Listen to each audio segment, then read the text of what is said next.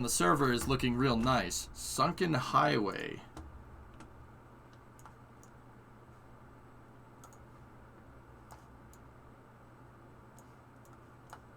Where, Sebi?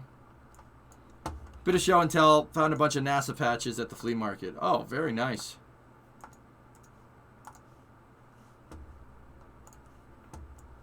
East. East? I thought you said west. Oh, this thing. Yeah.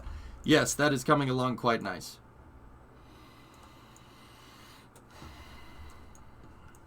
Yep, I gotta finish the dang. Oh, somebody did the supports for me.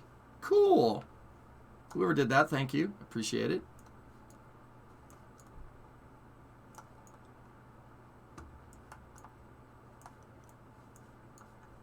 Oh, the intermodal depot is almost done. Look at that thing. That thing's dope.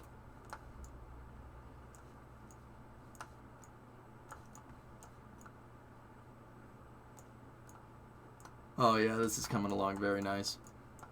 Yep. Yeah, this is our Minecraft project. There's the new building that DV is working on. That's cool. Got rid of the flat iron building and built that. It's pretty sweet.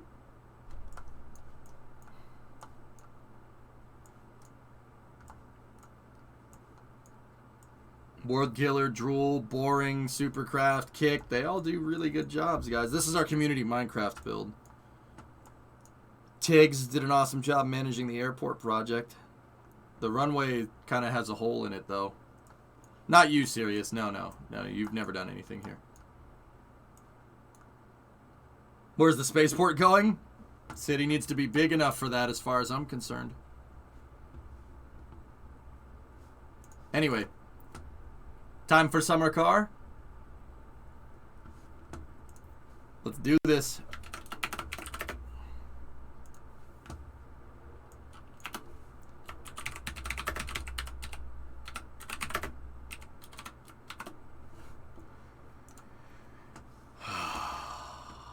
Time for summer car.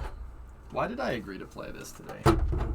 Why did I agree to do this? No, we kind of left off at a weird spot. I have all the parts to put the engine together, so that's what we're gonna work on today, amongst other things.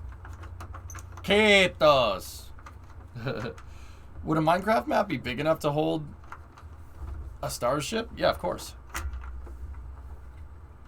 Yes, and learn to make the coffee this time. It would be useful. I agree.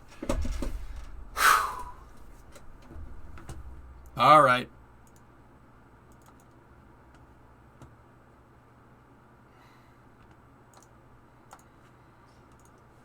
Here we go.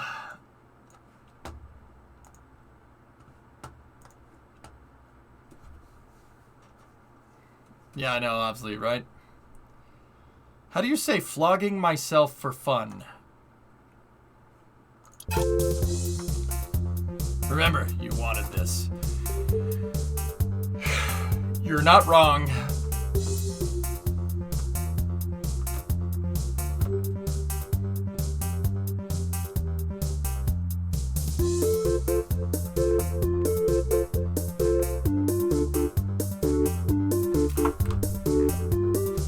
What is this game, Neon? Summer Car is a survival rally racing game. Yeah, you heard that right. It's a survival rally racing game that takes place in Finland in the year 1995. Yeah, I'm not making that up. It's a survival rally racing game. Oh, yeah. I'll be right back.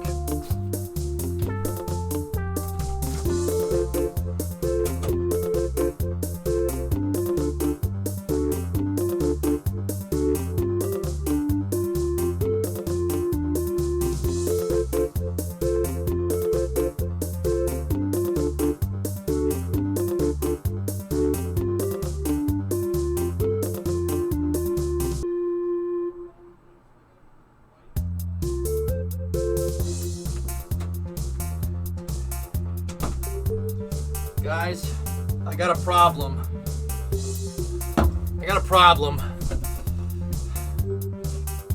I'm out of Lonquero. I don't have any long drink left. I drank all of it.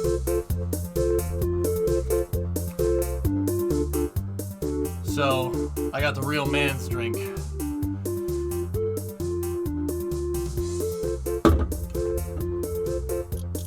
Gonna have to go buy more.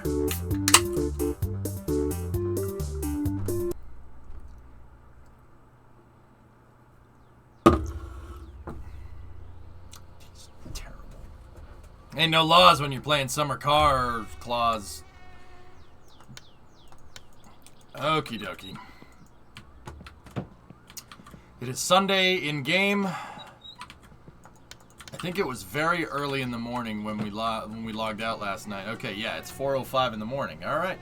Click for cool things. I'm knocking out some Sierra Nevada Oktoberfest. Very good, very good. What is that? Found out my local liquor store carries it. Can't wait for the weekend. Oh, yeah, yeah. Oh, yeah. Okay, so, prioritize. What did I leave myself any notes?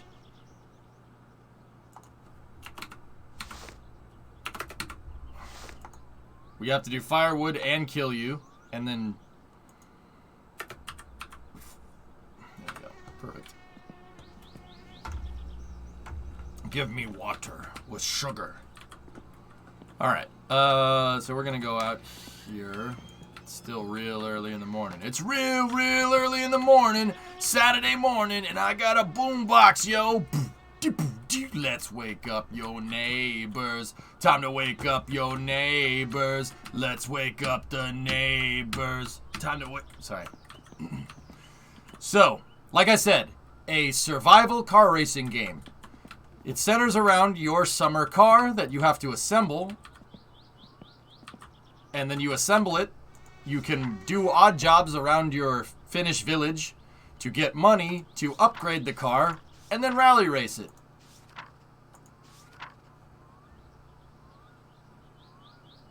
Commodities for the vehicle. What's your radiator fluid of choice? I like cooling. Does it support ray tracing? I don't know. You got Hearts of Iron on Game Pass. Don't get frustrated when you lose for the first time, or mess up. It happens. It's a tough game to play, but it plays to meticulousness, which I think you'll like.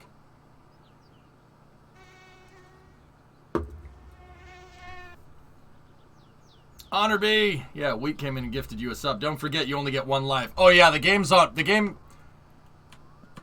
See how it says mortal in the top left? Yeah, permadeath. Oh yeah, I've never finished the game. I've been playing this game since 2015.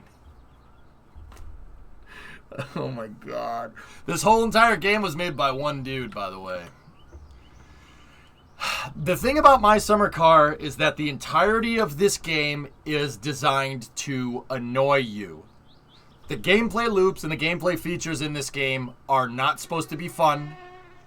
It is supposed to be challenging. It is supposed to be difficult. It is supposed to be unforgiving. Like that fly, for instance. That doesn't get annoying after a while, right? Oh, it does. My Summer Car 2 is called My Winter Car, Bouncy, and yeah, it'll be coming out sometime soon. Project cars and Summer Car are the same thing, never get finished. Oh, as someone that has 3 project cars, robotic, don't say that to me. Don't say that to me. Don't you ever talk to me or my son again. But you're absolutely right. Okay. So, we're going to work on building the engine today. So, let's do this. Alright, so we have our engine block, which is houses what's called the lower end of the engine. The lower end consists of the crankshaft and the pistons. That's it. In Summer Car, that's it. In reality, you have a crankshaft that's held in by 3 main journals right here. That's a thrust bearing. That journal is called the thrust bearing right there. And then you have 2 journals here. These things are what hold the crankshaft in its saddle in the block, in the engine block. Now, this particular engine is a cam and block 4-cylinder, meaning it has no overhead cam. It's an overhead valve engine. the design is pretty old. This is an A100 engine from Nissan. So it's A100 engines are based off of the Mini. So if you know old school Mini motors, you'll know this engine. Why is it called a thrust bearing? Crankshaft thrust. Crankshaft thrust, when it comes to a crankshaft in the engine, is the crankshaft moving this way, longitudinally. That's called thrust. It's not like thrust from a rocket engine. It's forward and backwards movement. The thrust bearing helps hold the crankshaft in place and prevent lateral thrust. So like the crankshaft doing this. So we can put the crank in. Let me open up my toolbox. And we had to assemble this whole car this way, by the way. If you wanted to see me put the car together, watch yesterday's video. So like all the suspension, the brakes, the struts, everything had to go to, you have to wrench on it. All of it has to go together. So we put the crankshaft in the saddle like this. And then we get the thrust bearing up front. And then we have the aft bearing, and then the middle bearing. These types of bearings here, guys, are called 2-bolt main bearings. Why? Because they're main bearings and they have 2 bolts holding them down. Yeah, I know. So if you're a car guy or you like cars and you hear somebody say 2-bolt or 4-bolt or 6-bolt mains, that's what they're talking about. Now, what's the benefit of a 2-bolt main versus a 4-bolt main versus a 6-bolt main?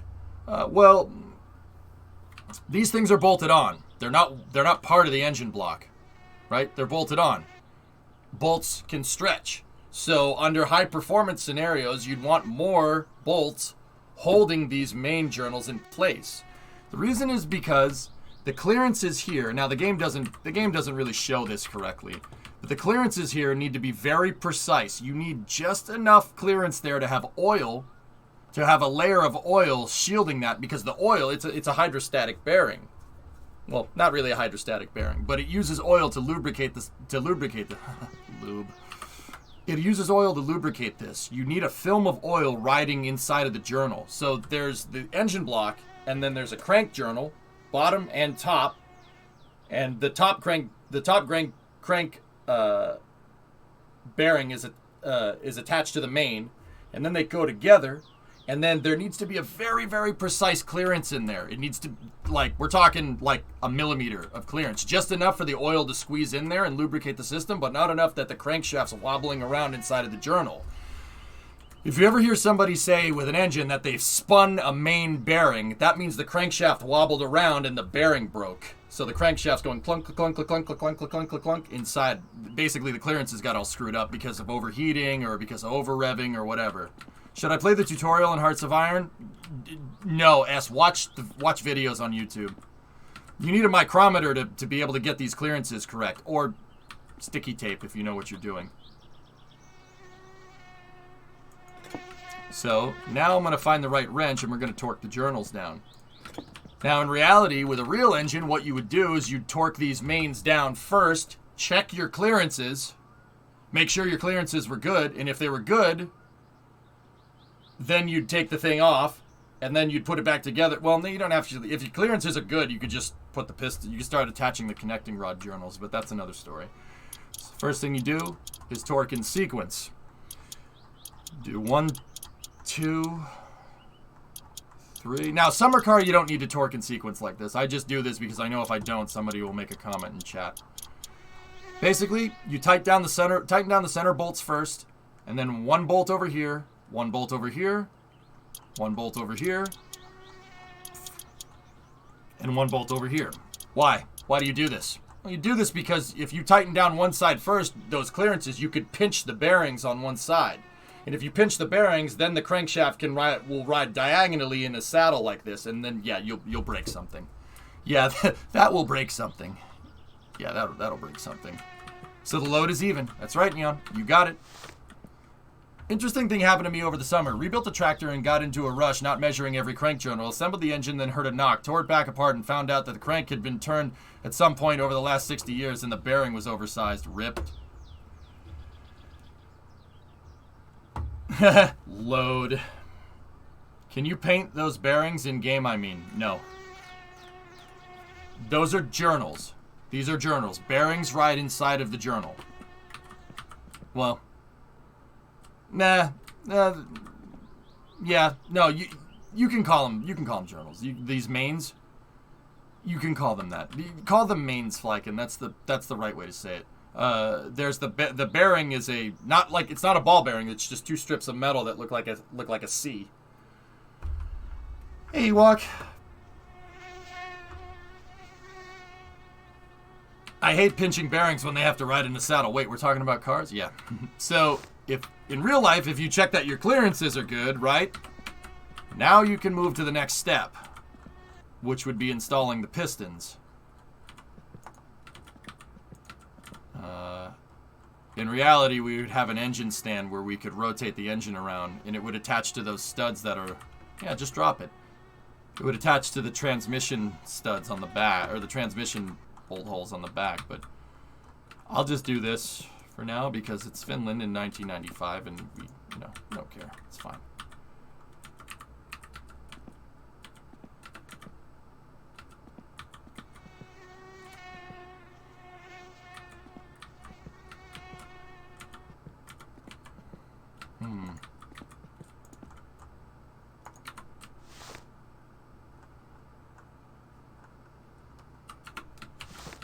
We're used to seeing you drop things in the garage. Nice.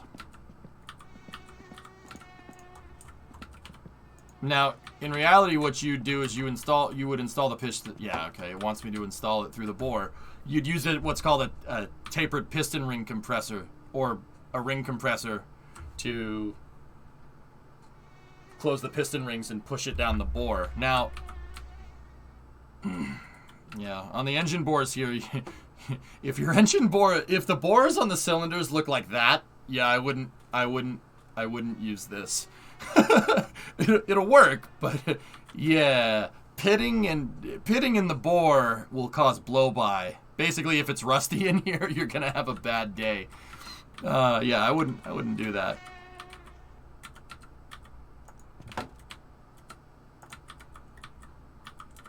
Dingle bone. Yeah. Yeah. So here, actually, the pistons have rings on them. They're called piston rings. The piston houses the rings. And, hold on. The piston houses the rings. The rings are basically, you have two compression rings and an oil ring. Usually, most pistons have 3.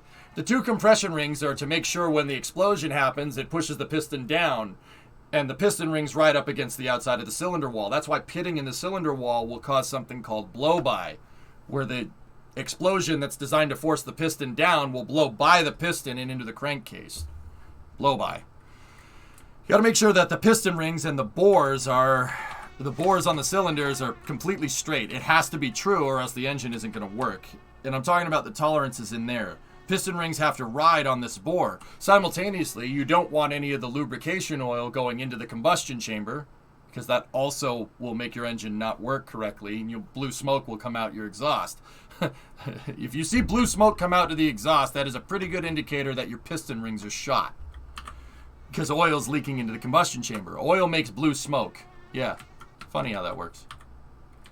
So, you generally would have piston rings in here. They're not generally. You will have piston rings in here. 2 compression rings designed to keep the explosion above the piston, and an oil ring designed to keep the oil below the piston. Now that's all riding on the piston. The piston is attached to what's called a connecting rod. The connecting rod is a rod-shaped piece of metal that connects the piston to the crankshaft. I know. These are very, very descriptive names. That's the connecting rod right there. Generally, you want these to be pretty strong. Yeah, because an explosion is going to be forcing that down and using that to move the crankshaft. Yeah, no ring will start burning oil. That's right. Indeed. So now, what we're going to do here is... Now what we would do if this was a real motor is we would test our connecting rod journal tolerances. We would use a micrometer to make sure, and a dial indicator to make sure that that tolerance is perfect. The piston actually just needs a teeny weeny bit of tolerance to get some oil in there, or else you'll spin a connecting rod journal. That would end poorly. That usually ends very bad. I swear if the lights go off, it's raining outside in game. You don't need to worry about smoky exhaust. Last for diagram. Oh, Pythos, I don't want to see that. This is a useful diagram. Yeah, there you go. If people want to know more, yeah, absolutely. So these are the connecting rod journals. Also, the game doesn't really model this, but you generally, this crankshaft wouldn't have that much spacing right there for the connecting rod journals. You generally don't want these things moving left, right at all. But I mean, the piston kind of denotes that. But yeah, you don't really want that. Now show us how they build Ford motors. I can't show you that. It's orgasmic, Spoon. It's against terms of service. Sorry. Okay, so now that all the connecting rod journals are attached, this is the lower end of the engine. The lower end is complete. This is called the rotating assembly for the engine, or the lower end of the engine. Done.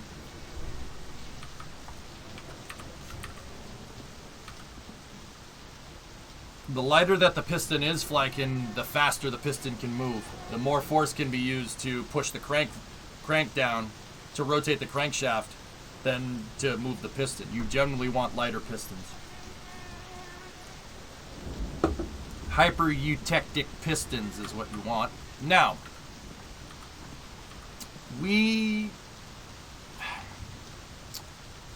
can put the drain pan on. So down here, this is the oil pan, right? The oil pan holds the oil when the engine's not being used. Generally, there's a pump. There's a pump somewhere around here, and then that pump is attached to a straw called a pickup, and the pickup goes to the bottom of the oil pan, and it sucks the oil up and shoots the oil at the bearings, or at the valve train, which I'll get more to later. That thing. So, and then you have an oil drain plug right there. So we need to start attaching these suckers here. And just like everything else, if you wanted to do it right, you'd torque this in sequence. So you don't, because you don't want to pinch the oil pan gasket. You pinch the oil pan gasket, oil leaks. Any car guy, oil leaks are the bane of freaking your existence. I hate them. It's so annoying.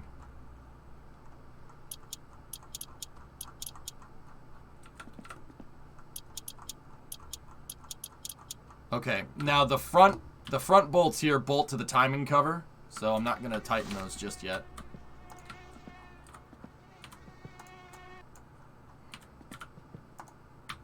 Alright. I'm assuming the oil pan has a gasket too, like the head. The oil pan gasket, yes, but it's not... Yeah, it has a gasket. Usually it's made out of something different than the head gasket. I'm not saying that the oil pan gasket isn't important, Flykin. I'm saying that the head gasket is way more important. The head gasket keeps the explosions inside of the combustion chambers, and that's the next thing that we're putting on. A gasket that seals the lower end of the engine to the top end of the engine. Top end of the engine all bolts to this thing. This thing is called the head of the engine. The head houses the... Oh, man, this thing is crap.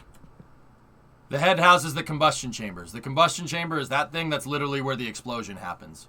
You have an intake valve and an exhaust valve in each combustion chamber. Air and fuel mixture comes in here. Exhaust mixture goes out there. The exhaust valve is smaller because you put in a certain amount of air and fuel. You blow it up. That chemical energy makes mechanical work. And then the byproducts go out the exhaust valve. On the sides of the head, you have your ports. These ports, guess what that one is? These ports are for the intake and the exhaust. Guess where that port goes? To that intake valve. That port goes to that intake valve. That port, the square one, is an exhaust port. That exhaust port goes to that exhaust valve. Exhaust, intake, the intake, it makes sense. It's science, I know. This particular head design is what's called a reverse flow head. Basically, intake air and fuel go in the side, they go down into the combustion chamber, and then they go back up and out the same side that they came in. So the flow goes in and it reverses and flows out the same way. That's a reverse flow head. More modern engines have what's called a cross flow head, where the intake is on one side and the exhaust is on the other. So you got intake into the combustion chamber, explosion, out the exhaust on the other side. Cross flow heads are more efficient because your exhaust gases are hot and you need your intake air and fuel to, you need that to be cold. You want that to be cold. You don't want to preheat your ignition air. Yeah, not a good idea. This is so complicated. Nah, it's not that bad. Now the valves here are connected via a push rod. That's just a metal rod. And that push rod goes to the valves, the valve train. It goes to the valve control actuator shaft, or just a rocker shaft. That's what this thing is called. But before we put that on, we got to torque the head. So the head is 10 bolts here, and got to attach that.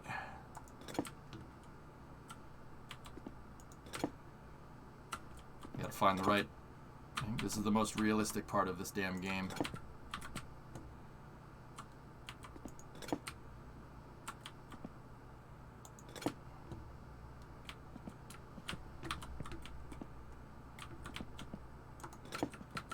Building this engine again? How did you die this time? My bladder exploded because I dumped the tractor into the lake by accident, man.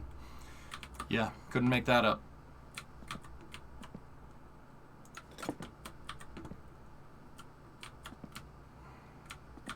Does this game not have gaskets? It has the head gasket, spoon, and that's it. If you had to get all the seals and gaskets for the engine, that would suck. Don't say that out loud, though. Don't give the developer, don't give Topless Gun any funny ideas. 13? Thanks, man. You think so? I don't know, man. I don't think it's 13. This seems, that looks to be about a 10 mil, but I'm putting the 10 mil over it, and it doesn't. It'll highlight the bolt yellow when you get the right, thing. No free ideas. 5? I think 5 is much too small for head bolts. Remember, Flykin, these bolts need to be pretty heavy duty. They're holding the head to the engine. The explosion inside of the combustion chamber is trying to separate the head from the motor. Think about it. There's a bunch of explosions going off in here. It's trying to, the explosions do generate thrust, but you want all of that thrust to be used to push the piston down. So you want strong bolts to hold the head to the block, right? So it wouldn't be a 5 mil. It'd be something a little bit heavier. It's not 12.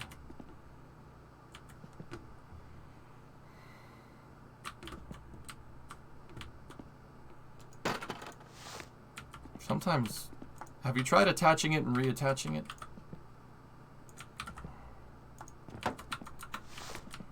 Sometimes this is right. That's why turbochargers, guys, make engines blow up if you don't know what you're doing. Because if you put too much boost in there, you get too big of an explosion and you blow the head gasket. The explosion will try to push the head up, and it'll push it up a little bit, and what happens is, instead of blowing the head up, it'll blow out, and it'll destroy your head gasket. And then you get the milkshakes. Milkshakes? Anybody? Have you tried using a hammer? Just JB welded on. Yeah, that'll be good. You don't need to worry about head gasket failure. I always thought it would be funny if they just welded race heads on, all the boost. Well, then, once upon a time, they didn't weld the heads on, but they cast it as one piece. The combustion chamber on a flathead is part of the block, so is the head, because the valves are inside of the engine block. So, at one point, and if what you're about to ask is, well, can you boost the heck out of flatheads? The answer is, oh, absolutely. Oh, yeah, these things can take boost for days. Oh yeah. Oh, yeah. Very good. Flatheads take boost very, very well, actually. Well, it really depends on the type of flathead, but yeah. Oh, yeah. Takes boost really well. Van, there's also this engine. Dude, Van, listen to this. You'll be like, huh? There's this engine that MG made, so like a British motor. It's called a K-Series engine, not like a Honda engine.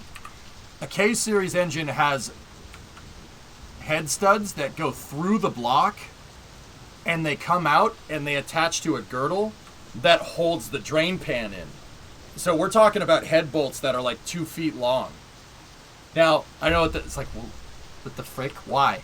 Well, having the head clamped between a girdle and the oil pan in the bottom and the head at the top means you can boost them for days because the head doesn't separate. It's pretty cool, actually. Mick was telling me about those. Madford Engineering, who's a fellow Twitch streaming buddy of mine, and he does this stuff on his stream in real life. Aren't those head bolt composition? I mean, what was that? 7 mil on the head bolts. Well, these are called, some heads can use bolts, other ones use studs. It really depends on the application, weather guy. Yeah, it depends. If it's a race car engine, it's probably going to be made out of some exotic metal, just like a rocket would.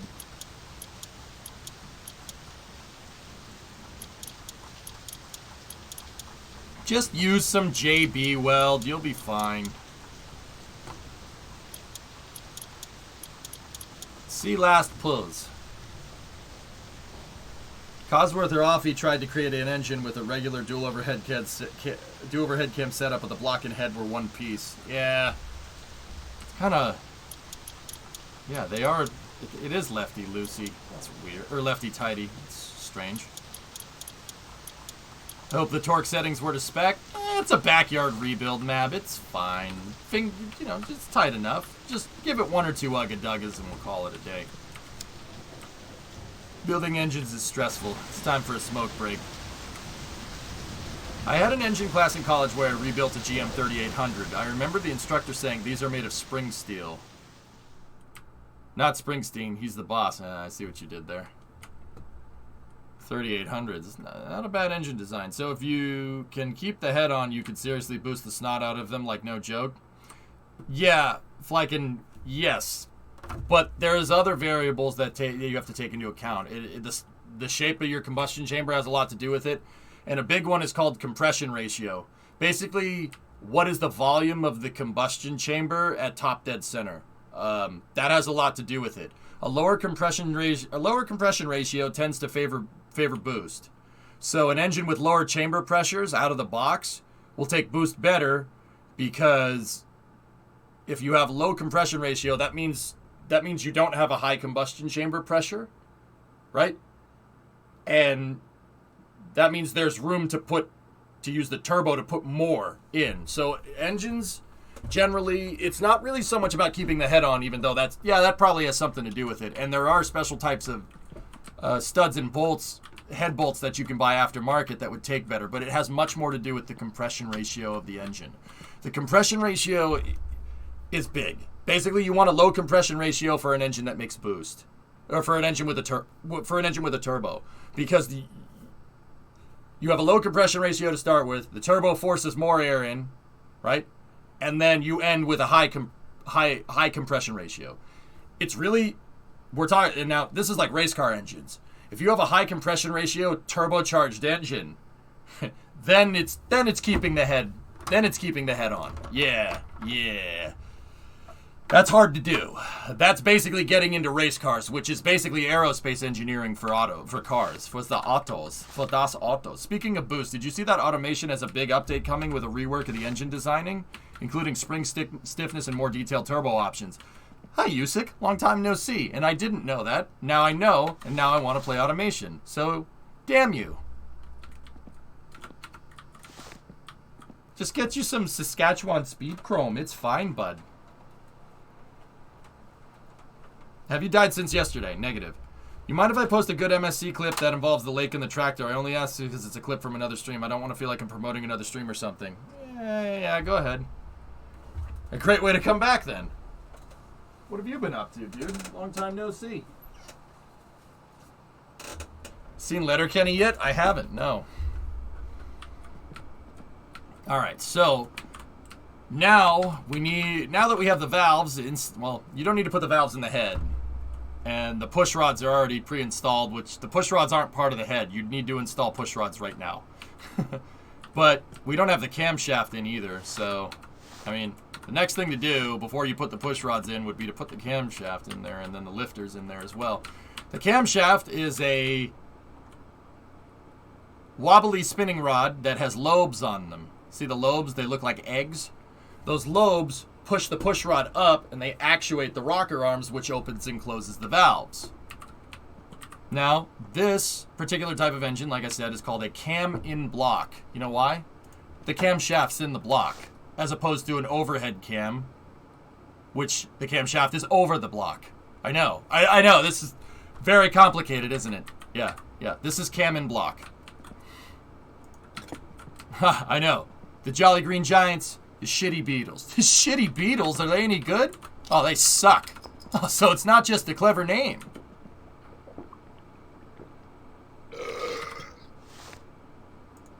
Alright, so the camshaft has a thrust bearing as well. It's not really called a thrust bearing, though. This prevents the camshaft from moving forward and back inside of the block. That thing is called a camshaft retainer. Yeah, you gotta make sure that that's there. You don't make sure that that's there, you know. Yeah, the camshaft will shoot out the front of the block. And that'll probably break stuff. Yeah, in order for this to work correctly, the cam and the crank and everything needs to be moving in kind of semi-synchronously, or else, yeah.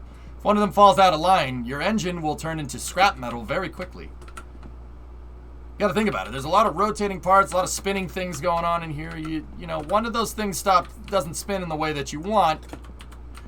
Once again, you know, your engine will just eat itself. Do you have to time them in this game? Yes, Mab. We'll put the camshaft retainer in. Now, this game doesn't have bearings for the crank, but it also doesn't have camshaft bearings. The camshaft bearings are in there, would need to be in there as well. The camshaft has bearings that are like the cranks that, yeah, you need to press fit them in on most engines. Also, the camshaft needs to be lubricated because it's a spinning piece of metal inside of a metal block. You don't want metal on metal touching each other. That's bad. Yeah, and you have to check the tolerances on the camshaft too. You waste a camshaft bearing, that will create problems downstream. Yeah. Because your crankshaft won't just be spinning anymore, it'll be doing this. It'll be wobbling around inside of its journals. If it's wobbling around like this, it's not opening and closing the valves at the right time. And then a valve opens and the piston comes up and hits the valve, and then that's the end of that. Yep. Really nice way to create an indentation on your piston, which changes your combustion chamber geometry, which lowers your compression ratio and makes the engine perform like duty. Yeah. Amongst other things. Yeah. Repo, sorry to distract you. I just got a lot of questions. Does push rod strength take part in that stuff too? Of course. Yeah, of course it does. If you need to open up the valve quicker, or if you have a camshaft. So, okay. All right, rewind a second. Camshafts have three variables that define what a camshaft, or how a camshaft works, okay? There's lift, duration, and lobe separation angle, or LOA, or LOA for short. So that's referring to the cam lobe geometry, okay? All right, the eggs that are on the camshaft, they're called lobes. Lift is how tall the lobe is. So that's how much the valve lifts out of its seat. So how much it moves up and down, how far it moves up and down. Then you have duration. Duration is how long does that valve stay open. All right. And then lobe separation angle is the difference in degrees between your intake lobe and the exhaust lobe.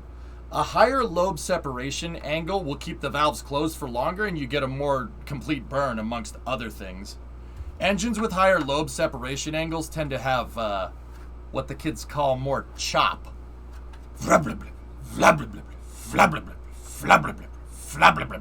Like that, that noise is unmistakable. Cams with high LOA, it makes chop.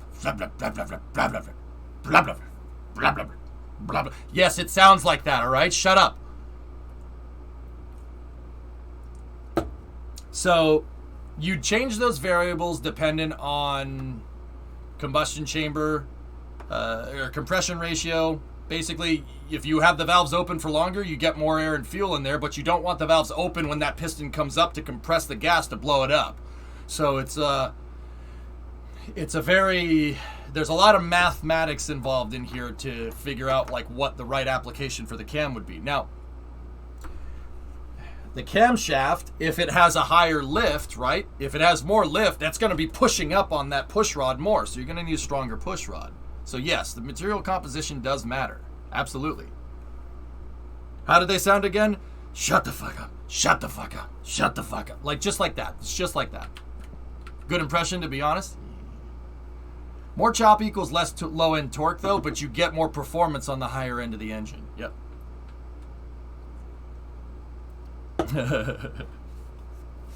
I think it sounds like that. It really depends. It could sound like a duck, though, if you want. Here, check this out.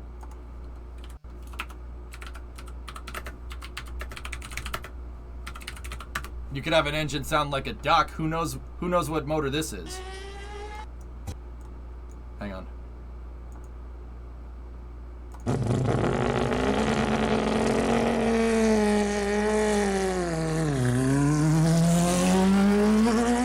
You guys tell me. Can anybody tell me what kind of duration and lift and lobe separation angle this car has?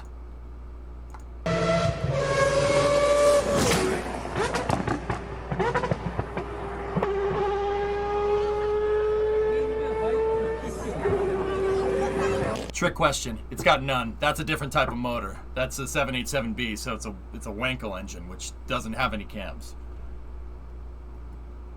V10, we also would have accepted V10 because it does sound like it.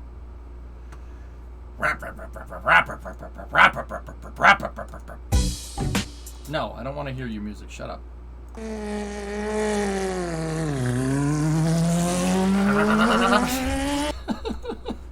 All right, back to work. I think a 787B is a 4-rotor, if I'm remembering correctly. I don't know my rotaries very well. He played us like a fiddle. That was not really a good learning question. It was a trick question. Peter Laugh engine. Yeah, it's a 4-rotor. Right on, right on. All right, so we have our camshaft installed. Now we got to work on the cam timing. So the camshaft obviously needs to accentuate the valves at the right time. You don't want a valve opening when a piston is near the top of its point of travel, or what's called top dead center. If the valve opens, you know, when the piston's going up, that ideally does something you don't want, right? You don't want the piston hitting the valves. That would be bad. There are some engine designs where the maximum lift on a valve never comes near the piston. That type of engine is what's called a non-interference engine. But there are high-performing engine designs that have a smaller combustion chamber, which will give you a higher compression ratio, where the valve, the maximum lift on the valve will touch the piston if they're not in sync with each other. So you need valve open, piston up, valve closed, valve open, piston down. If you want to know more about that, it's called a 4-stroke cycle. Stroke. Anyway, yeah. So basically, the valves need to open at the right time for the engine to engine, right? So that involves getting your camshaft timing correct. Now, this is really easy to do in game. It's very simple. All you have to do is just get that hash mark right there lined up with that hash mark. And then that hash mark needs to be lined up with the engine mark hash, which needs to be lined up with the camshaft pulley. Or the timing chain hash. That's all. That's all you got to do. Very easy. Now, Flykin, I'm good. I want to actually get this done today.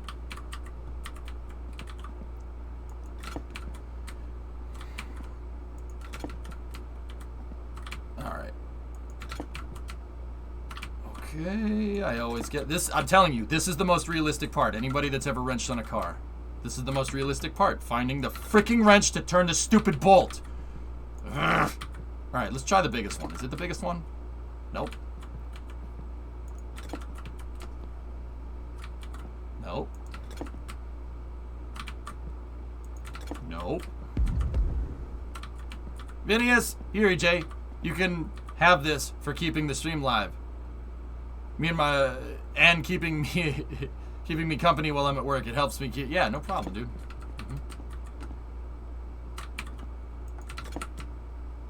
There we go. All right, so we're gonna tighten this down, and when we tighten it down, we should be able to start manually actuating the cam. Audio most definitely on.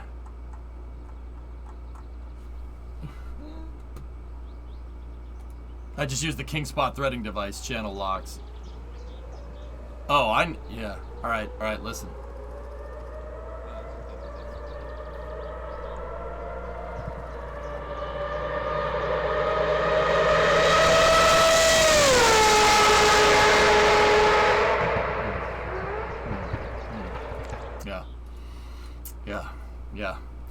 Yeah, that's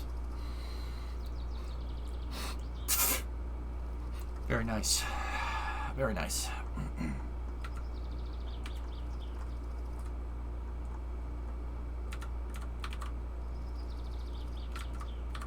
Okay, you got to get the little hand and make it go towards the big hand. Make that line up with everything else. All right, we're good. Our camshaft is now in time. So now, because we have the motor timing right, we can put the timing chain on. Okay, the timing chain is now on. And now that the timing chain is on, we can put the timing cover on. Guess what the timing cover does? If you guess that it covers the timing chain, oh, wow, they said you were good. I suppose you want to take a trip to the Andes. I bet you can't guess why they're called the Andes. They're both named Andrew. They said you were good. Does it tell time? I mean, maybe.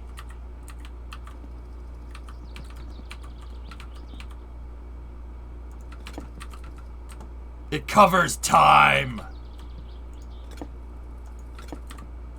Ah, I thought it covered the rear view mirror. Yeah, sorry, man. All right, so now we can tighten up our last oil pan bolts here.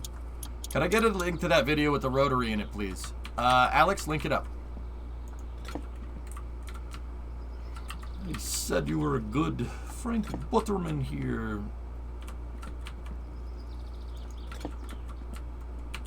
Yeah, Tessa's 787B is a little bit of a screamer, huh?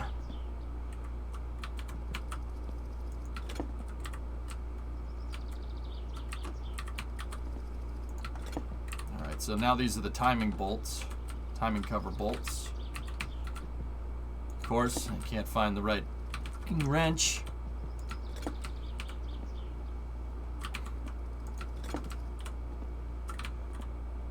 Oh no, I meant the one you showed. It's literally the first video if you Google 787B. Or 787B engine sound.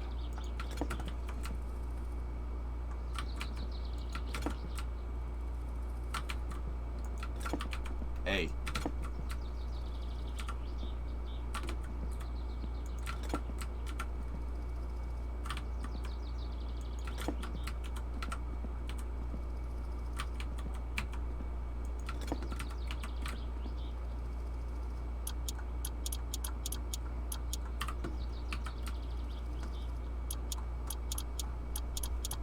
Now, with something like this, with the timing cover, it does need a gasket. It doesn't need to be a crazy gasket, but you generally want something sealing this. You don't want any debris getting in there and screwing with your timing chain. So you would generally use room temperature vulcanization cream, or RTV, which is just basically gasket sealer.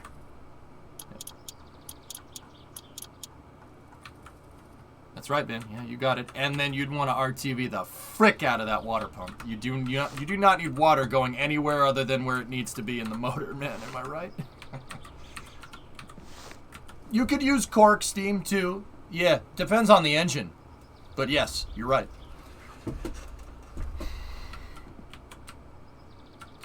Why not both? Am I right? All right, so now that the timing's all done, we can put the valves on here. let's put the rocker arm, well, not the valves on, we'll put the rocker arms on, which actuate the valves. So, don't you dare. Don't you dare. So, the rocker arms, what do? They rock back and forth. Seriously, that's it. So, the camshaft, the lobes on the camshaft push a metal rod, and that's the representation of it. The cam lobe pushes that metal rod up, and then the rocker moves back and forth. It rocks back and forth. I know, it's complicated, huh? And then there's a valve right there, and the valve is on what's called a return spring, or a valve spring for short. Basically, the cam will push up, and it'll push this side up. That side will go down like a seesaw, right? It'll open the valve, and then when the push rod is no longer riding on the cam lobe, the spring right here will push the valve up into the closed position, right? And it'll rock the arm back, and it'll push the push rod back down, and the push rod will ride on the circular part of the lobe until it comes back around again and rocks it again. Now, once again, that's how all of them work, and you note there's two rocker arms per cylinder for the intake and the exhaust. Basically, air and fuel goes in here, and then exhaust comes out that. And once again, you have to get the relation right, or else it's not going to work too well. That's what lining up those hash marks on the motor was for. And now we're back to, hey, I got it right, second try. All right, now we're going to torque the rocker arms down. Now, once again, you don't need to do this in summer car. I torque it in sequence. You generally don't want to tighten one side of the rocker arm down, because then the rocker arm won't be perfectly parallel with the head, and you could pinch one side, and then, yep, that'll mess things up. You want circular motion here with these rocker arms. You want the rocker arms doing this, not this. You don't want reciprocating motion. The only reciprocating motion that you want here is the crankshaft with the pistons going up and down. And even then, the journals for the crankshaft need to be spinning. The whole idea is to take reciprocating motion and basically turning it into shaft power. Shaft horsepower, basically. You need to spin the rod. Spin the rod. Rod. Nice. I forgot, do you have to lash valves in this? Yes. Yeah, you do. So, basically, this part with the screwdriver, you need to basically set the relationship between the rocker arm and the push rod. There needs to be a little gap in there between the push rod. There needs to be a little gap in there between the push rod and the rocker arm. A little tiny gap. Anybody know why? Wouldn't you want the push rod to be pushing on it all the time? Why would you want a gap for your push rod, between your push rod and your rocker arm? Friction? Friction from what? Heat expansion? That has something to do with it. Absolutely. It's been 20 years since I had to think about this. Boom Boom has it. You want oil to get in here. Now, there's a tube that usually comes through, a bunch of tubes that usually come through the head that are called oil galleries, right? Now, that oil pump that's down in the bottom is shooting oil on the valve train at all times. Remember, you do not want metal on metal friction here. Metal on metal, metal on metal, anything metal on metal contact inside of a motor when it's running means you're running engine rich, meaning you're using the engine as your lubricant. Eventually you run out of engine. There's a little bit of a gap between the push rod and the rocker arm to allow oil to get in there and lubricate the system, so your push rods don't eat your rocker arms for breakfast. That's called setting valve lash. We need to set the valve lash in it, and I unfortunately forgot how to do it. You need to... In real life, you get a feeler gauge, and you put a feeler gauge in there, basically a little strip of metal that's a certain thickness, right? You put it in there, and you tighten the thing down until it pinches the feeler gauge. I forget how many turns you need to do in summer car. How y'all enjoying Finland? Oh, I love Finland. Eve päivi, Raha. Terve. Sea of Black, Tier 2, 26-monther. Thanks, man. Yeah, pretty much, Tessa. Most engineering is. You don't want metal on metal the same way you don't want... Yep. No like surfaces. No like contact surfaces, Smoke. Exactly. And lubrication is always important.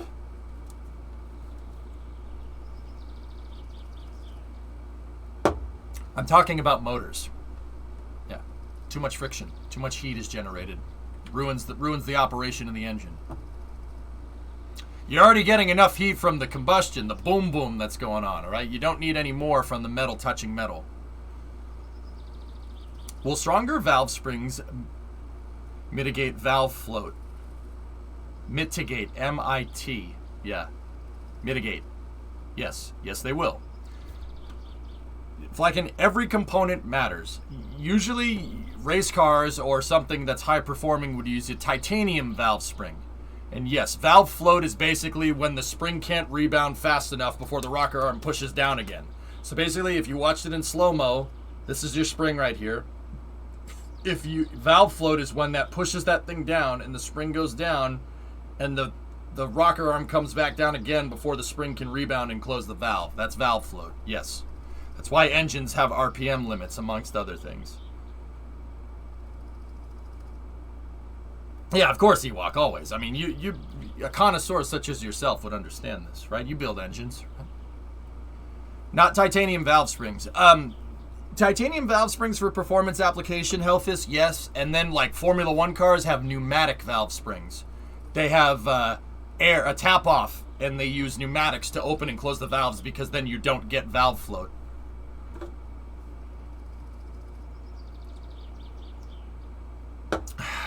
Last question. Valve float is what causes backfires. Backfires are... No. Backfires on engines are from bad ignition timing.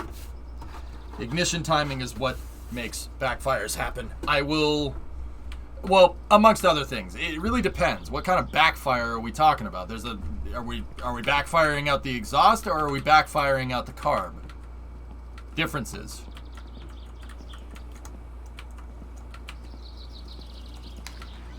Hold on, we crushing claws tonight? I ran out of Lonquero, so yeah. Backfires out the exhaust happen because the engine can't change its air-to-fuel ratio fast enough to keep up with the revolutions per minute of an engine. So when you're revving an engine at high RPMs and you let go, all right, the thrust from the oil will cause your engine to slow down. Will cause the engine to slow down faster than the air to fuel delivery system. So when you let off the gas, right, you get some backfires out the exhaust. And what it is air fuel that's going through the engine because it's delivering too much fuel and it's not going fast enough. It doesn't burn everything. So that air fuel goes out the exhaust and auto combusts in the exhaust and it goes pop, pop, pop, pop, pop, pop. Like in certain engine applications use that to their advantage. They use engine backfiring to their advantage for a couple of different things. There's a thing called a two-step, which basically makes it so you're delivering enough fuel to be able to launch a car on a drag strip. And then another application of auto-combusting air to fuel inside of the exhaust is something called an anti-lag system on turbocharged cars. Basically, to keep the turbos spooled, they blow up. It's basically an afterburner for the turbocharger on the car that keeps the turbine spooled. So you get no turbo lag, anti-lag. We need the classic super two-step machine gun video? Alright. Okay. I was thinking cleater, but... yeah. It's auto-combusting to keep the turbine spooled. All right, let's get to the good stuff. Here we go. Come on, where's the pop pop pop?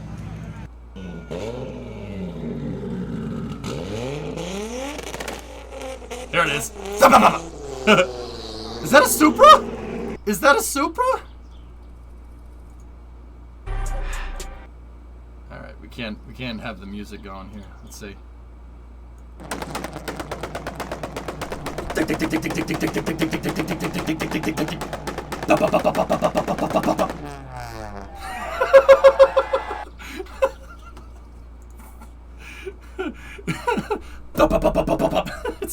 It sounds exactly like a machine gun. It's doing pretty much the same thing. Yeah, so if you guys like Cletus McFarlane, that if you like cars, you like that channel, whenever he sends Mullet or Ruby or Leroy down the track, he gets on the two-step and it's like down the road. It's basically so you can keep the thing, well, it depends on the car, but some of the, I think, which one has the anti-lag? I'm pretty sure it's Ruby, but I forget. I've seen idiots actually cooking on that. That's amazing, dude.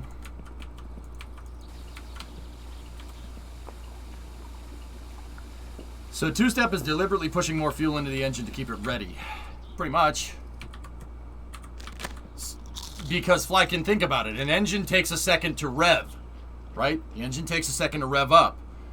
That's what the electric car has over the gasoline engine. Electric cars go. The gasoline engine.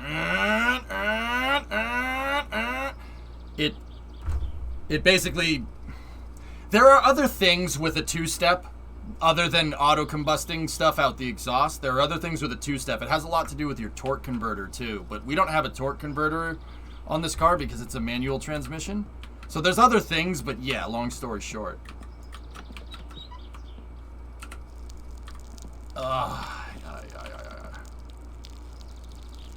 Is two-stepping bad for the turbos? No, just keeps the turbochargers spooled up. Husky, high-performing turbochargers usually have oil to lubricate them because turbos have bearings in them because it's a shaft spinning between your compressor and your turbine, right? You have a ball bearing turbo, that'll work really well. If you have an oil lubricated ball bearing turbo, it'll work. You can spin the turbo faster. Go at throttle up. I mean, the turbines have a clearance in the compressor house, clearance on the turbo shaft, just like anything else, just like the crankshaft or the camshaft. Yeah, getting that all right is very important because if your turbine goes, you do not want the turbine to break. If the turbine shaft breaks on a turbocharger, and your compressor vanes start wobbling around inside of the turbo, they're most likely going to snap off, and those chunks of metal will go into your engine. Yeah, that's not what you want. Use your hands, for God's sake. I will. Hey, here's another month. Wish I could have been there for the New Year's Eve stream. That's all right, man.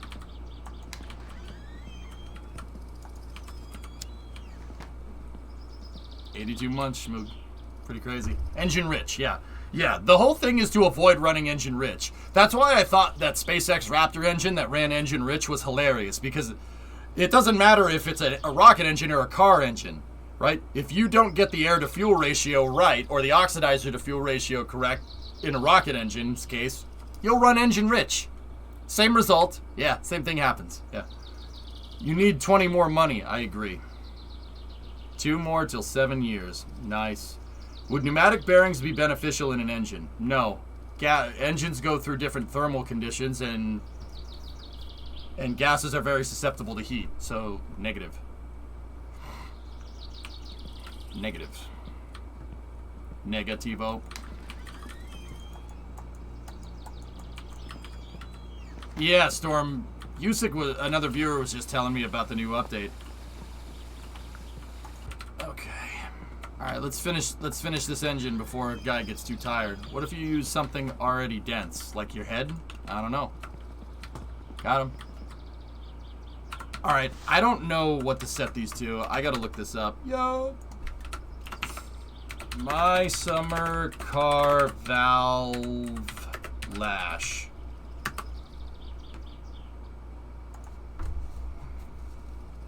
Oh boy, Reddit.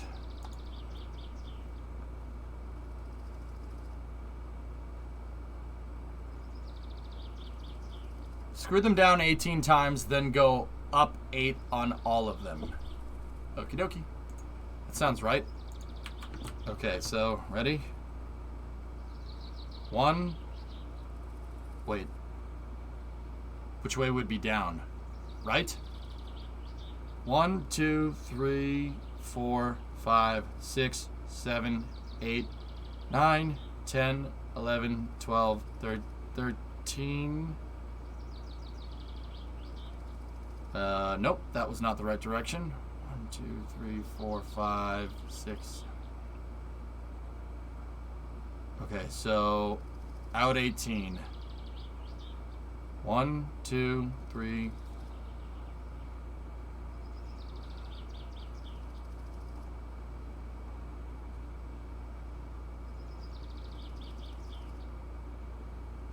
Huh. Basically, you're bottoming out the screw and then coming up 8. I haven't seen valve lash since about 1963. Well, Dougie, this 76 Datsun motor is based off of a mini engine, so your time period is correct. I don't have a feeler gauge. Do it when it's running? No. Believe me, you do not set valve lash in real life when the motor is running. That's a good way to lose some fingers. So we want to do this. We want to do this right. Tessa, do we bottom them out this way, to the right, or to the left? I think 18 clockwise, then 8 counterclockwise.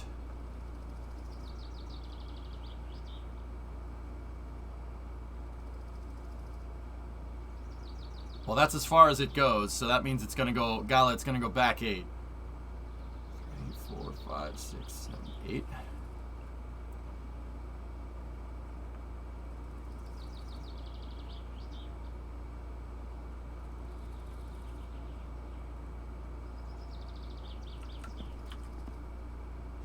I think because I bought this from Fleetari, it's set already.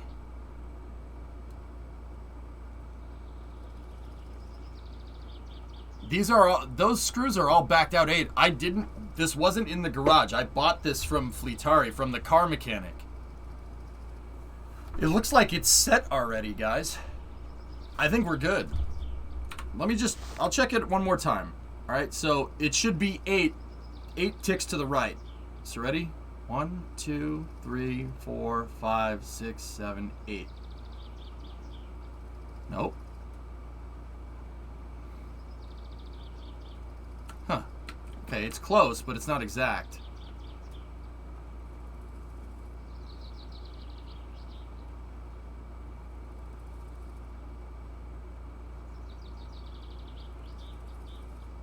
Okay.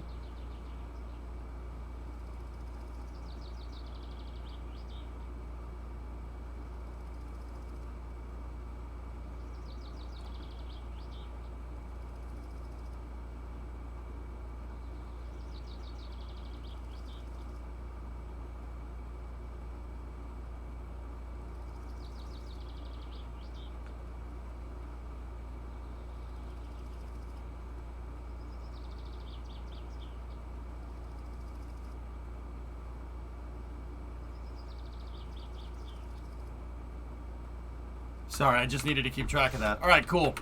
Valve lash is set. All right, now I already went and got the GT rocker cover, so we're gonna put the valve cover or rocker cover on, snug that thing down, and then we got the top end of the engine pretty much done.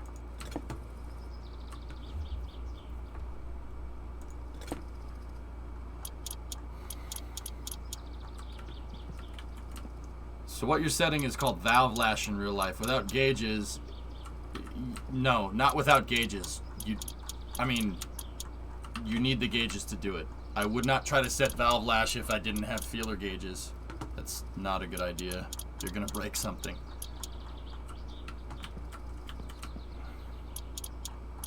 Care to explain to me what valve lash is for the motor layman? Jackery, I did about 5 minutes ago. Long story short, the camshaft is pushing up a push rod, and that push rod moves the rocker back and forth. And we're talking about the relationship between the push rod and the rocker. You want a little teeny weeny gap in there. You want a little tiny gap in there so oil can get in there and lubricate it. Now, don't get me wrong. That's not for every engine. Certain engines don't need valve lash. You just torque it down to the right spec. It really depends on what your valve actuation mechanism is. More specifically, your lifters. If you have a solid lifter So the lifter is the piece that actually rides on the camshaft, and the lifter is usually pushing the push rod. There's different types of lifters. There's solid lifters. There's flat tappet lift or hydraulic flat tappet lifters. There's roller lifters.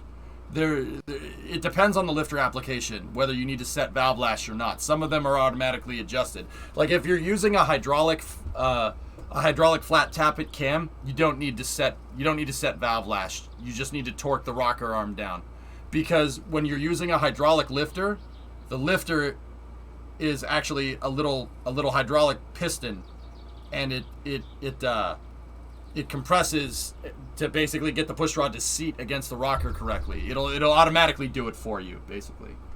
I mean, not automatically, but you get the idea. I think I just lost. Yeah. It's a tough game, S. Would there be something in the manual to say bottom out, back out by 10 turns or something? No. I like your fancy words, Magic Man. Yeah, baby. Alright, so now we can put the spark plugs in. Let me get my spark plug box. 1, 2, 3, 4. That over there. Spark plugs are basically, they screw right in, and the bottom part of the spark plug is basically in the combustion chamber.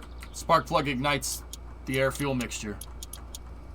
It's the ignition source for the gas and air that goes inside of an engine. All engines have spark plugs, except... Chat, you know that. I know that this is an easy one. People know this. All engines have spark plugs except diesel engines. Yep, diesel engines don't have spark plugs. Why?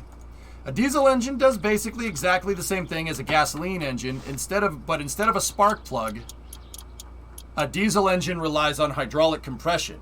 Basically, the piston pushes the air-to-fuel mixture, the diesel air mixture up in the combustion chamber, and it pushes it and it compresses it so much that it causes it to heat up, because if you compress a gas, it gets hot, right?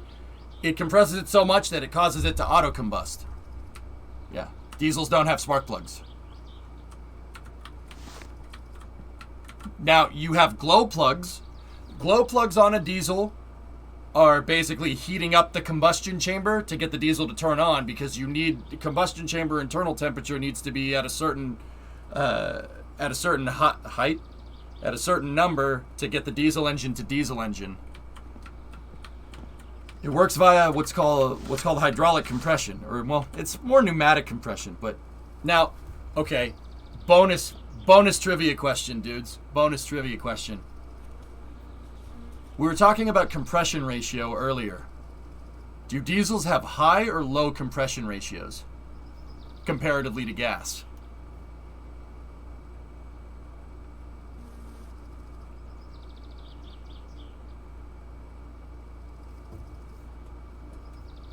Very high. You need a very small combustion chamber geometry to get diesel to auto combust. So diesel engines have super high compression ratios.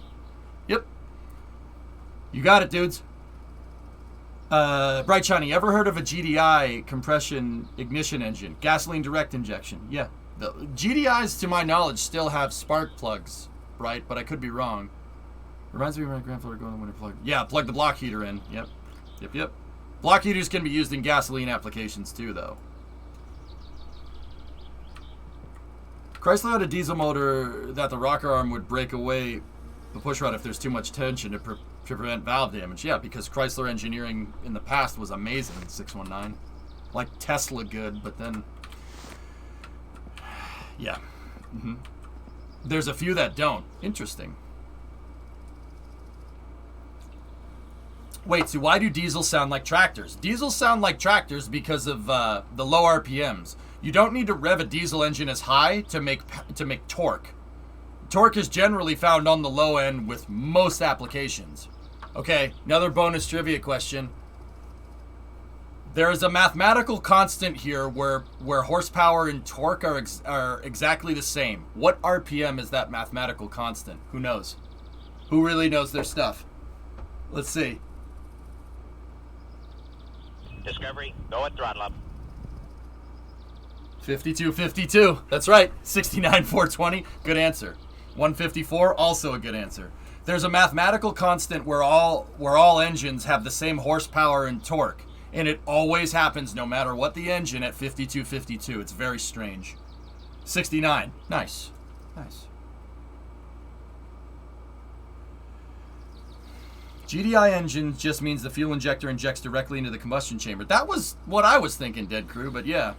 5252. Every engine that can reach 5,252 RPMs, revolutions per minute, has torque and horsepower, cross. They're exactly the same at 52 every time. Do I know why? No. I don't know the math behind that. Somebody would have to go look it up. It's just a weird mathematical constant. Somebody probably has the better answer than me.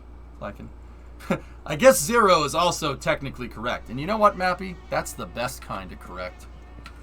Okay, so now that our plugs are in, we're going to put the oil filter on. The oil filter, well, I don't think I need to explain what that does. It filters out the oil. The sump pump right there that picks up the oil out of the engine oil pan to lubricate the rest of the engine has output on the pump going through the oil filter.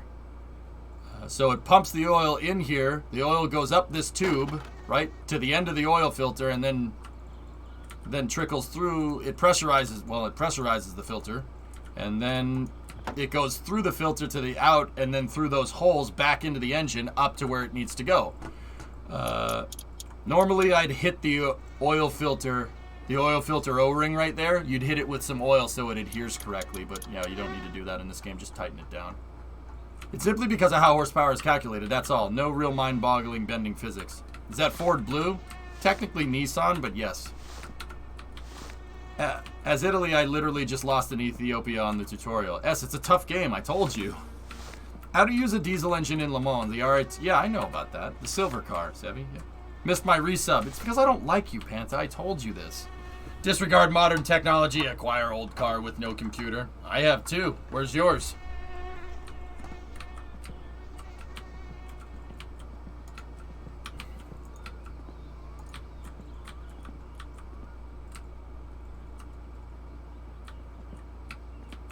It's because torque is measured purely as force and horsepower is force per time. Yep.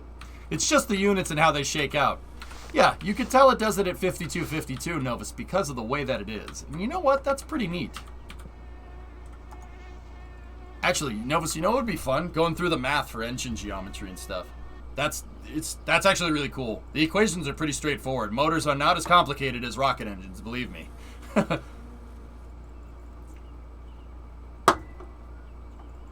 The drummer, I think it has an OBD2 port in the 97. That port, that thing that I took a picture of, looks like an OBD1 port, but it's actually the door buzzer. You know when you open up the door, bong, bong, bong, bong. Yeah, it's the door buzzer. So I went and looked, and it looks like an OBD2 port underneath the dash by the ECU, but I'll take another picture next time. Return to carb, just like we returned to monkey. All right, anyway, we got the oil filter on. Now we got to put the water pump on. Now, an internal combustion engine is not very efficient, to be honest, guys. It's terrible. It's terribly inefficient. Most of the force, most of the potential energy, the chemical energy that the gasoline-air mixture going into the engine, when it combusts, most of that force is lost to heat. It manifests itself in the form of heat energy. Average, I'd say about 80% of the air-to-fuel mixture that you put in a motor goes to heat, and 20% of that explosion goes to pushing that piston down. Yeah. Internal combustion engines are not very efficient. Now, with that being said, there is literally no such thing that exists in the confines of physics that is 100% efficient. That violates a couple laws of thermodynamics. You'll never get 100% efficiency because you're never going to put in what you get out. Engineering is always a losing battle. It doesn't matter if it's a car engine or a rocket engine or whatever. You're always gonna get less out than you put in because you put something in, you get it to do something, and then you get less out. But what you put in translates over to the task that you're trying to do. In this particular case, You put in 100% air-fuel ratio, 20% of that is used to push down the piston, and 80% of that is used to heat the engine. That's why engines have water pumps, because they need to be cooled because they get very hot.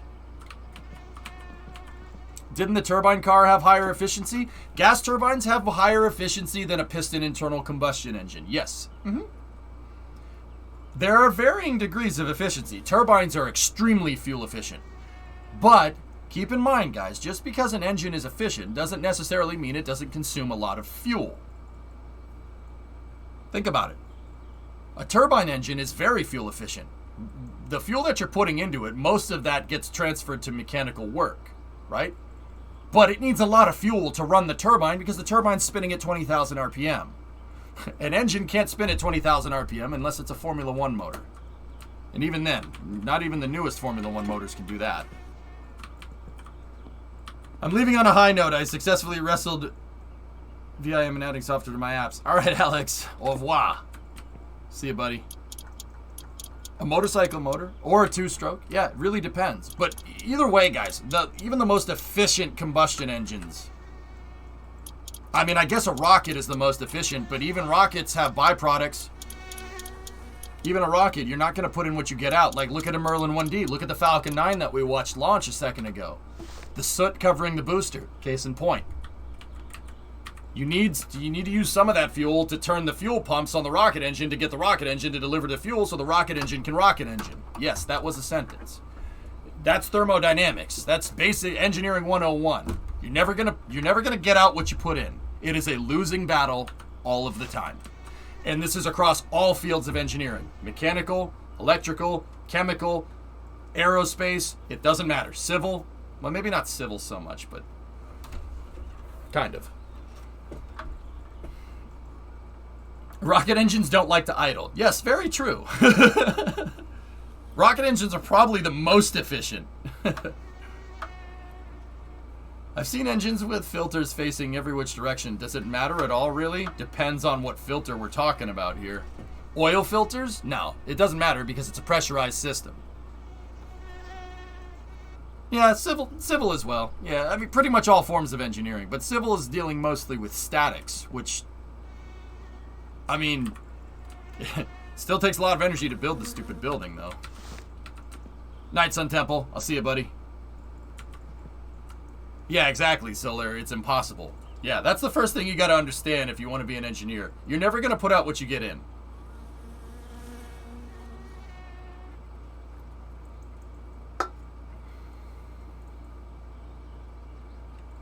Yeah, Tessa, but that, yeah, I mean, that's a little bit of a different type of efficiency than what we're talking about, but yes. Yeah, yeah, there you go. Yeah.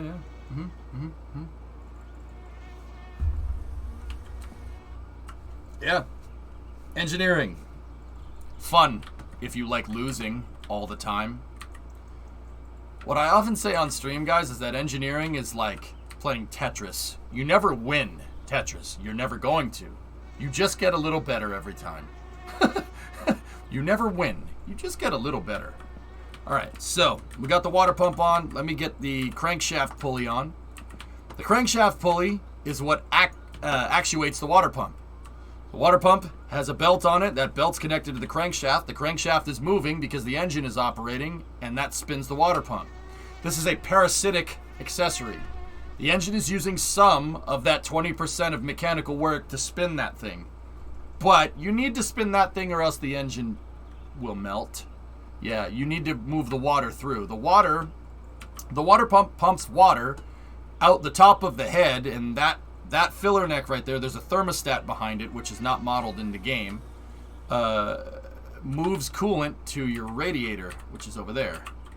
And the coolant goes into the top of the radiator, and then it trickles through the vanes, which has wind coming in from the front of the car. It's why cars have grills. And then it goes out the bottom, nice and cool, and back into the engine. It's parasitic loss, Sasquatch. Some of the engine power is being used to turn that damn water pulley.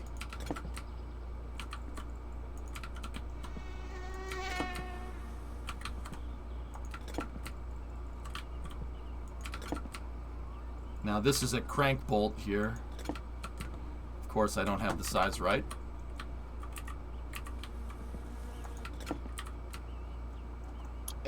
go. Now, what also is attached to the crank pulley is this thing, this little guy here. This is an alternator. An alternator basically takes some of that spinning mechanical work and converts it to electrical power. The main reason why it converts it to electrical power is so it can keep those stupid spark plugs sparking, because without electricity the engine doesn't work. Now, this alternator has a slotted attachment bracket right there, and I'll get more into that in a second.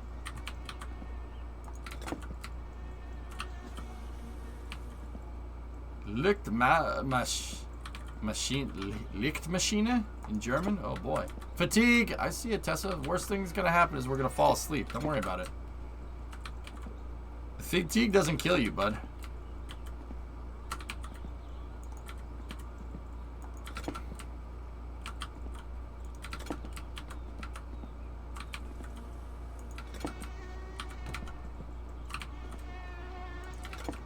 What about Luftmaschine? Yeah, I mean, Tessa, that too. That's a different type of grill, though. So now what we need is what's called the accessory belt. Where the frick did I put it? Oh, there they are. You should always carry a spare if you have an older car. So what I'm going to do now is that slotted bracket is there so you can move the alternator in. The reason why is that slotted bracket is what's called a tensioner. But I need to put the water pump pulley on first. Give me 1 second. You have the belt rides in that little groove right there. It would help if I had that attached, huh? Or altercator. Been watching a lot of zip ties, huh, or not?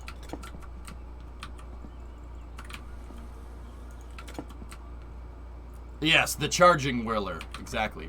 And then we have to attach the lightning whirler in a second. Well, I'll be dipped, Foz. Dude, that truck video, the last truck video from Vice Grip was awesome. That 78 is so nice, dude. It's so cherry. That thing deserves to be fully restored. Kind of how this game creates tension in the viewers. Bingo! You got it, Ezzy. I agree, Barrel. You don't need to worry about stress. Just have a smoke. I just realized the fly was in your game and not in my office. Sorry, WD. Does it matter if you crisscross the screws or not? On the pulley? You should, Zebby, but not really. When they're that close together, it's gonna seat correctly every time. It's a guilty pleasure. It's good in small doses. I watch every video that guy posts. It's so bad. You don't need to worry about oil. I mean, in game. No. Torquing the screws in game. No. You don't need to do that. I'm just doing that because I know people know that I know about cars. And if I wasn't doing it, people that know that I know about cars would give me crap. Real talk.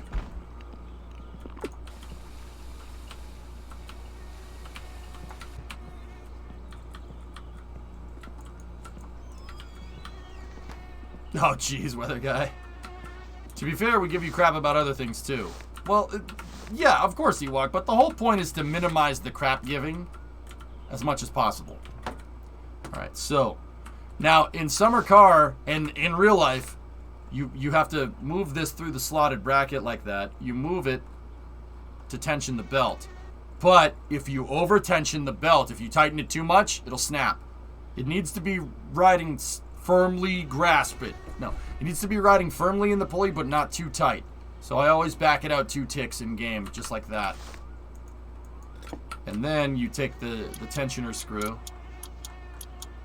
and do that. If you over tighten the belt, it snaps off. If it snaps off, your battery goes dead because you're not generating electrical power, and then your motor overheats. So this is why, like, especially on an older car and in a newer car as well, it pays. And this is just like, you should do this if you have an old car or in summer car, to have the charge, temp, and oil pressure gauges. Yeah, these are useful because if the temp if the charging gauge goes to 0 while the engine is on, and then your water pressure gauge goes to full, that means you threw a belt. It's a really, really easy thing to spot. If your oil pressure gauge goes through the roof, that, well, it means something's going wrong in there. If your oil pressure gauge goes to 0, shut the engine off immediately, if it's not already, because that means you have no oil. You need to make oil pressure. You don't make oil pressure, you're going to have a bad day. Do you think it'll be able to run tonight? I'll get it as close as I can. I don't think I have any gas. I have to go get gas, but yeah, we'll go from there. Oh, yeah, I get you, Enoch, yeah. Let me see, Force. The power! Very nice, very nice. Aside from racing, how do you make money for parts in this game? Oh, I make Finnish wine called Kill You Breakneck, and I sell it to the town drunk. Or you can chop firewood and deliver it to people. Or you can deliver flyers for TMO, for the store, that have like coupons on it. He'll pay you to do that. I like delivering wine to the town drunk. Yeah. Basically doing the equivalent of moonshining, but in Finland.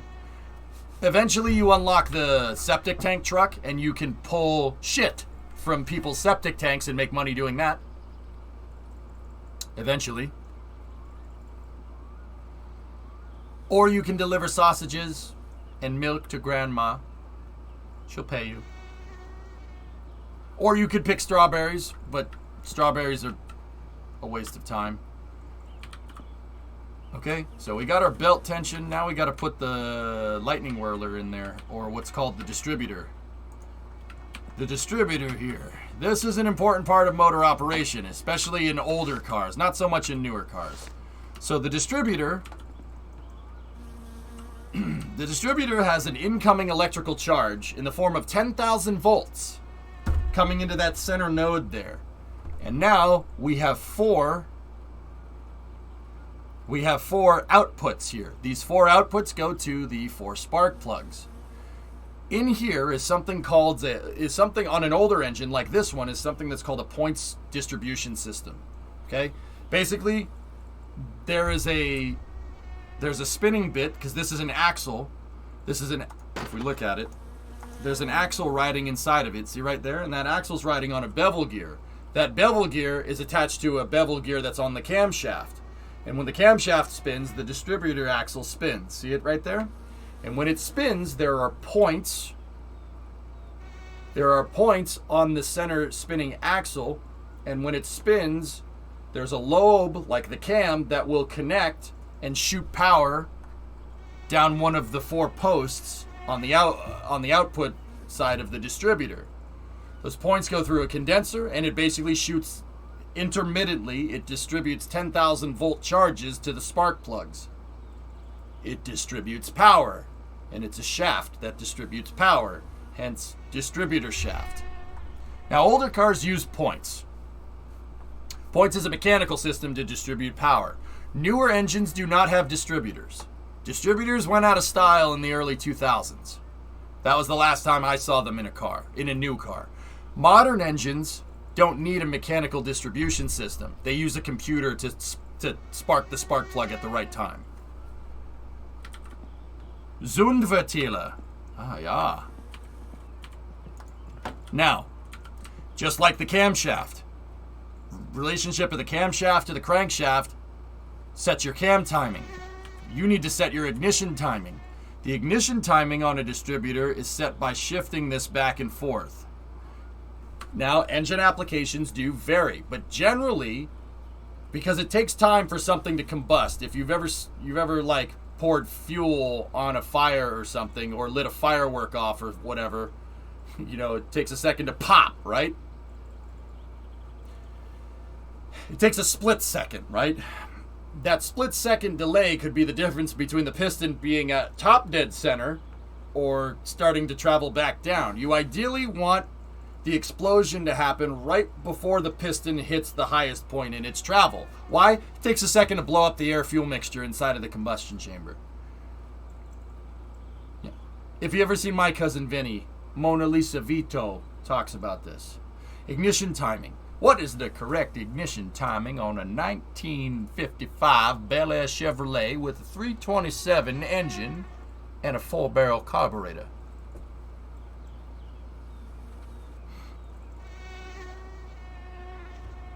Yep, I know that one. Was on the Autobahn doing over 200K. My oil pressure went to 0. I said, what the? Oh, God, Crawdad, that sucks. Oh, no. I know this is kind of disgusting, but can you scroll down and zoom in?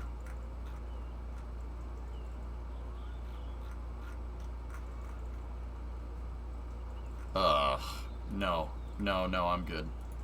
Wrong. It is a trick question. The 327 didn't come in at 55. The 327 didn't come out till 64. However, in a 1955 Chevy with a 283, the correct ignition timing would be 10 degrees before top dead center.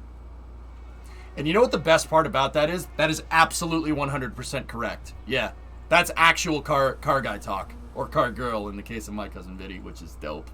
Yeah, sweet. Everything she says about cars is 100% accurate, including when the 327 came out. Because the 327, which is a small block Chevy, is based off of the 283.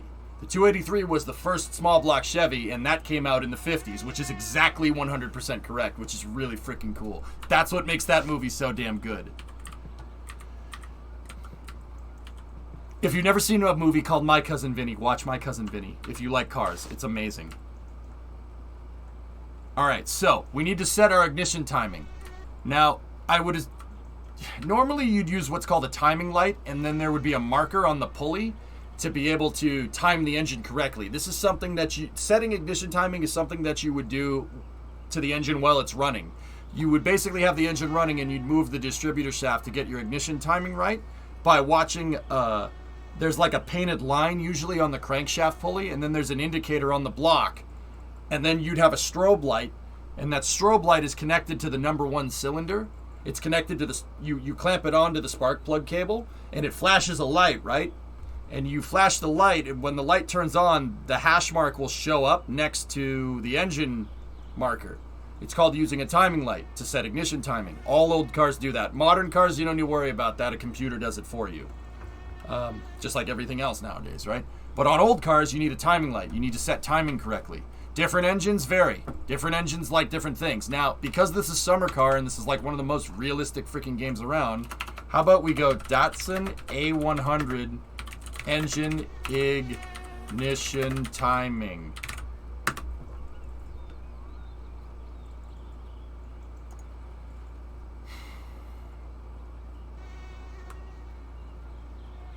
Oh, look, there's your distributor on an A100 engine, and there's your condenser, and there's your points right there. This thing right here is not modeled on the engine. This is a diaphragm that picks up off of vacuum from the intake, right? And that vacuum pulls the condenser and the points and shifts it. And at higher RPMs, when your engine's generating more vacuum, it changes the ignition timing for you. That right there is called a vacuum advance. A vacuum advance advances your ignition timing at higher RPMs to make the motor operate more efficiently at higher RPMs. It's called a vacuum advance. Very important to understand that one. That's how they were able to change it. Because your ignition timing changes at 800 RPM versus like 5,000 RPM. You're going to want slightly different ignition timing. You either want to advance or retard it. Now, at idle, you'd want to go slightly behind, so slightly BTDC, before top dead center, right before the piston gets to the top. At higher RPMs, you'd want to advance it more, so the explosion goes off before the piston gets anywhere near top dead center. Some engines move it out 30 or 40 degrees. Yeah, it really depends. If you're going for performance, you'd want to advance it more at higher RPMs, and that vacuum line pulling that diaphragm will move the points or move the condenser inside of the distributor to be able to change the relationships so it sparks at different times as you rev the engine. And once again, it uses vacuum for actuation, which is actually really cool. It doesn't look like our engine in summer car has vacuum advance though, which kind of sucks. Was the sequel to My Cousin Vinny any good? There's a sequel? Yeah, Sebby, of course. Someone once explained, your piston change speed at higher RPMs, but the gas always burns at the same speed. That's actually a really good way to say that, Cold. Good call. My Cousin Vinny's dope, Flacken. It's a great movie. Seriously, one of my favorite movies. Hey, Bram. So, what did it say? Yeah, it looks like this thread is about adding vacuum advance to an A100 engine.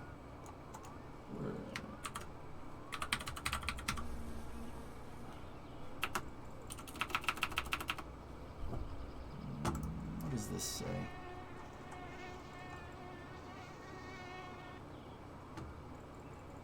Yeah, you also need to set spark plug gap, but that's not something you need to do.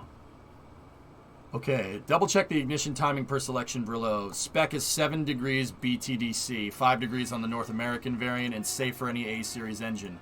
This must be done before setting the dwell. Dwell is a whole different thing. See, there's your timing marks that you would use the timing light to see. See that? That's what the timing marks look like. 5 degrees, 10 degrees, 15, 20. There's a couple of notches on the pulley. Note that see the pulley right there? This is why this game is dope. Looks awfully familiar, doesn't it? See what I mean? Topless Gun really did his homework with this thing. That's how I know this guy wrenches on cars, at least to some extent, because this A100 engine is super accurate to the real thing. You can literally look up the real specs and it'll get the right thing for you. We're free! Launch went well! Hell yeah, A-Tram.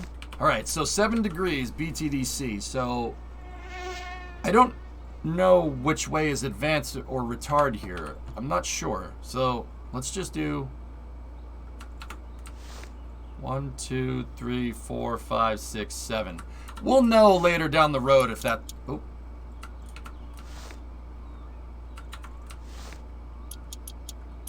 We'll know later down the road if that's the right or wrong ignition timing, because the engine will ping. We'd probably get detonation or something, or it'll backfire a lot. Anyway, alright, distributor is in. Congratulations, A-Tran, on another successful mission. No, seriously, man. It's awesome. Alright, so, now we gotta get up here. Next bit of kit that we need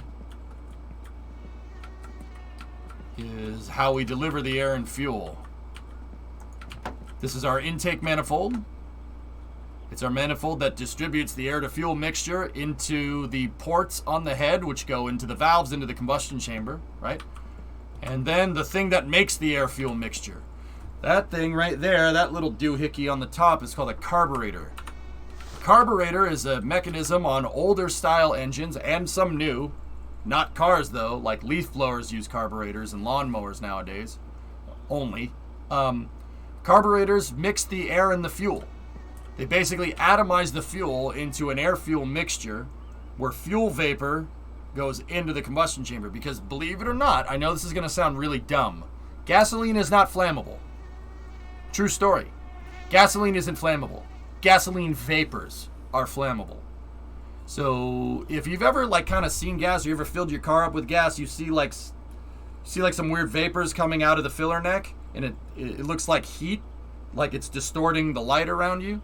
That's gasoline vapors. That's super flammable. Gasoline itself is not flammable. Yeah, I know. Sounds ridiculous, right? But it's true. But saying that gasoline is not flammable is not something that you should say to somebody that doesn't understand how gasoline combusts. So they just say gasoline is flammable. Yeah. What do cars use instead of carburetors? Dumb question, I know. They use a computer controlling a pressurized fuel delivery system called fuel injection. There's different types of fuel injection. There's throttle body fuel injection, and then there's port fuel injection where the injectors are in the intake manifold, and then there's direct injection where the fuel injector is sitting next to the spark plug inside of the head. Different injector locations will get you different results. Most cars nowadays, Flykin, are either port injected or direct injected. Smarter Every Day has great videos about carburetors. Yes, Destin's video about carburetors shows that fuel atomization that I'm talking about. Basically, the carburetor uses the same exact principle that a plane uses to fly to atomize fuel. Yes, you heard that right. Carburetors use Bernoulli's principle, the same principle that makes that kind of tells us how plane wings work. Basically, the carburetor is shaped, the intake where the air goes in, it's shaped like an hourglass. Okay, there's something, it looks like a funnel going in and going out, kind of like a rocket engine. That's called a venturi. What a venturi does is it takes air coming in, and because it's that same airflow is going through a smaller area, it compresses. It compresses the air. You're going to get compression in there. You're going to get air at higher pressure. And then it comes out of the funnel, right? Out the bottom part of the funnel, the bottom part of the venturi, and it depressurizes. It goes from high pressure to low pressure really fast. That's where a carburetor delivers fuel. And when it goes through that delta P or pressure change, the fuel hits the low pressure and the fuel spreads out.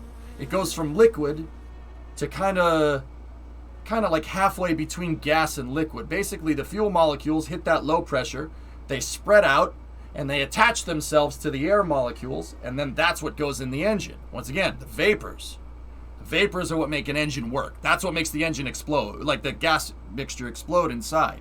Has to have a mixture. This doesn't matter if it's a car engine, plane engine, jet engine, rocket engine. You have to atomize fuel. You have to atomize fuel to get the engine to combust fuel correctly. Every engine does this. So mist, yeah, pretty much. This is a cool tracking video. Right on. Yeah, good point, Sebi. Basically, carbs make fog out of gas. Yeah, Destin's video about that is probably the best one I've seen. That shows fuel atomization. And yes, that is really cool. Hellfish, yeah.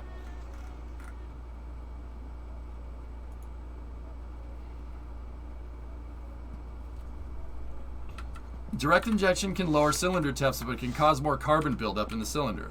That's right, Benno. Yeah, you got it. So a carburetor on a real engine, you'd have to set the idle. Basically, the carburetor, you meter the fuel with a bunch of screws. Seriously, you could set your mixture from a carburetor, and you could set your idle with a carburetor. Basically, when you start the engine, what revolutions per minute the engine is at, you set the idle, and then you could set a high-speed idle, if the carburetor has that. And then you could set your air-to-fuel mixture. Usually that's a screw that's right there. And in summer car, you could set what's called an AFR. You could set your air-to-fuel mixture by messing with that screw right there. On carburetors, in real life, that screw is usually there. Most carburetors have, well, all carburetors have an AFR tuning screw, and it's usually down the bottom right there. This is what sets your air-to-fuel mixture. You have to get the right amount. You have to meter the right amount of fuel and the right amount of air. If you deliver too much fuel, then it'll blow up. It'll blow up some of the fuel, but then unburnt fuel will come out of the exhaust. Not very efficient, but your engine will run cool if it runs fuel rich. Because when you atomize fuel, temperature goes down, pressure goes down. If the pressure goes down, that's correlated to temperature. Per a law called the ideal gas law, which is PV equals nRT. Basically, if it gets cold, it expands. If it gets cold, temperature goes. Low pressure is lower temperature. High pressure is higher temperature. Straight up. Even lawnmowers and leaf blowers, correct. Stationeer's prime directive, indeed. Now, I'm not going to mess with the AFR right now. You mess with AFR when the engine's running, just like ignition timing. Now, simultaneously, if you don't deliver enough fuel and you deliver too much oxygen inside, your motor runs what's called lean. If your motor runs lean, it overheats. Why? Well, oxygen absorbs heat pretty well. And all that heat that's in the engine, all that extra oxygen will absorb all the heat in the engine and it'll basically melt it. Yeah, it'll melt it from the inside out. Running lean is a great way to break an engine. Now, don't get me wrong. It's not like you go anywhere into lean, right, and your engine breaks. No, there are temperatures where the engine can operate with a lean air-to-fuel ratio and work correctly. Now, lean is more fuel efficient. So a lot of cars nowadays, the computer is set to what's called a lean tune, so you get better fuel economy. but the engine overheats. The engine temperatures will get higher. But fuel economy is king nowadays, so it doesn't really matter. Now, let's think about this for a second. A rocket engine is a combustion engine. A car engine is a combustion engine. Now, if you wanted... So, tell me this. A Merlin 1D engine, or any rocket engine for that matter, do you think rocket engines run fuel-rich or oxidizer-rich? I think you're about to pass out. Fatigue meter ain't red. We're good. Fuel. Both? Oxidizer? Trick question. It depends. So Tessa, you're right. It really depends. Some engines run fuel-rich. A Merlin 1D engine, so on SpaceX Falcon 9, that engine runs really fuel-rich. Do you know why? At the behest of efficiency. They run fuel-rich to keep the nozzle from melting. A lot of engines do that. Whatever's cheaper. It's rocket science, Ice Shard. It's all expensive. But yes, you're absolutely right. An engine like the Space Shuttle's motors, the RS-25s or SSMEs, those have a fuel-rich stage combustion cycle. They run fuel-rich so the fuel can cool the nozzle. And then they put the fuel inside of the nozzle and blow it up. Now, think about this. You want to know...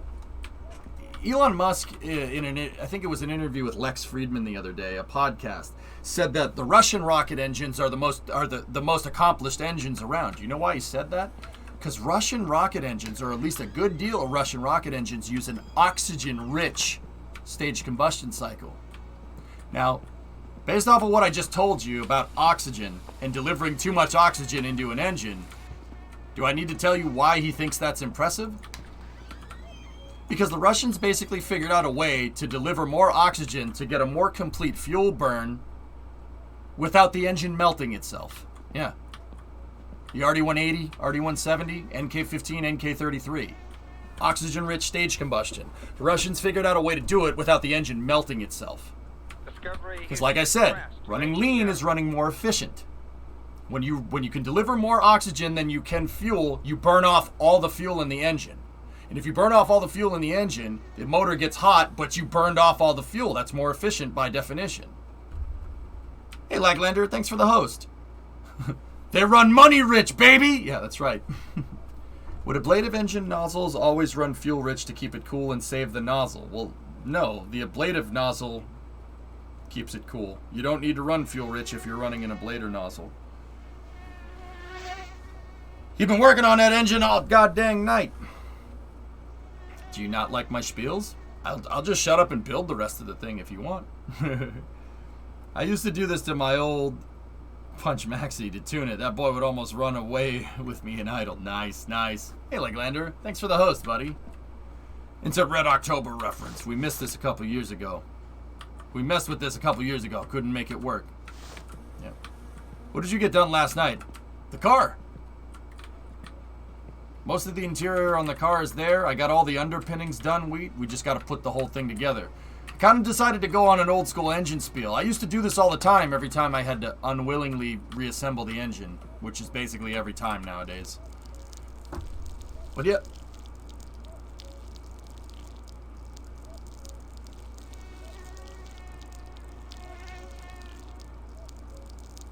Also, Badger, you shut up.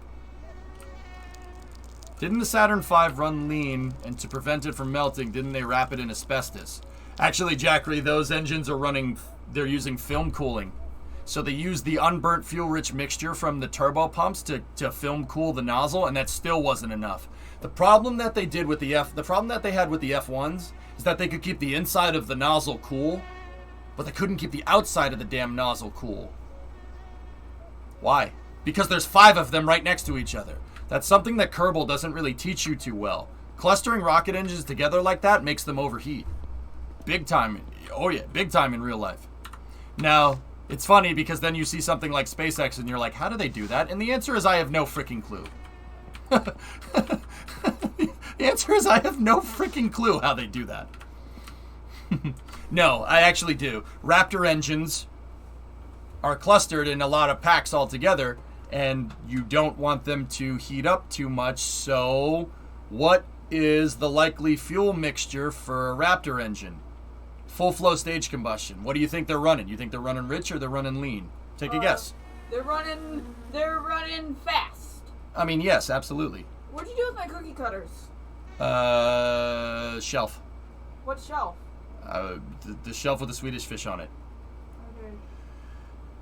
Raptor engines run super fuel rich. Oh, they run very fuel rich because they're clustered together and they need to keep that damn nozzle cool. Now, on top of running fuel rich, they also use the liquid methane. Well, no, they use the liquid oxidizer. So the liquid oxygen through milled copper channels that's lining the inside of the nozzle. They use that and fuel rich, and that's what they need to do to keep that thing from melting. It has more than one cooling system on it. More than one way to keep it cool, or else it'll just melt. And some of them did. Ba-boom. Last for question. Really? You ask a question? That never happens. I already answered that question, Falcon, if you just waited a second and listened. Other than that, when they run copper rich, well, exactly, Admiral. They ran copper rich because the methane mixture went down to stoichiometric, which is equal parts methane to get the most efficient combustion, right? And the engine melted itself. Yeah, it went stoichiometric and started melting the inside of the engine. You ran engine rich. Pretty cool, huh? And if flame equals green, then engine health equals no good. Yeah, green means you're burning off the copper inside of the engine as fuel. The copper, that's part of the cooling channels. Like I said, guys, all this stuff is connected. It's all the same thing. What this does and what a rocket engine does is not that far off. A rocket engine just blows things up a lot more than this thing does. Same thing.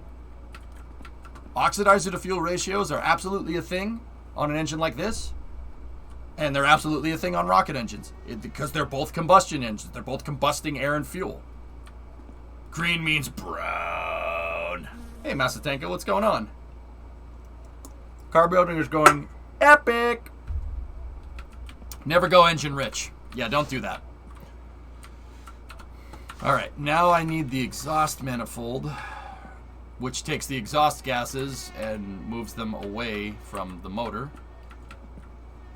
Where are you? Ah, there you are. Okay. Cuckoo. Cuckoo.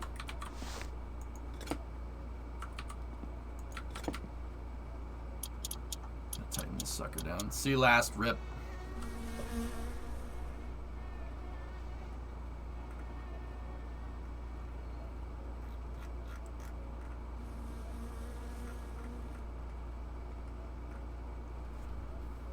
But I ended up running that Punchy Max so lean that it caught fire between my legs. Whoops. Oopsies. Didn't Starship burn green at some point? Go watch the SN8 footage, GSF. You tell me what happened. Short answer, yes. Oh yeah. The green flames coming out of the bottom of Starship during the early tests means that the mixture went off. The mixture ratio went bad because they lost fuel tank pressure. They lost tank pressure. Basically, the methane tank started leaking, and it started leaking methane into places where that didn't need methane. You know what needed methane? The rocket engine did. You know why the rocket engine needed methane? So it can rocket engine correctly. Yeah, the green flames. Oh yeah, that's what that is. And then SN9 actually didn't lose fuel pressure. What happened with SN9 is that because Starship needs to flip, right, to land, the intake in the methane tank picked up some helium ingestion, screwed the fuel mixture, and that too burned itself out. Yep. Yeah. It turns out if you put an inert gas in a combustion engine, it doesn't combust. I know. Funny story. Inert gases are not reactive, meaning they don't combust. I know, it's funny how that works, right? Time to sleep in-game, Pacha, right?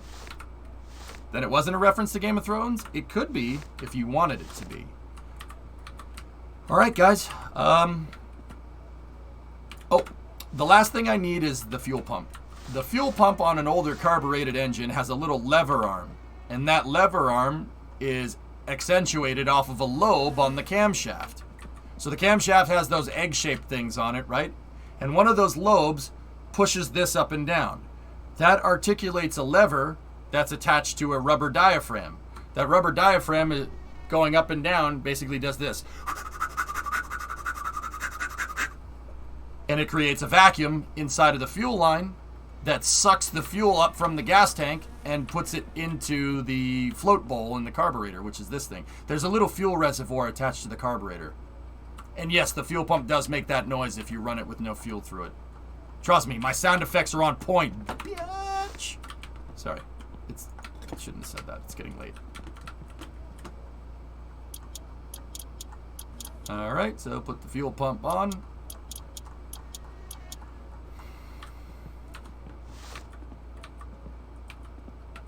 Funny story, your stomach muscles are a diaphragm too. That's how humans breathe. Because your lungs are pressurized. The only way in and out of the lungs is through the trachea at your mouth. Same exact idea. It literally is the same thing. In fact, you can make a fuel diaphragm with a balloon and a bottle.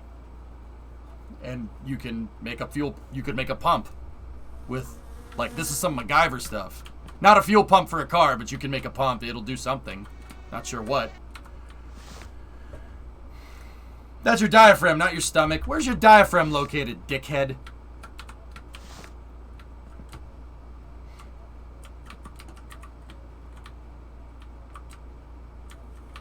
It's the body's oxidizer pump. Yep. Today on Bad Ideas with EJ. All right, guys. That's it. That's it for the engine. All we got to do is put the ignition cables on, but that you can do that when the engine's in. In real life, you could just attach them now, but I think, yeah, the ignition cables are attached to the coil. The coil is something that's designed to generate a crazy magnetic field. It has two magnetic pickups inside, one positively charged. Actually, the outer coil is positive and negative, and the inner coil is positive and negative. And what it's designed to do is it has those two fields, right? And when the points ground out in the distributor, this thing discharges. And when it discharges, it shoots a signal into here, through the points, out to the spark plugs. That charge is usually very low amperage, but very high voltage. Like 10,000 volts from a coil. Even modern cars have coils, but the coils, once again, no distributor. The coils are connected directly to the spark plugs, and the computer controls when the coils go off. But because we need to attach the coil, the ignition wires are, you don't need to do that until the motor's in the car. So, that's the engine. There you go. You can tell it's a coil because of the way it is. That's right. Okay, sweet. I'm going to sleep in-game and... Oh, crap. It's midnight in-game. Yeah, we should probably sleep. Let me unplug the phone, make sure the drunk doesn't call me and wake me up in the middle of the night. Yes, that's a thing in this game. Oh, yeah. Wish you could paint more of the engine without mods. Yeah. You can tell it's a coil because that's what it says on the box. Indeed. I'm gonna drink right out of the faucet because I can. We got. I'm gonna have macaroni for breakfast because I can. Because in game you're 18 years old and you can do whatever the frick you want. Take a shower. There we go. Aye. See, chat? This is called multitasking.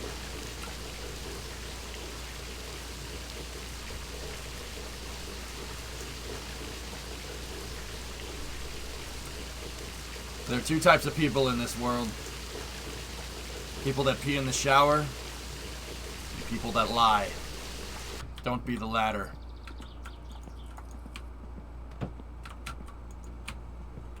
Yes, Wheatley, precisely. Ba-deep.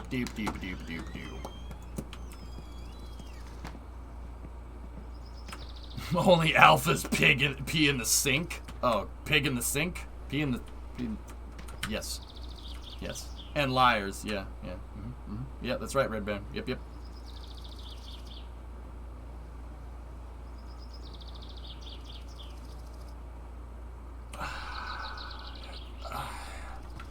We don't talk about them, Buck.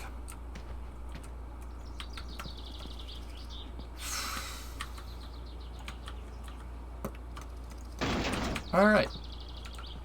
Hey, it's Monday. Wait. Oh, before we go and finish this up, I want money. Let's see if the van is there. Damn it, no van. Which means I gotta take this piece of crap into town. What time is it? What time is it in game? Stupid bike, get out of the way. Sigma's waffle stomp in the shower. Oh, we woke up at 12:30. Ooh, yeah, okay.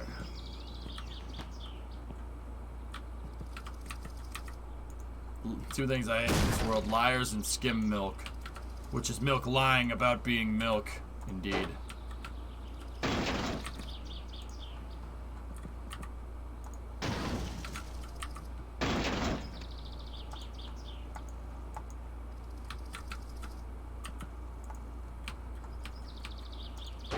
Hey, there we go, you little meat. Okay. Alright, we gotta take a trip into town, guys, so... Hopefully this trip doesn't kill me, because I need fuel for this thing, and the shop is open right now. Oh, money. Yeah, okay. We're gonna make a kill you run as well. Save? Nah, permadeath's on. No need to save until we're done.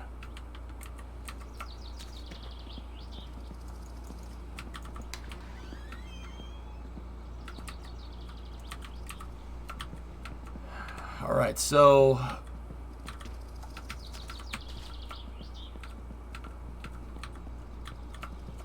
Sebi, someone's always going to complain about something.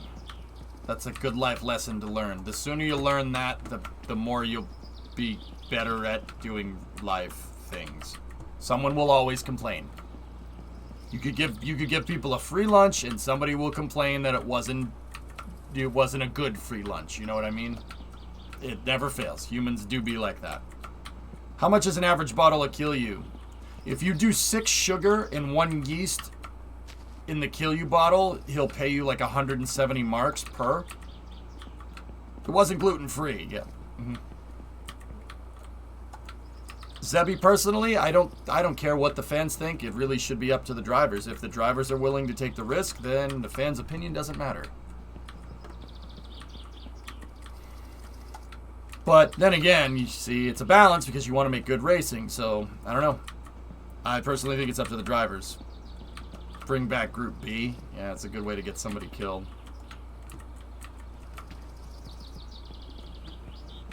Yeah, Action Tech. Always. It's a good life lesson to understand. Someone's always going to complain. There's no perfection. Unless you're a space shuttle, in which case you're perfect all the time. Can you make the drunk sick with bad alcohol? I've never tried because I like making money, Metroid. Generally don't want to poison your customers if you're in the food service industry. Generally. Just a general rule of thumb.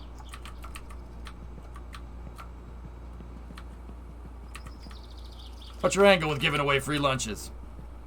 Yep.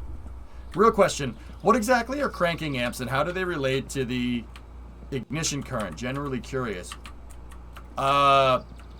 If a starter motor has more amps, it's generally designed for a bigger engine. Bigger engines need more amps because the starter motor needs to move more things because the engine is bigger. Cranking amps. Yeah. We'll teach you something. I'll teach you a new thing today, public. It's called math. And without it, none of us would exist. I'm kind of surprised you don't have a shuttle emote, EJ.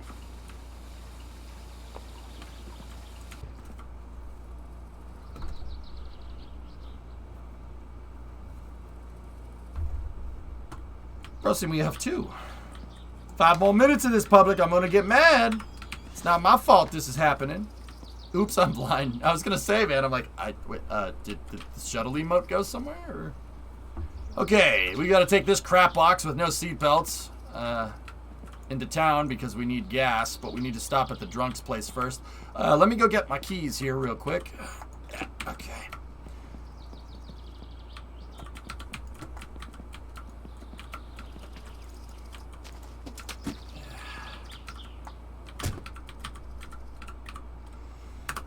Okay, and because we're driving around in the car, let's just...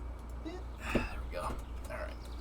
No Buran emote. Yeah, PY. I don't make emotes of junk. Got him.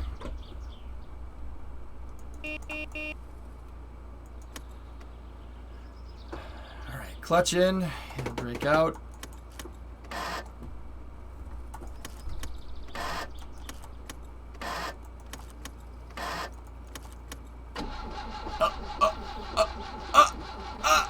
Come on. Shut up, drummer. But yes, I'll try.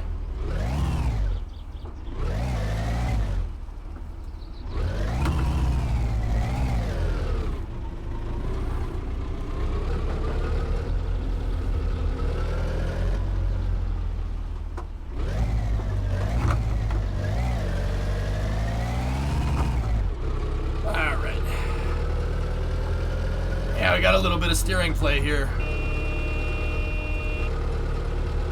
Got a little bit of steering play here.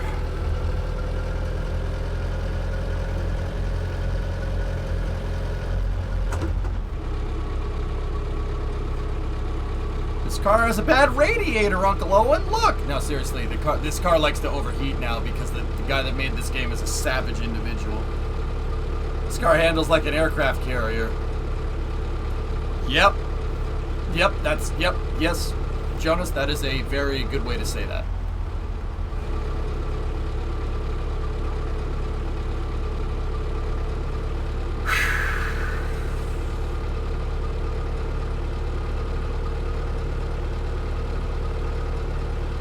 What's wrong with aircraft carriers? Nothing, Ace. They just don't handle very well.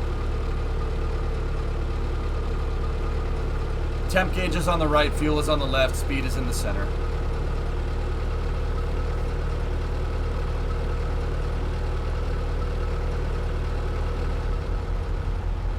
There is a beehive under the glove compartment. Don't worry, the beehive was safed. I inerted it by dumping the car into the lake with the tractor. Still worked after that. Yeah, I know.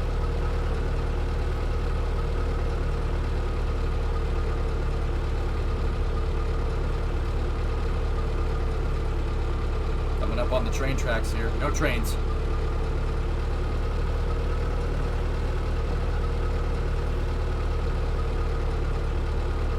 No whammies, no whammies, no whammies.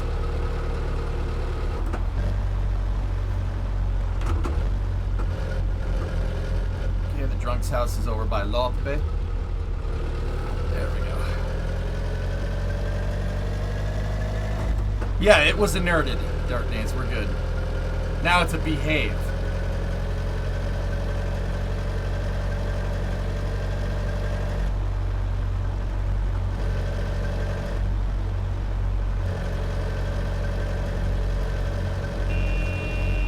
Oh yeah, the horn just likes to magically turn on this. In real life, if the horn just magically starts working on a car, like that, that means that the horn button is grounding out on something. It's most likely a connection between the horn button and the horn. Probably a wire that's old, and it's grounding out on the chassis. Because that's how the horn works on a car. The metal on a car is the negative, and the that way you only need to run one wire. So there's one wire between the horn button on a car and the actual horn. So when you push the horn button in, you connect the positive wire to the chassis, and that creates the circuit for the horn, and the horn goes off. So if your horn randomly goes off in an older car, the reason is because you have a bad ground between your horn button and your horn wire. Yeah. Fun facts with EJ. What if the bees come back? They don't.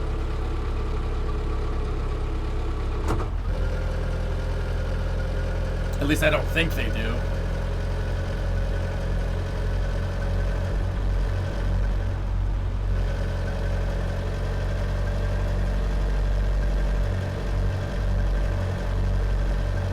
Alright, we're almost at the drunk's house.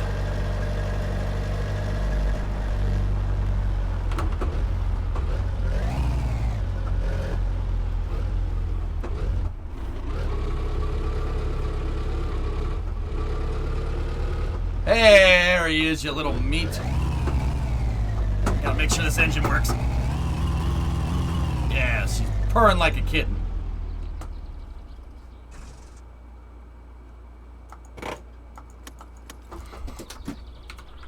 Have a päivä, perkele man. I got a present for you.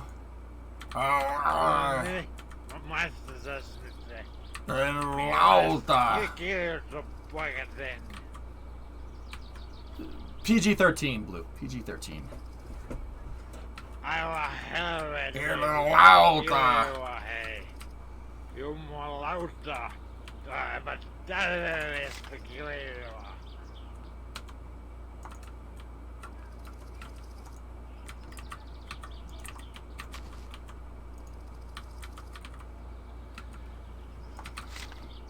Best voice acting of a drunk person? PY. If I had to guess, dude, knowing the guys that made this game, they probably did get drunk and then did the lines well drunk.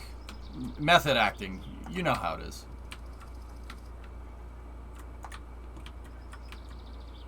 Money printer go. Brrr. This is fine. Everything is fine here. Nothing is wrong.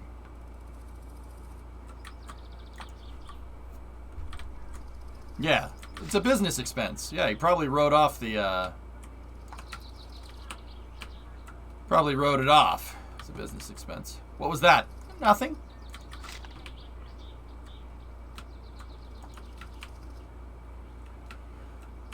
No fall damage in this game, thank God.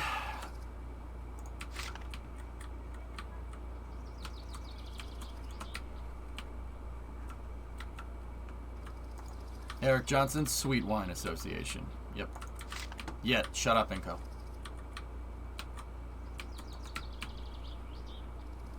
Maybe the dev should get on adding that fall damage.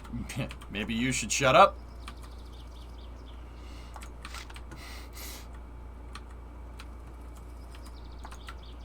What do I need against a jammer transmitter? What do you mean?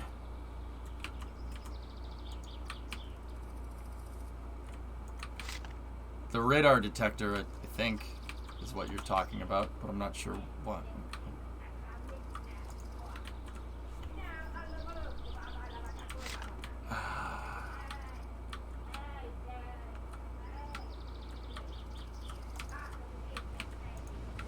Okay.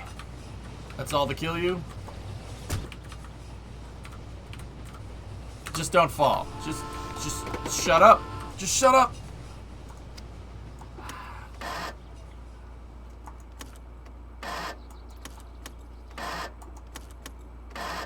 It's not a new car that you can use, Ivan, but it's a car I need to use, that I use when I absolutely have to, and right now I absolutely have to. Yes, Force, the annoying wife sound effects are in the background. Brimo doesn't sound like that, because Brimo isn't annoying. The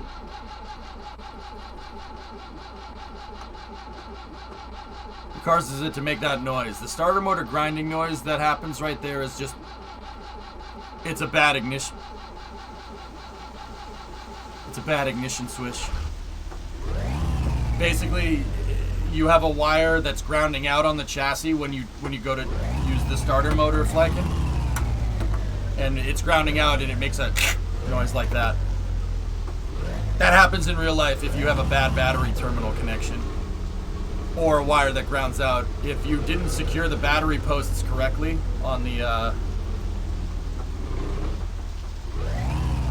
If you didn't secure the battery post correctly, you go to start the engine, the battery will start drawing and it'll arc. And if it arcs, it'll just make that noise. It'll go click. Is this a Supra? Yes.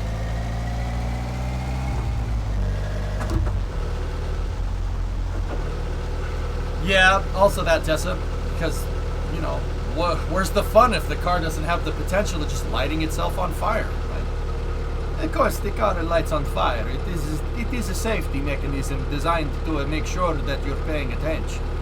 Yes, car does light itself on fire, yes. It absolutely does this. But that is a safety measure. It is, my love, it is a safety measure. It light on fire, it makes sure you're paying attention or else you die. It's good safety measure.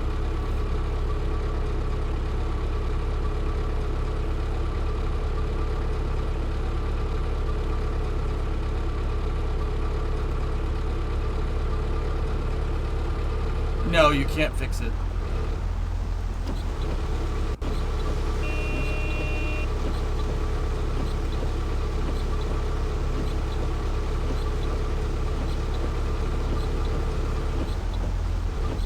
Yes, poison. It is there for a very good reason.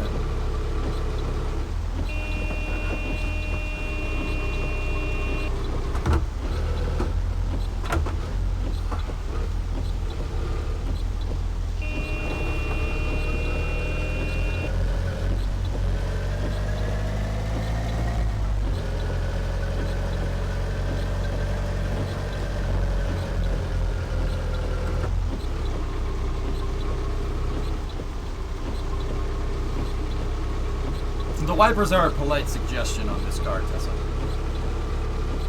In terms of getting the rain off the windshield.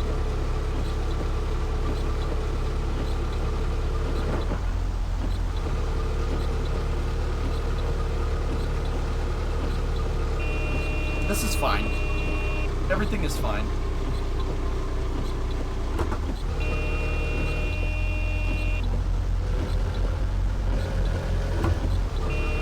Trying to keep the gearing low so the thing doesn't overheat. That's the temp gauge. If that gauge moves all the way to the right, car doesn't car anymore. Oh, you got some Canadian wipers. No, we're not moving the Canadian water around there, guy. If we were moving around Canadian water, it'd be a hailstorm. Damn Canadian water. What do you think a hailstorm is? All it is just Canadian water falling from the sky. Freaking mint there, bud.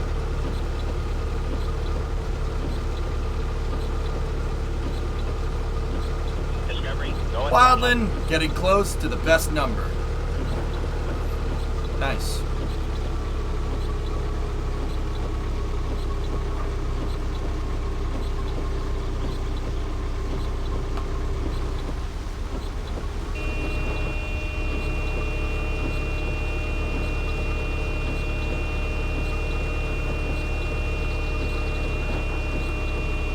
Hey Joe, where's the winter car? Dude, the guy that made this game, Joe, is making a sequel to it called My Winter Car, and the car that you wrench on is a Ford Cortina, which is pretty rad. Closest thing we got to a Cortina is a Falcon, old Ford Falcon, which is cool. As much as I hate the fake Canadian accent, that hail thing is actually really accurate. What are you talking about, man? It's not fake at all. This is exactly how those guys talk up there. Don't try to say that it isn't. You know it's exactly right. What model Cortina? It's actually a Ford Taunus. A Ford Taunus TC, which is based off of the Cortina. It's a European spec Ford that was made in Germany. Taunus? Taunus? I don't know it. I don't know that car. We didn't get those things.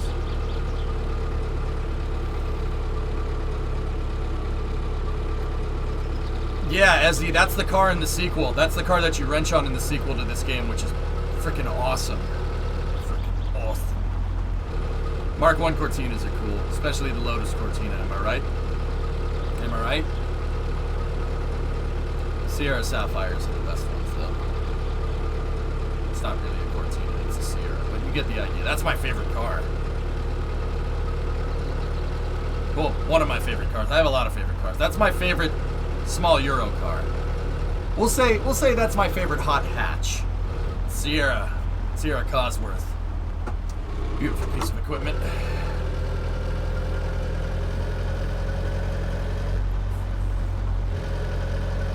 The turbine car is the champion, undisputed.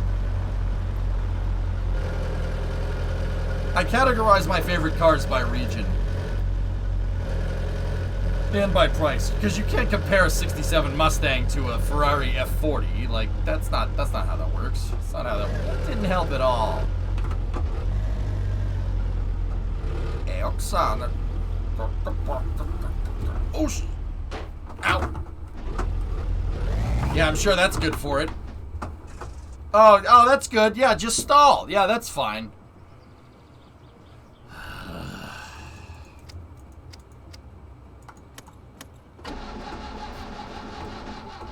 Yeah, that would have probably caused a fire. Nice, Def. There you go.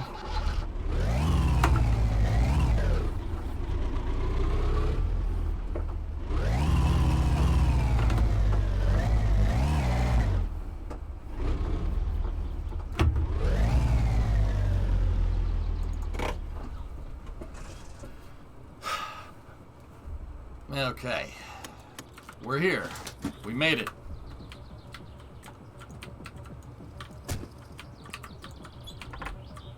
Exploding gas pump when? Try smoking here.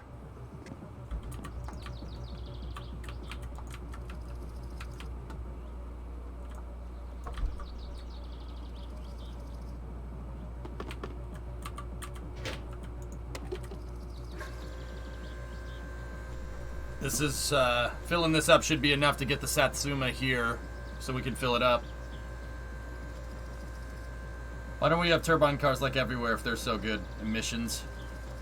Emissions are what killed the turbine car, Jackery.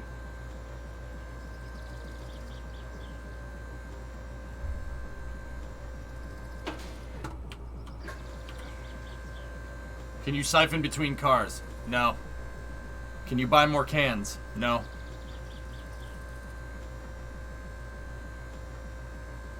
Coupe. Sebi. How would we do a stage combustion car engine? I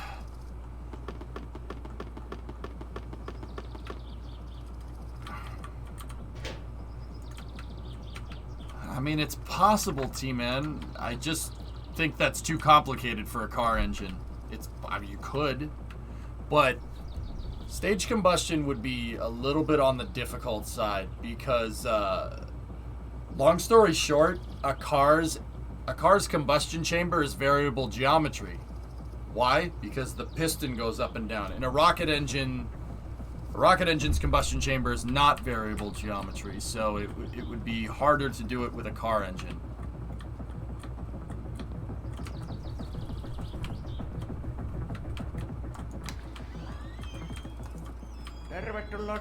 Terve, Tiemo. Eve päivi. Oh, it's me? Alright, fine. Jeez, I guess I'll go frick myself then. Jesus.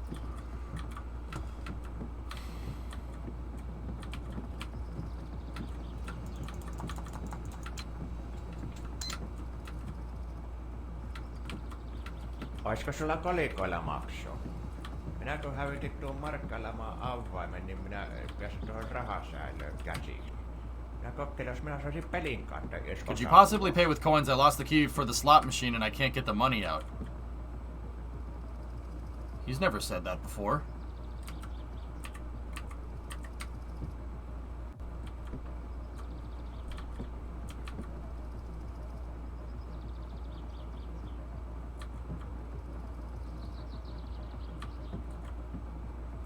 About some Gamba? Wait, what? See my last two. Very nice car indeed. Yeah, I know what the car looks like.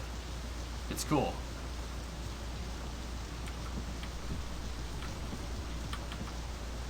Wait, he's never said that that's happened before. What?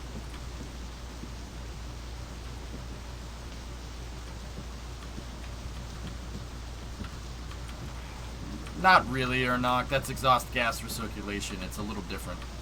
Oh, look. Yarg's favorite band of washing powder.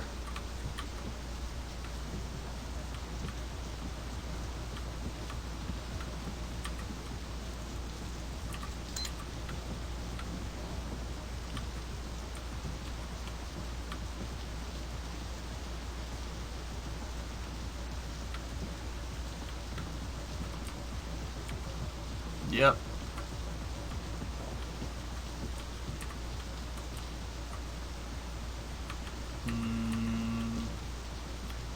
So, wait, why did he say he couldn't get the machines out? I've never heard TMO say that.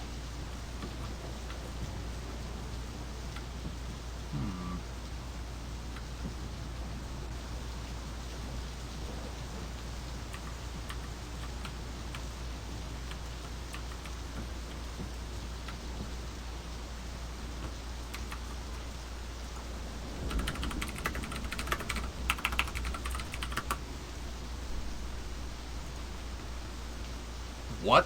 When was this added?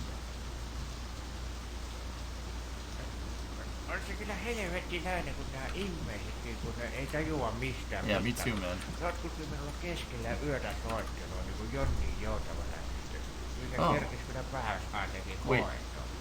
Kyllä pistää vihaa, kun minunkin lyhyet yöunet aina keskellä. Minä olisin ruvennut ottamaan tuon puhelimen irti seinästä, niin se on kyllä ihan niin paljon. I never knew about this. Ei haittaa minun yöunia rinkkelää.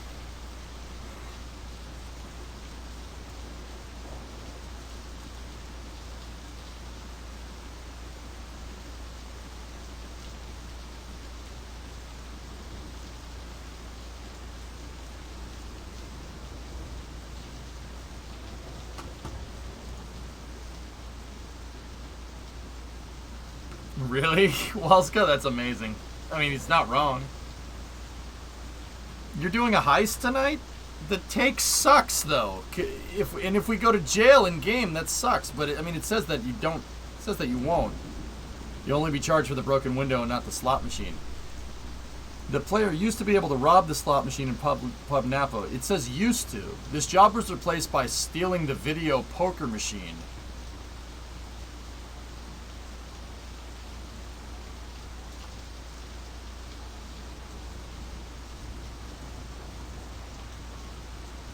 Ah, yes.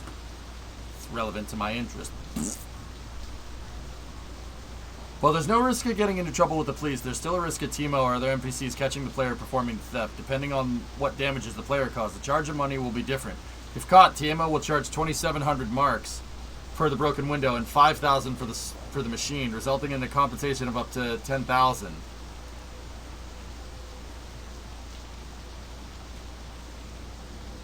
Rather than getting the full amount with one click like the slot machine, you have to continuously click the cassettes to reveal 1 to 15 mark per click. Panel will close automatically once all the money is out of the machine. You don't have to take all the money in one go. The machine won't respawn. It will remain where you left it, though it can be pushed around by other vehicles or NPCs. Nah. On tää kyllä ollut merkillinen kesä. Välillä se It generally vastaa happens during aurinko, summer. sitten välillä tuottaa vettä sattuu.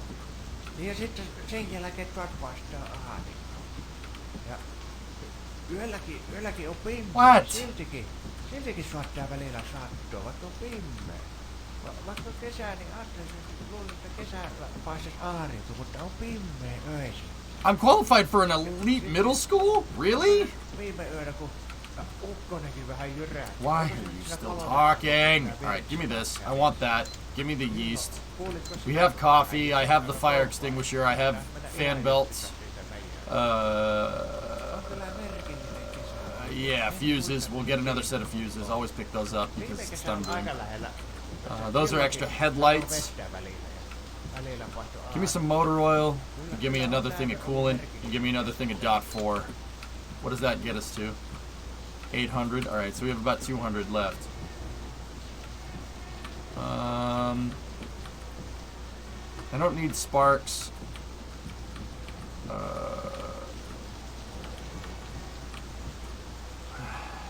Give me a thing of batteries and a thing of bug spray.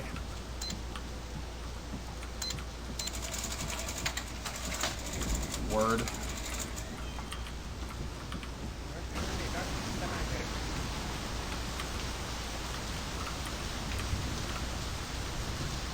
Yeah, Truid, I want to keep a good amount because of the power bill. Ba, ba, ba, ba, ba, ba, ba.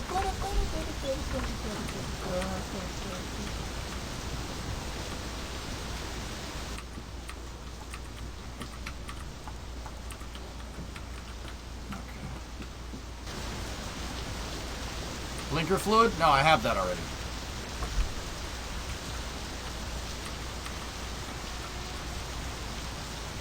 When was your last death? New Year's. I have not died in 2022, knock on wood, because I'm going to eat those words later. That's good. Yeah, great.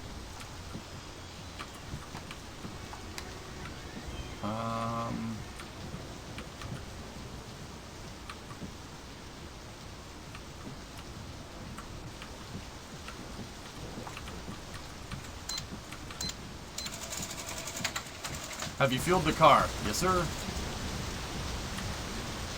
Marca is actually the plural already. That ain't Rotella. 10W40s. Super grade synthetic. It's got vitamins. Smokes? I have a pack of smokes. Howdy. And I filled the jerry can. Yep.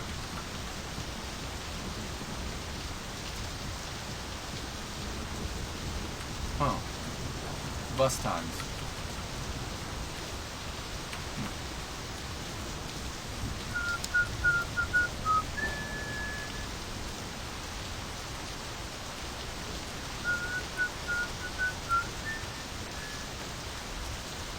Can you ride the city bus? Yeah, of course.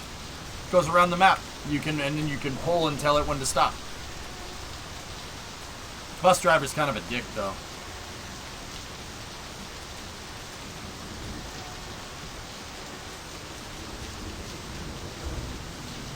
Because he'll yell at you for random things.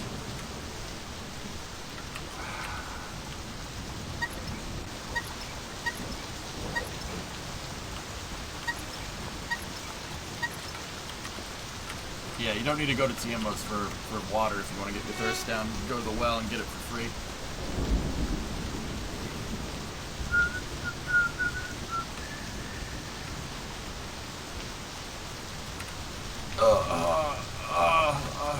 Oh, jeez. This would just end poorly if you ran and did this at the same time. Sorry, Trud. Herpa derpa derpa derpa Africa. Hurdle deedly deep deep deep deep Africa. Herpa derp derp deedly deep deep Africa. You ever ran and peed at the same time? No. Can't say that I have. No, I've never done that.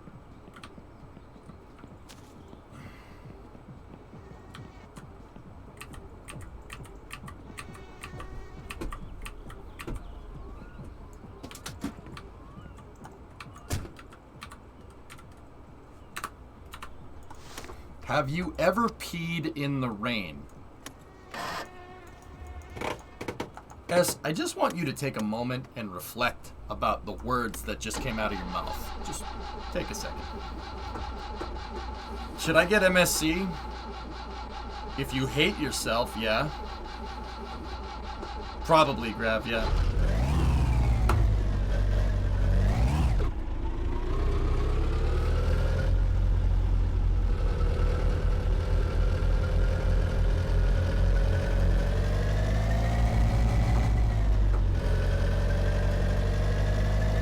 Was just posted a second ago, Def.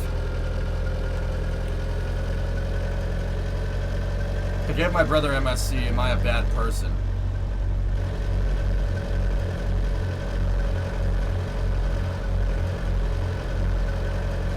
MSC is like the meth of video games. You know it's bad for you, but you still play it anyway.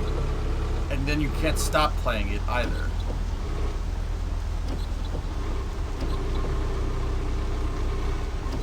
Oh, now what the hell is this about?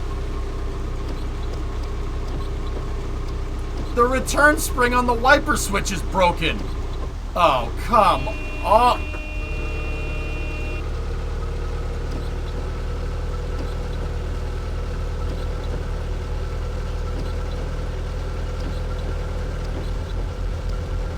No! Damn it! When did it start doing this? Oh, there we go. There we go. I got it to stay.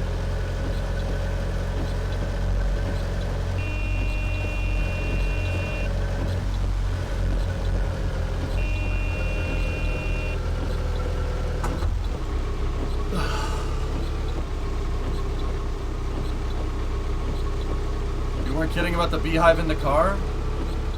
Oh.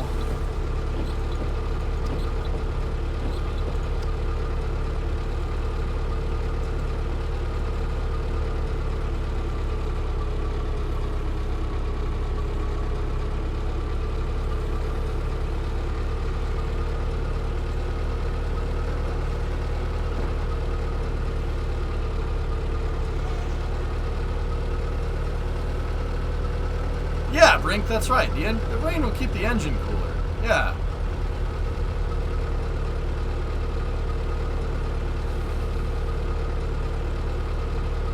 What's the screwdriver for? Oh, that's my key.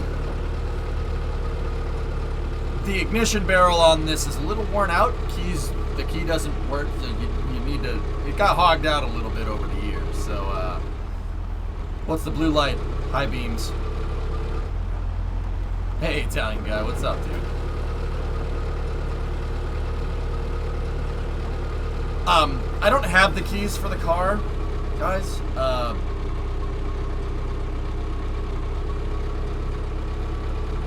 Yeah. Steering's a little loose. Alignment's off too. How did you get rid of the hive? Dump the car into the water and then pick it out with the tractor. Say your accessory belt snapped and you needed to limp the car back home. What do you do to mitigate the overheating?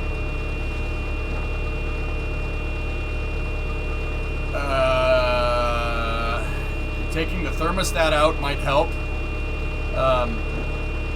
Your battery is going to run out though before it, well, no, you overheat before the battery runs out, so pee on the engine or water on it, I don't know.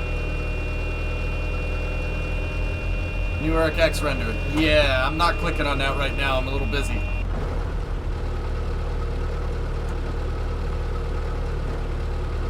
I learned yesterday that you can win the pig's house as well as the car.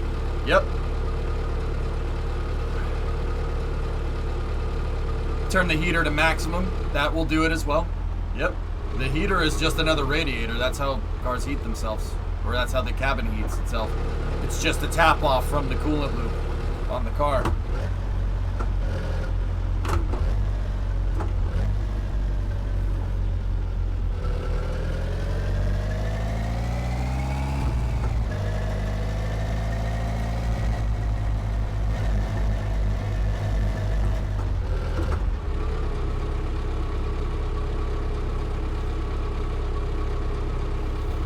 IQ. I like cars. Cars are fun to mess with, man. I don't think I need to say that. I mean, but then again, if your car's overheating with the serpentine belt attached, that's not good. It could just be too hot. Or you should probably go check to see what color the coolant is. If your car overheats and there's no immediate kind of leaks in the system, yeah, check what color the coolant is. If the coolant is like milkshake colored, you got a real big problem. What if the heater smells like coolant? Well, the heater is recirculating coolant. If it smells like coolant, Zeke, that means the coolant is leaking in the heat exchanger. That means you need to replace the heat exchanger.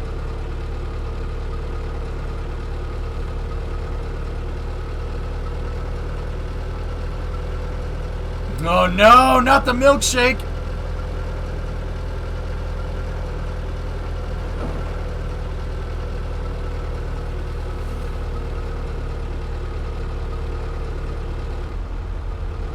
Is the heat exchanger the same as the heater core? The heater core is the heat exchanger. Yeah, the heater core is what it's called. Most cars call it the heater core.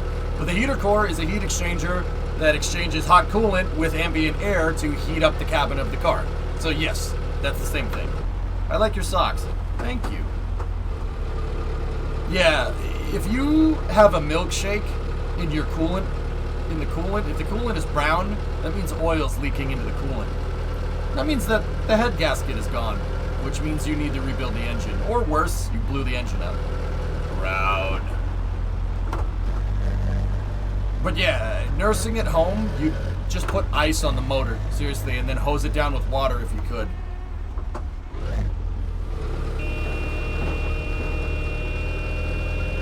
What about doing a car talk stream? Just talking cars about fixing cars. I mean, we'd do that while we're playing Summer Car, or we could do that while playing Car Mechanic Sim, but yeah, we could do a car talk stream. I usually like to do it when I'm playing Beam, actually. It's fun doing that while playing Beam, because I can teach people about suspension, and then people can see it working on the car. Beam has actually gotten to be a really good simulation over the years. It's pretty damn accurate, which is actually really neat.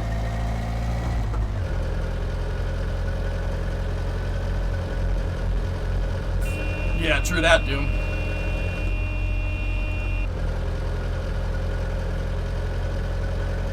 You should play Beam tomorrow.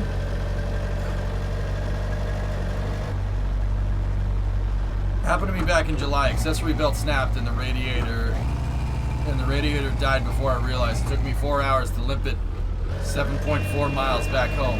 I just would drive a quarter mile, open up the coolant hole with an oven mitt, and let all the steam out, rinse and repeat. I mean, that'll work, Def, yeah. Or you could just find some cold water and hose it.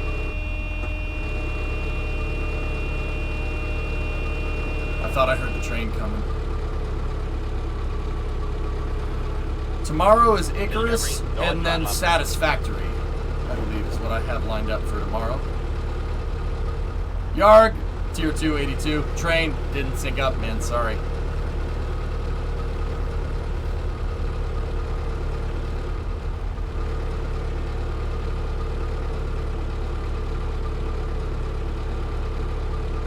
I would have if it was 4 a.m. in the middle of nowhere. Then you did, yeah, you did it just fine, Def.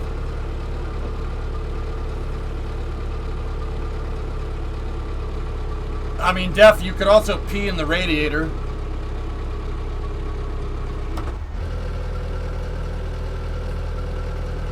That'll work. I mean, it'll work too.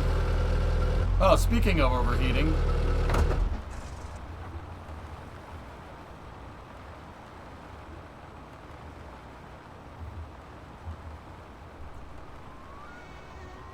We'll just keep rolling as far as we can.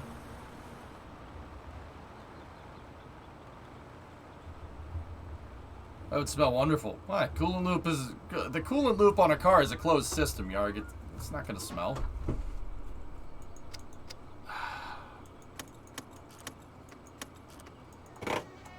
I don't know if you can pee on the radiator in this thing. I don't think that works. And I don't have pee.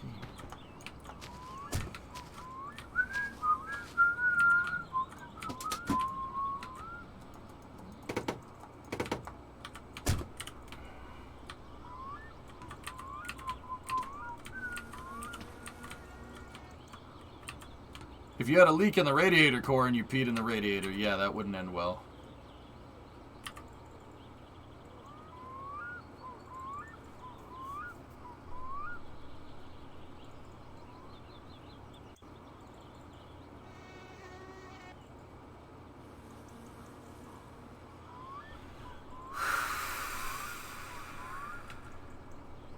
Didn't we do that on another stream? Yeah.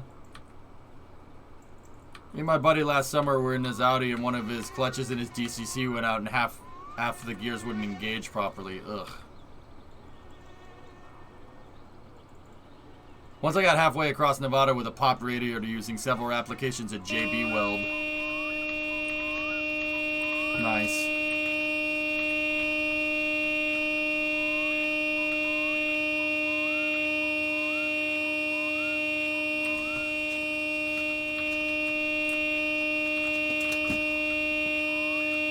Do I look like I know what a JPEG is, boy? I just want a picture of a goddamn hot dog. Do I look like I know what a JPEG is? I just want a picture of a dang hot dog.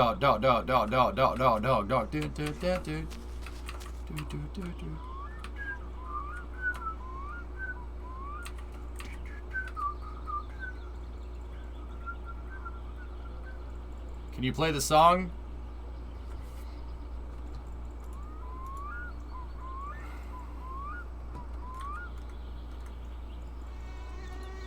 Do I look like I know what a JPEG is? I just want a picture of a goddamn hot dog. Hot dog. Hot dog. Hot dog. Do I look like I know it's overheating, what a JPEG is? I just want a picture of a goddamn hot dog. JPEG, JPEG, JPEG, JPEG, JPEG, JPEG, JPEG, I look like I know what a JPEG is. I just want a picture of a goddamn hot dog.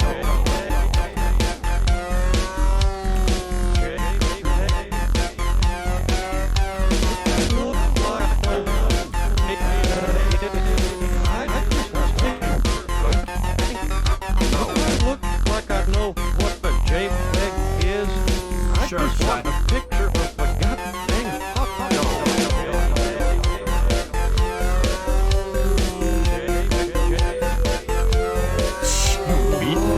Like I know what a JPEG is.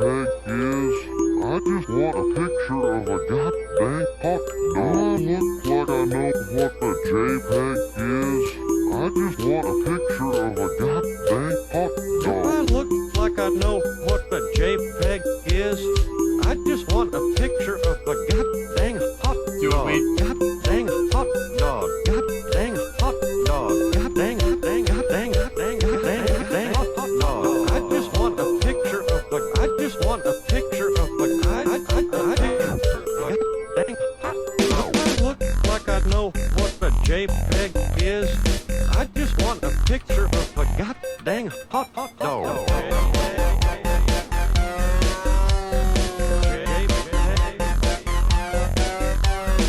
Look like I know what a JPEG is. I just want a picture of a goddamn hot dog. Look like I know what a JPEG is. I just want a picture of a goddamn hot dog. Look like I know what a JPEG is. I just want a picture of a goddamn hot dog.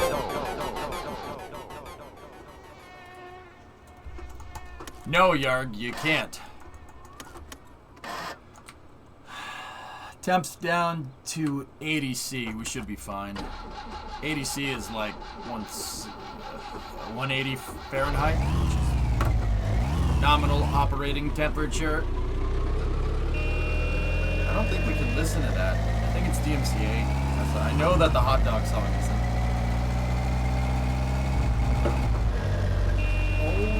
Okay. All right, calm down. Do I look like I know what a is? I just want a picture of a goddamn hot dog. Down.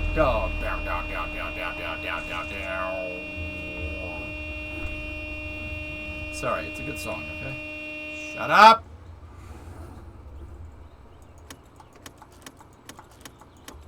Okay.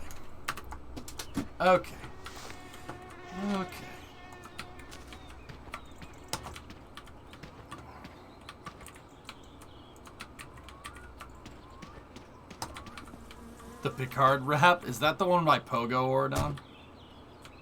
Dude, what the heck? That echo effect is on point. I'm not here because of my good looks. Though I could be.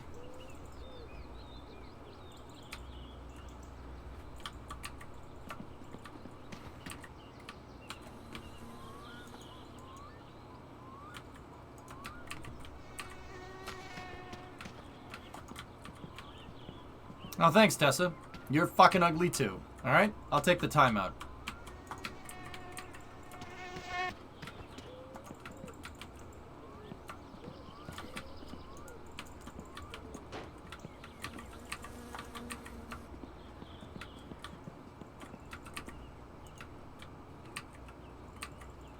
Okay, timeout's over.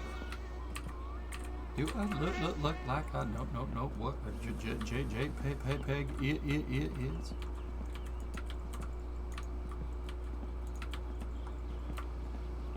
It's after hours, right? No, it's not. 9. It's a 9.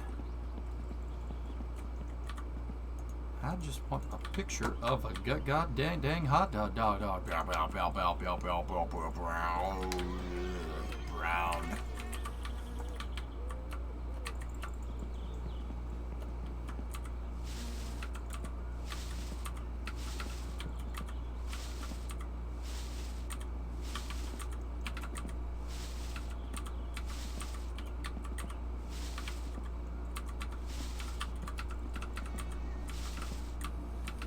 Chips explosion! Woo!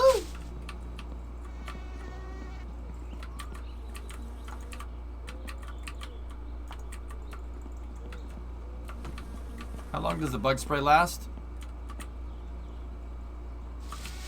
Paint cans. Okay. Okay.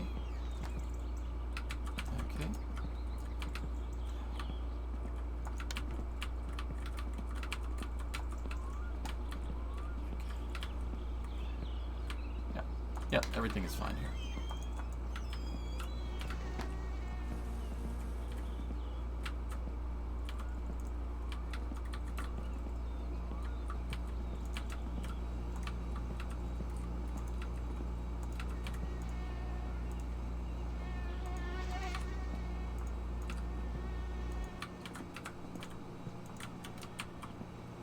Any fuses go out in the storm?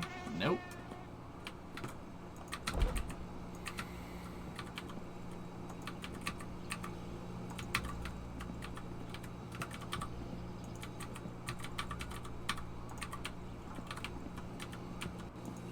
Do I look like I know what a hot dog is? All I want is a JPEG. Satsuma's looking good. Why, thanks, mate. Thanks. I generally just put all the stuff that I need to put out in the garage right here.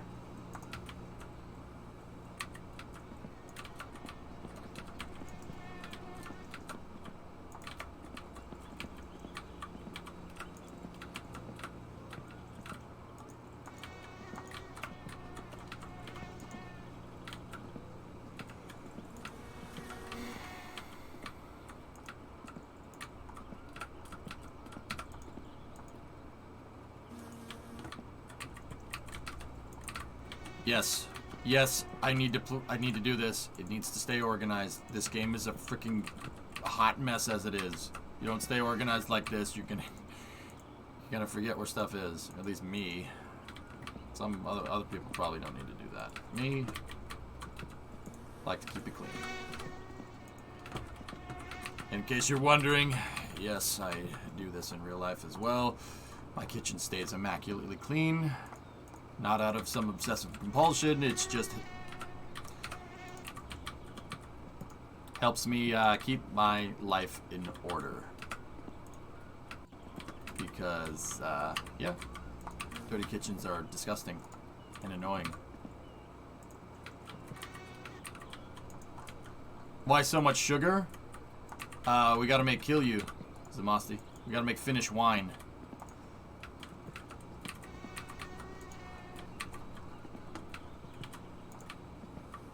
So I think we got the food game on lock.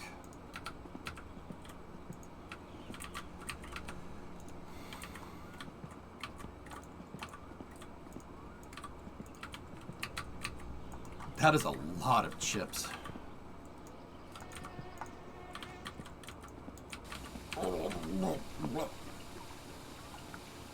Ugh.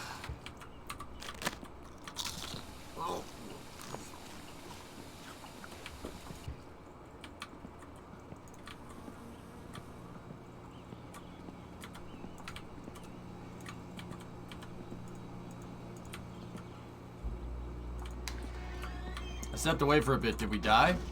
No. Not yet, at least.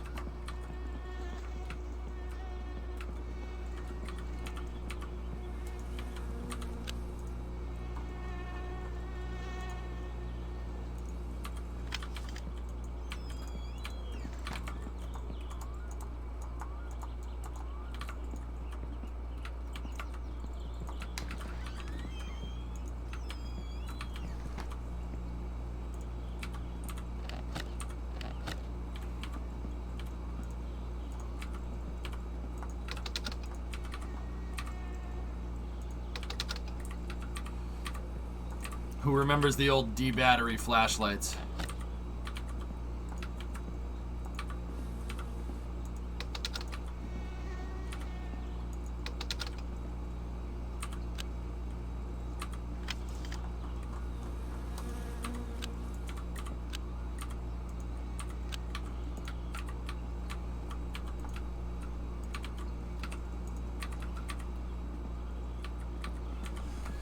Your dad has one that still works? Word.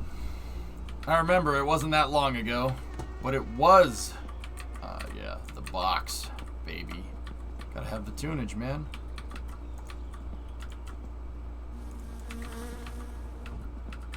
This frickin' thing, though, takes batteries for days.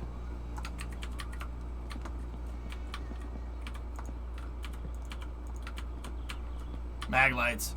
Every time you go outside the house, it sounds like my back porch door, and I keep hearing my alarm system beeping in my head. Boom, boom, boom! Fault. Porch. Door. That one? Fault. Garage. Door. Do I look like I... No. What a JPEG is?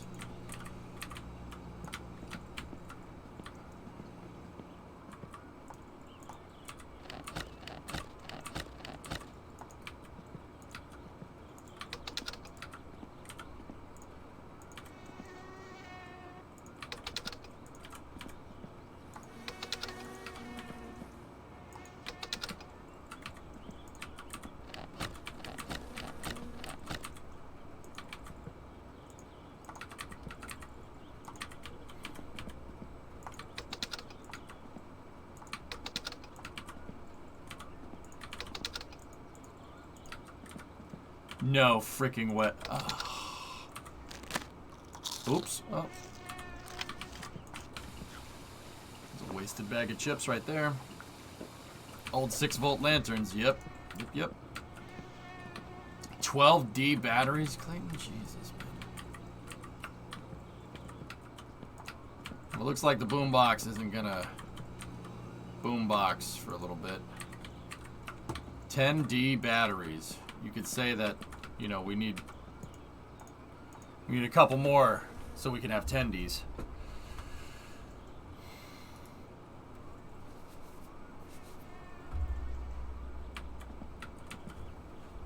Combustion chamber pictures. What's that, Hellfish?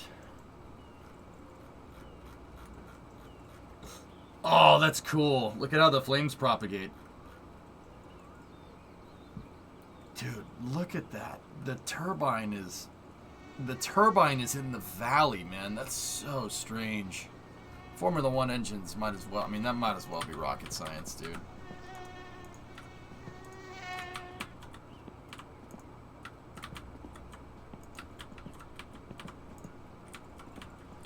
How quickly does the boombox go through batteries? I don't know.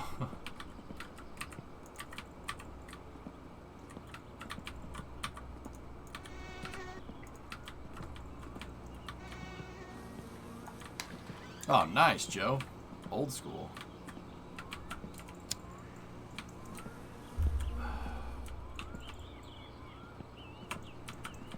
Do I look like I know what a JPEG is? Damn it. A Sears and Roebuck radio. That's cool, man. Yeah, I peed outside of my front yard. What are you gonna do about it? What do you want to do, huh? What do you want to do? You gonna do nothing. What do you want to do?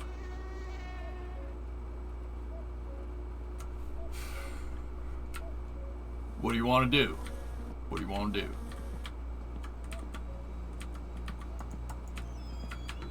That's cool, Hellfish. She's a beast. Do I look like I know what a hot dog is? All I want is a picture of a gosh dang JPEG.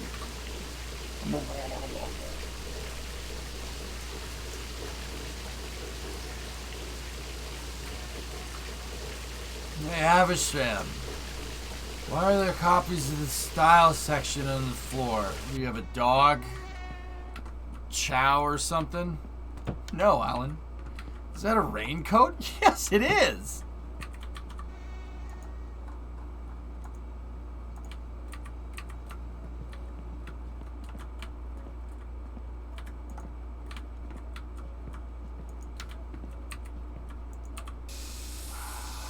I'm going to bug spray my face before we go.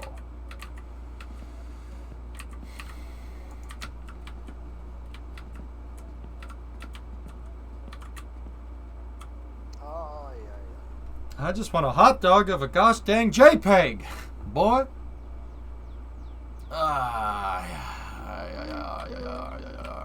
It is another beautiful day in Zamunda.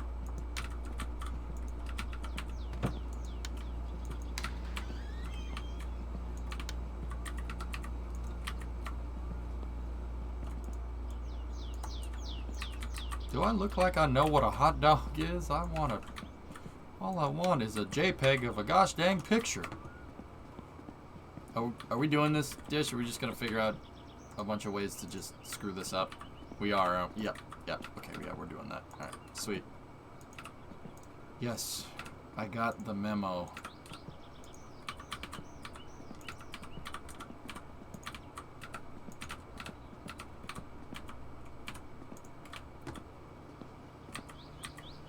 Just play it again then already. No. I would play Dank Train, but it's too early. I don't think you can get a vanity plate in Finland, Tars, but I'm not sure.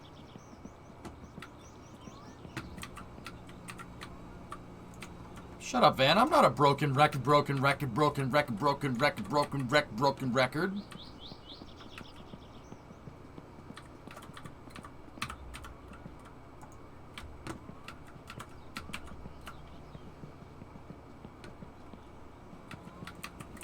Oh yeah, Clayton, good call.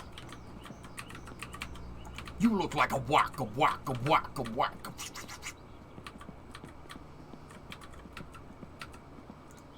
Do I look like... Damn it!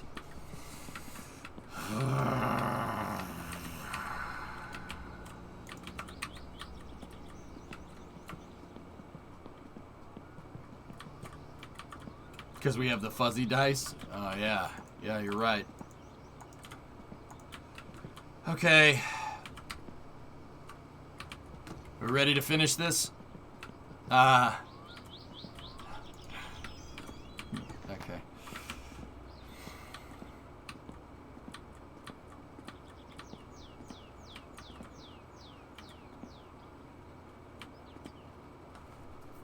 Go pay the electric bill? Electric bill? Procyon, this is your fault.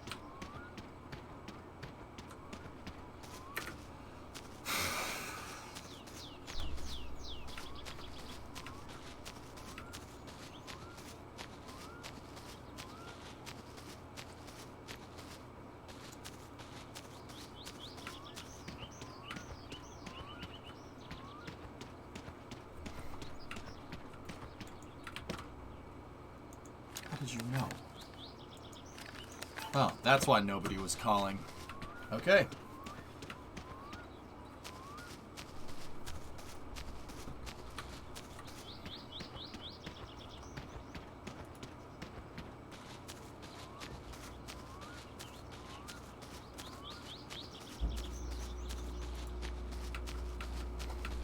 You don't need to pay no bills. How's the car doing? Neon, we're almost there. She's almost done.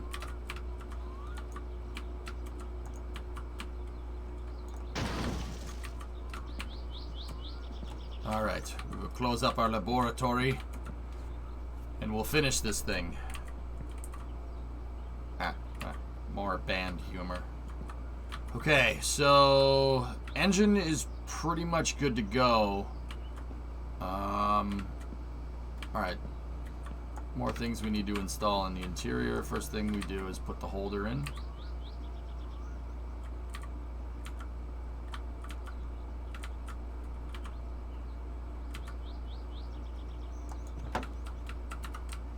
It's probably a good idea.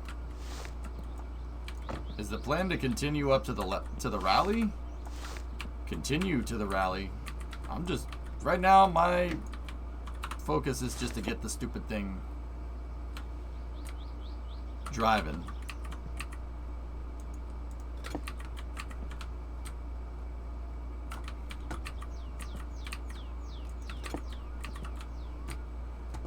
Playoffs? Playoffs? Playoffs? We're talking about just winning a game. Playoffs? Playoffs?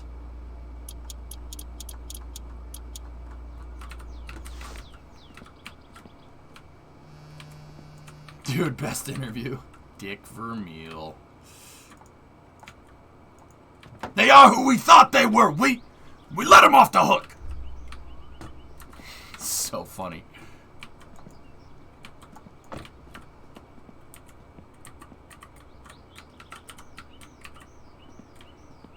They are who we thought they were. We let them off the hook.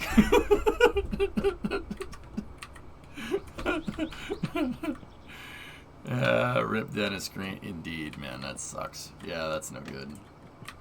Alright, so where did we leave off? The dash is in, the pedals are hooked up. Okay. Damn it! Stop. No more. Alright, so we need to bring the dash down here. Alright, we need to put this over here. This part's pretty straightforward.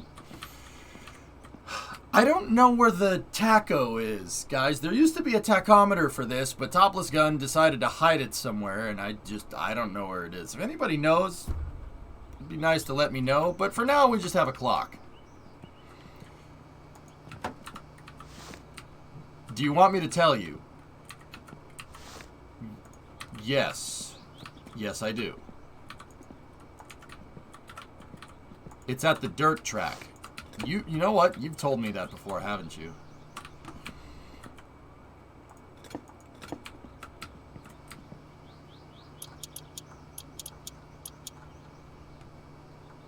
EJ, there was a force World War II who had conventional gear that was able to disconnect important message so they could operate silent and delete the trails. They massacred a whole company. I need a jammer transmitter deflector.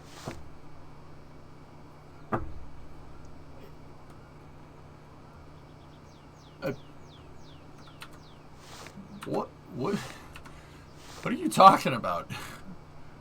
What? I'm so confused. The GT grill is there too? Oh, cool. Karam, you're not just like going into chat and just hitting the auto, like, okay, here, guys, look at chat for a second. You ever gone in, like, when you're texting somebody and just like, so here, like, you see down here, can't see it at all. You see down here where you have like the autofill words? You ever just keep hitting the autofill words? Just here, I'll just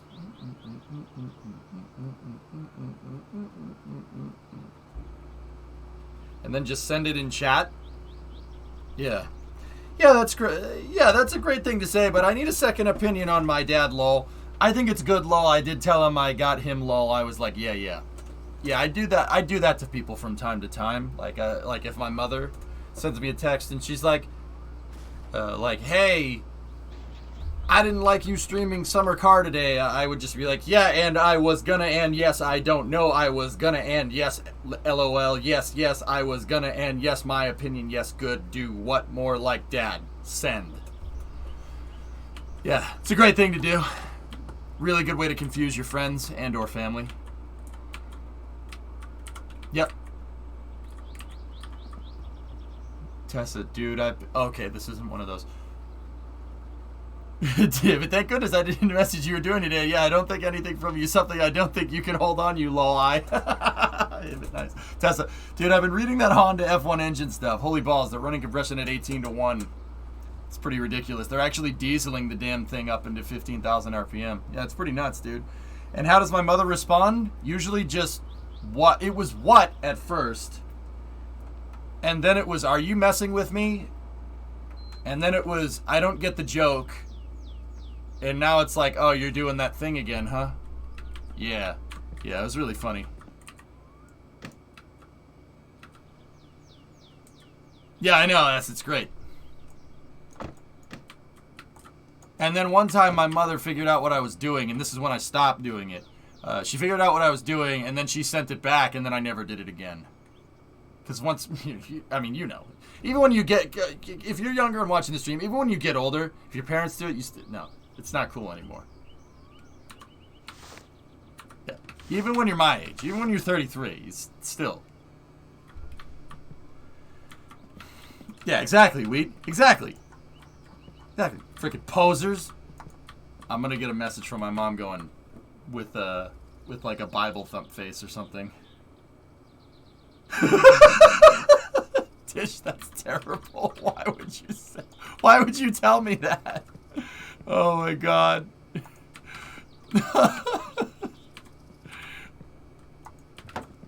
That's very strange. I didn't need to know that. Okay, dash is fully assembled. We're gonna put the dashboard in.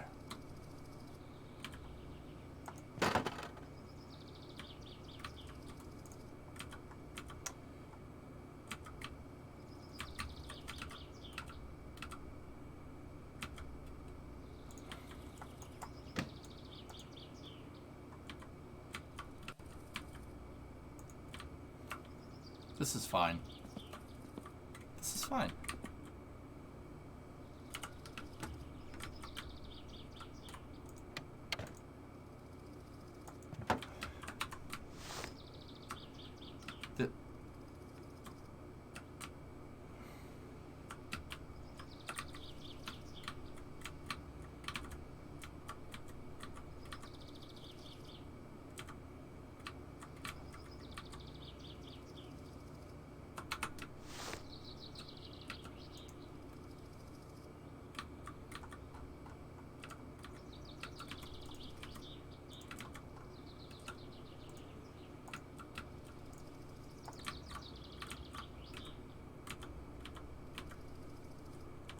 Stop pushing the damn car forward! Vittu no sattana, perkele vittu sattana!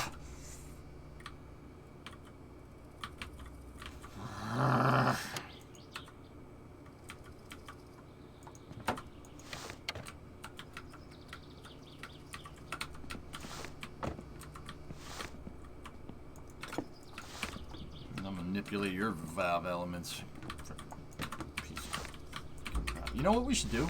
We should pull the e-brake, because that actually works.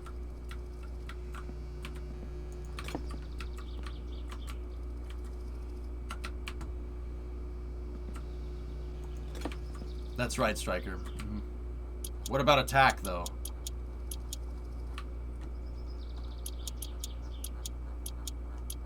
Okay, so... have you tried disconnecting and reconnecting?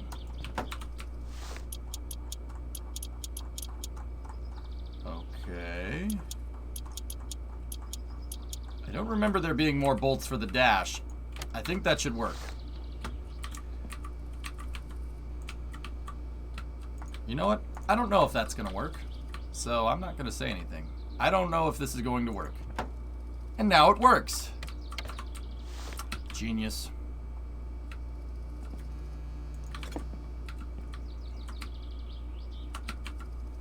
It's pretty cog.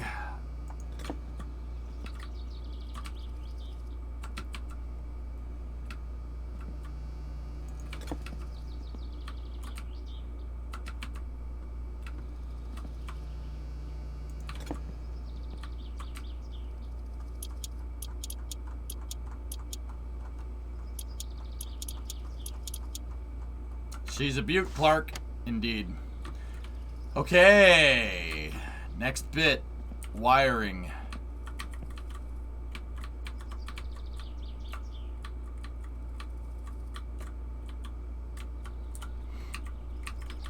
Alright.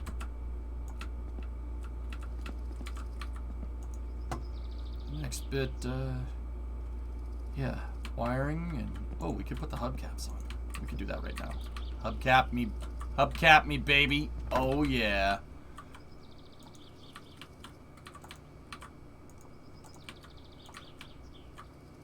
Mud flap.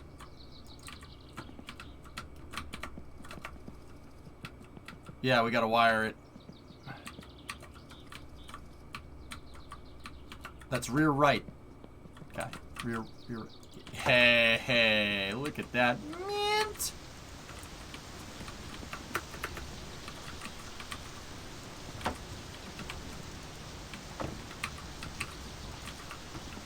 Do the caps fall off at all? Probably. I don't know. I don't remember the last time I drove with these things on. You can't drive with these tires. These tires won't pass inspection. They're crappy tires. You can tell if you can tell how good the tire, how much tread they have left if you take the ruler and you hold the ruler up to the tire. It'll tell you. Or you could do the penny test. I don't know if the penny test is a thing overseas though, because they don't have pennies.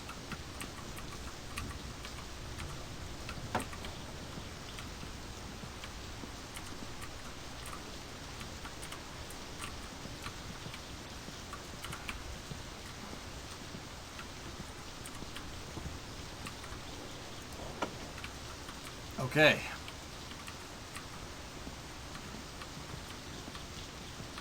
You beg to differ? Well, I mean, Tessa, you obviously have no pennies. So. Alright, let's start wiring it up. So, if you look, we got 3 connections here. One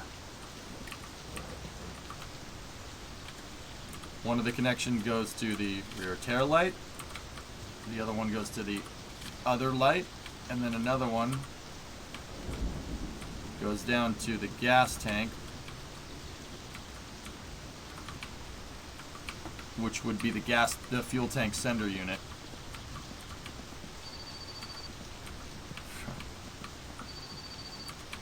Okay. And that's the rear wired up.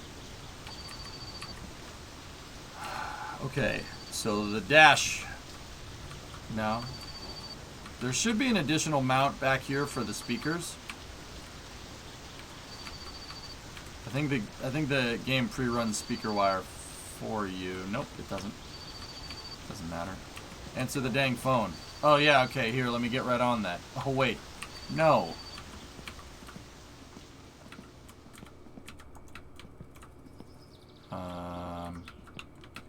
There is another thing that we need.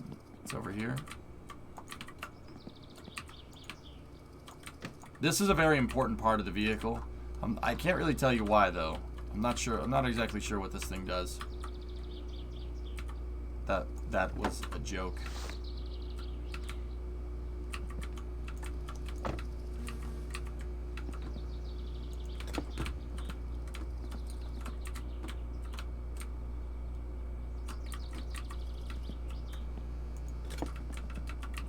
Does it make you not hit things? Yeah, it's a collision avoidance maneuver device.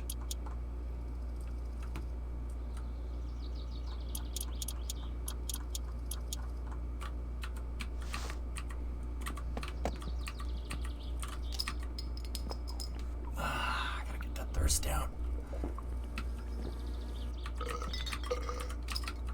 Just pound it. Oh, cannonball it. Cannonball it. Cannonball it. Cannonball it. Yeah, okay.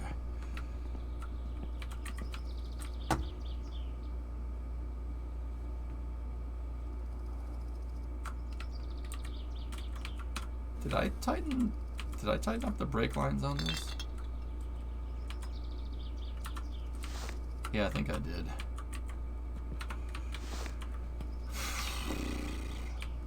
Okay. We need the radar buster. This is the radar detector. It'll tell you if there's police on the prowl. It's a crash impalement device. Well, this one is, yeah. Mm-hmm.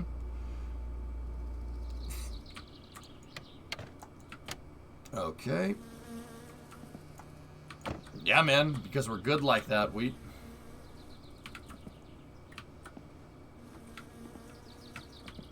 Taking me back, yeah, when you start the car up, you remember that?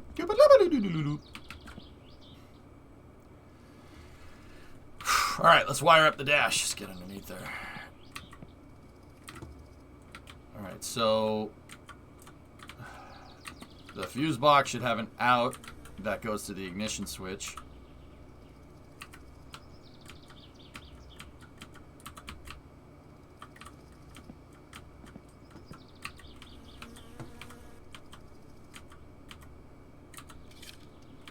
Strange.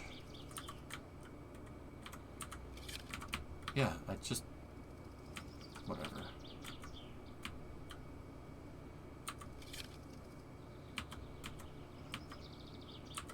Light should go to the fuse panel. or the dash harness connector.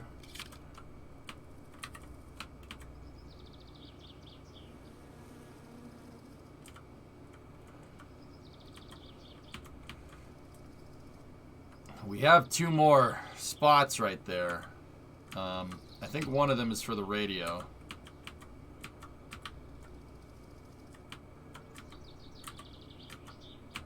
Radio actually could go into the fuse box.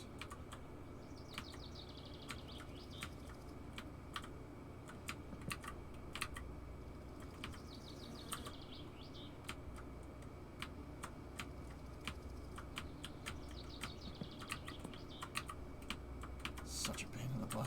I assure you this is more of a pain in the butt in real life. A few years back, I came up with a fuel injector timing calculator that used valve events to determine when the fuel ran in. Interesting results, more mid-range with how I did it. Cool.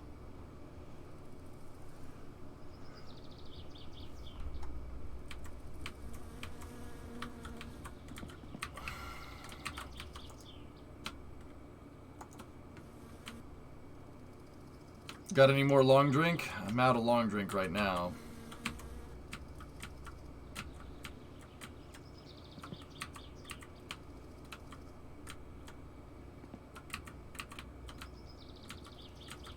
It's annoying because the game thinks you're getting in the damn car.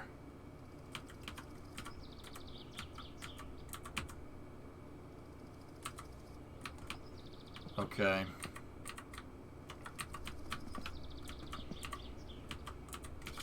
Okay, we got voltage regulator, front light connector.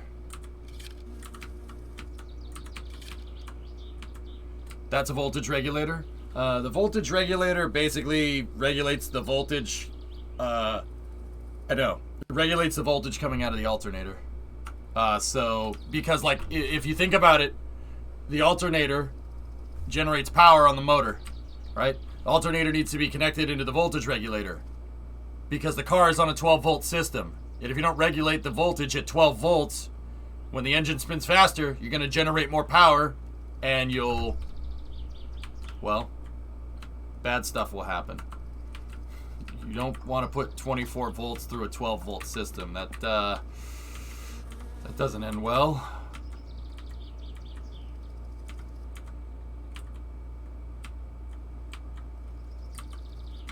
I actually think I got everything in the car that that needs to be wired.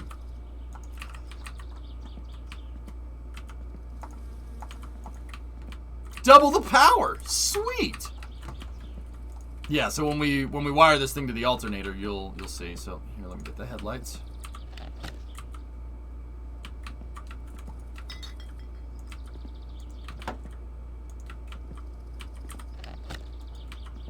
It's a very satisfying noise.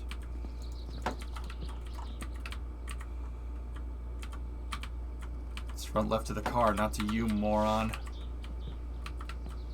Those boards don't work on water unless you got power. Hey, McFly, you bojo?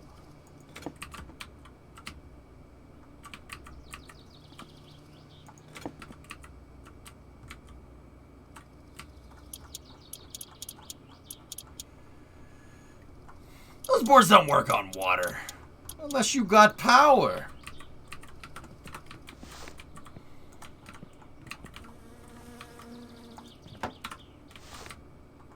Yeah, see, guys, if you run too much power through a wire, the thing is that you'll let the magical pixies out. If the pixies come out of the wire, then the wire, yeah. It's a pressurized system. You can't have the pixies leak out. If they leak out, then if it starts smoking, you're letting the magic out. If you let the magic out, it doesn't like it.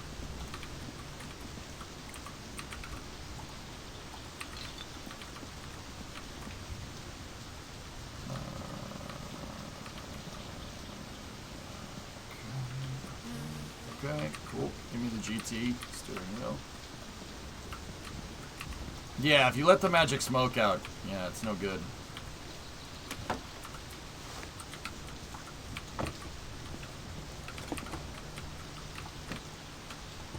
You don't want to turn the wire into magical pixie dust. No. You don't want to do that.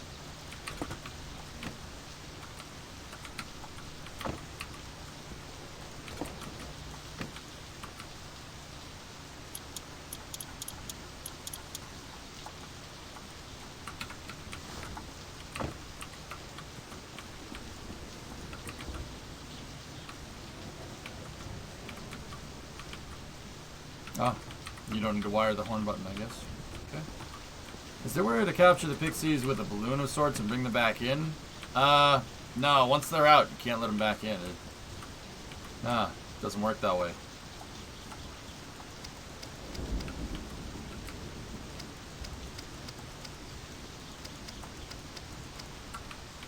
Word.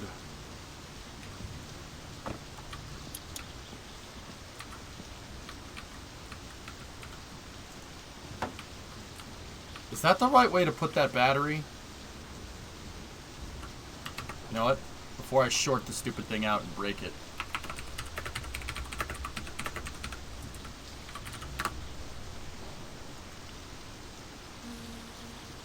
No, Tessa, I haven't. Yeah, it's good. Alright, cool.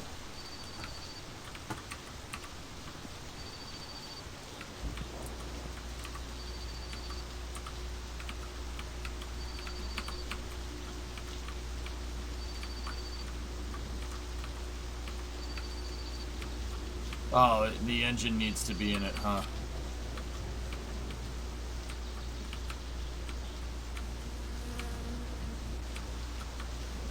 Does it... If it grounds on the motor... Well, the negative should go to the engine. If it grounds on the motor, yeah. Yeah, Clayton, yeah.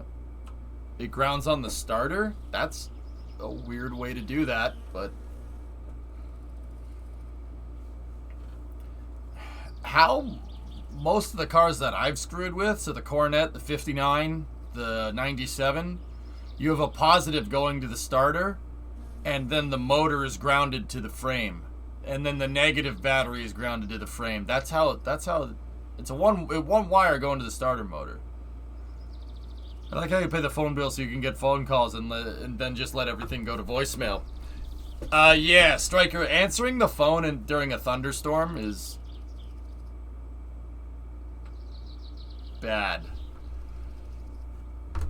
You got snow yet? Should be happening tomorrow, Joe.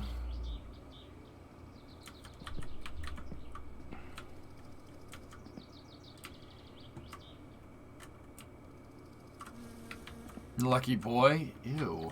No, bad.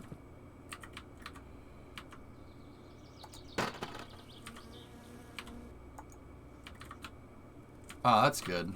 Yeah. You gonna put the engine in? Basically, yeah. Pretty much.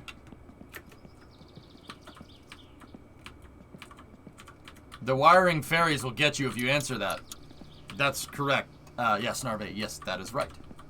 Yeah, you'll let the fairies out of the phone, and they'll get you. They're like demons, man. Yeah, Van, it's capped. It's fine.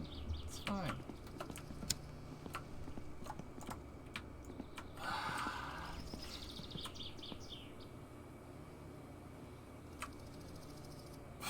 Lovely weather. This looks like weather for a Tuesday, huh? Lovely party. Oh, pity I wasn't invited.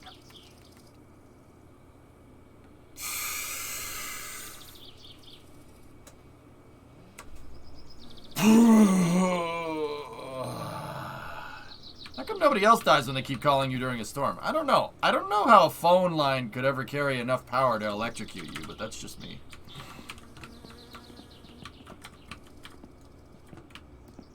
Yeah, that's a little bit strange. But hey, whatever. It's only a game. Why you have to be mad? He's a nice guy. Alright. Now we're gonna put the old radiator in. We should really opt for the aluminum one. This thing is a piece of junk. It's rusty. And no, that's not just the texture. This thing does not cool very well. It's not very cool, bro. Not very coggers.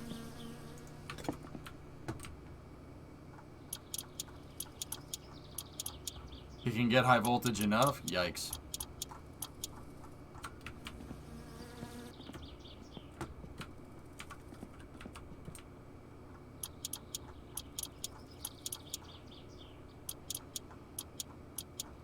This radiator does have an electric fan, though, so that's good. So let's get the wire harness and then...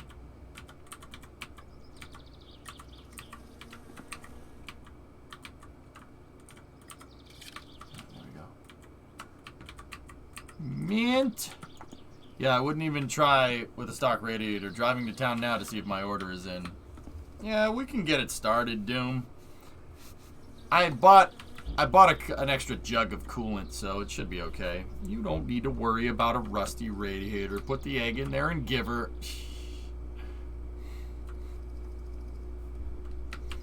Stock radiator works as long as you don't go full throttle. Yep. Alright. Let's finish putting the engine together. Okay, we need the flywheel, but we need the engine plate for that.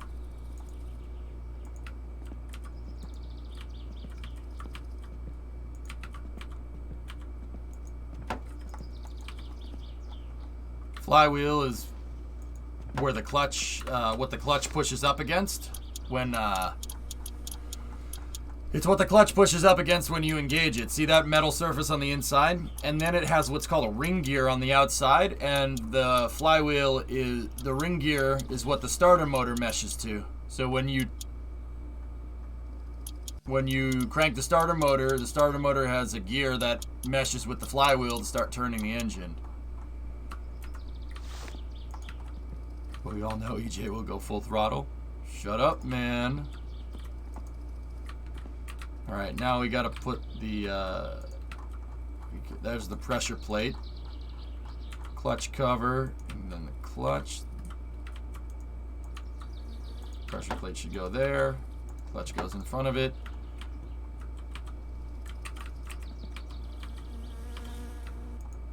Mint! Well, if we're gonna play a 17-year-old that's on summer vacation, Wheat, of course we're gonna send it. That's what a kid would do. Kid doesn't know any better.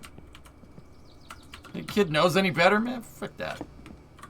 Did you know any better when you were 17, man? Hell no.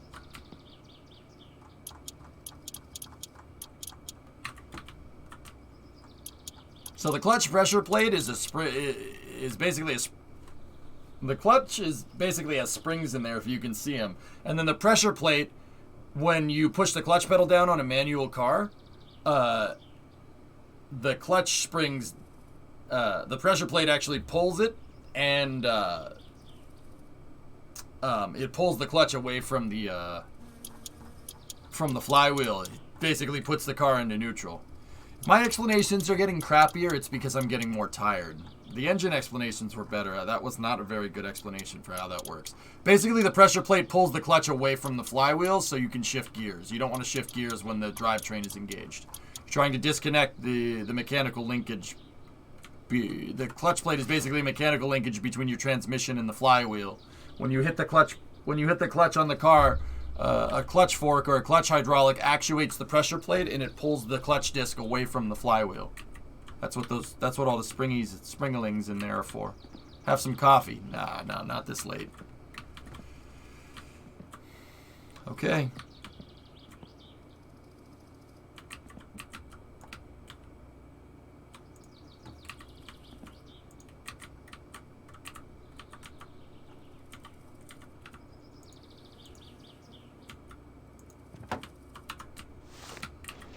All right, the clutch is then connected from the pressure plate. The pressure plate and the clutch disc ride on the input shaft of the transmission, which is here. And then on this particular design, the transmission is beneath the engine because the way that Austin, the auto company, designed this motor, the way they designed it was to be able to basically fit in a Mini. This 76 Datsun engine is an A100 motor. It's basically a copy of an Austin Mini's engine. So it's a 1000cc four-banger. And if you look, the transmission has an output shaft, and the output shaft is connected via a belt inside of that housing to the transmission main shaft. And then on the other side of the transmission, inside this side of the housing, is the counter shaft.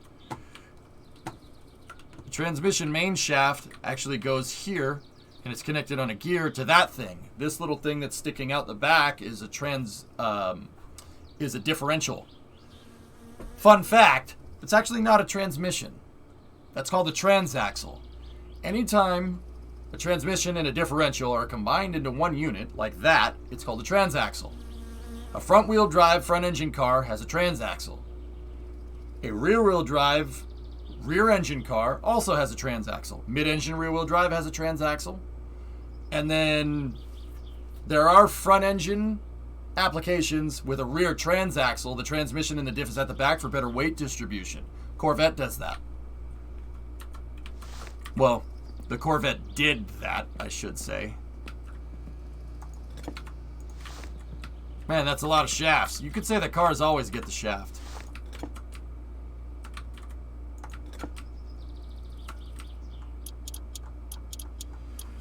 How about four-wheel drive?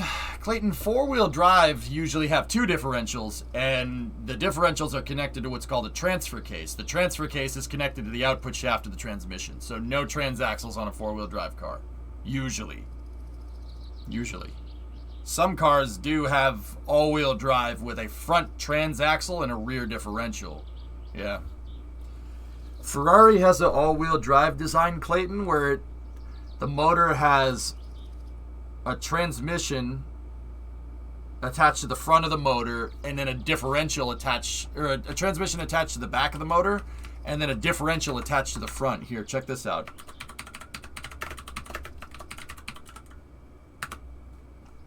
For the Ferrari FF, it's an all-wheel drive Ferrari, and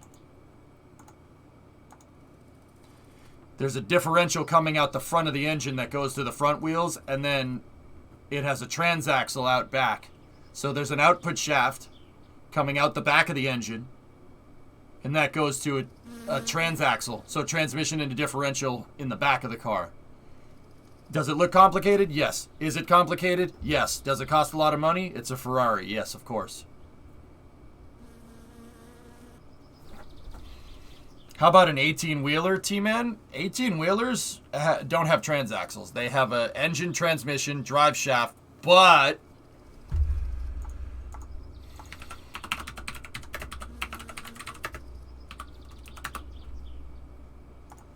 semi-trucks are four-wheel drive. They're a 4x6. So engine, transmission, drive shaft, front differential, rear differential. The front differential has one ring gear and two pinion gears. It has an input side and an output side. This drives the back sets of wheels on a semi-truck. Yep. 4x6. Four-wheel drive, 6 wheels total. Well, it'd be a 6x4, I guess. So 2 separate transmissions? No. It's a geared differential out front. It's just a diff, like a Tesla, out the front of the engine, because Italians like complicating things. Yep.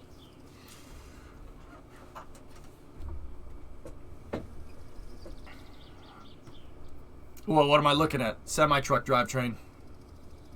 Yeah. See the diff? The diff van on a semi-truck, the front diff here has and guys, you want to hear something crazy? Oftentimes this front differential is a 2-speed. It has a transfer case, so you can activate this. You can activate 4-wheel drive or 2-wheel drive.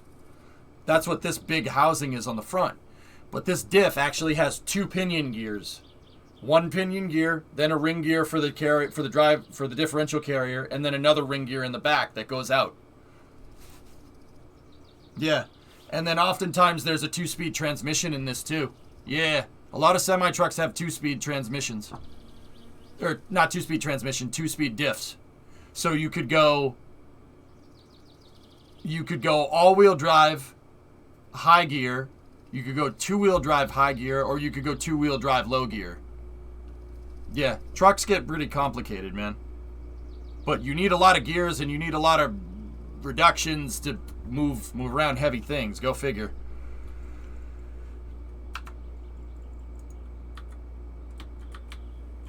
Okay. I need the inspection cover, which is right here. So what controls the brakes for the rear wheels? What do you mean? The brakes? Just a regular brake. They're pneumatic brakes, though. T-Man.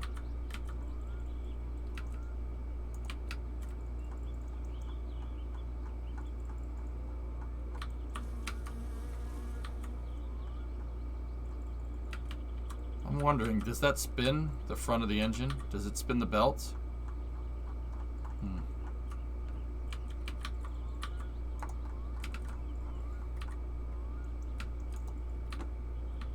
No, that's a Jake brake. It's called a Jake brake, and Jake brakes are on the motor, not on the drive shaft, or on the diffs. Yeah, you can do all kinds of stuff with the diffs.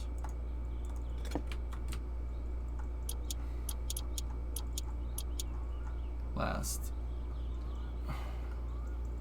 So the front of the Ferrari is only a 1-speed, but the back is multiple speed.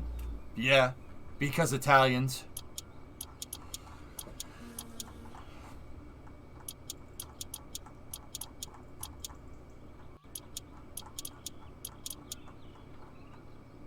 It's actually kind of smart when you think about it, S. It's just really complicated. There's the clutch hydraulic actuator.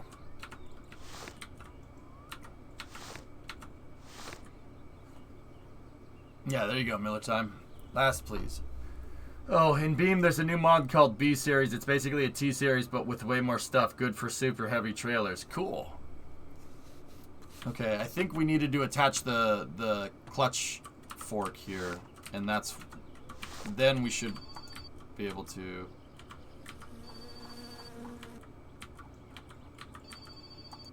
Nope. Okay. Do you need to tighten in star patterns in game? No, but I do anyway. Hello?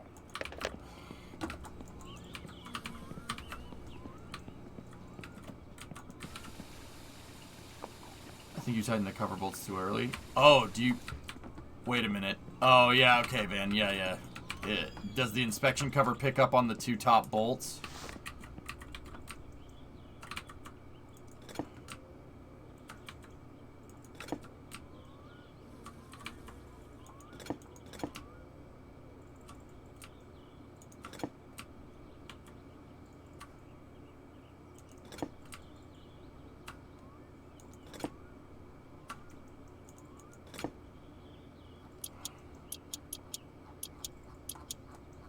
Might be the 4 top bolts, dude. Bolt on the back of the alternator is still loose. Salaraith, we need to attach a wire to that. That's why I left it. Okay, looks like it needs to be all of them. Well, not all of them, the top 4.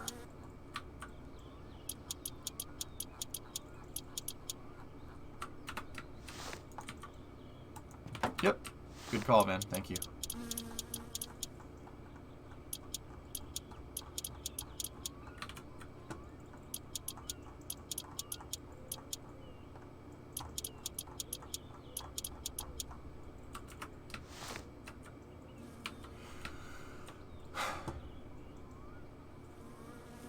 Okay, everybody. I think that's it. I think we're good. Oh. Yeah, we kind of need that.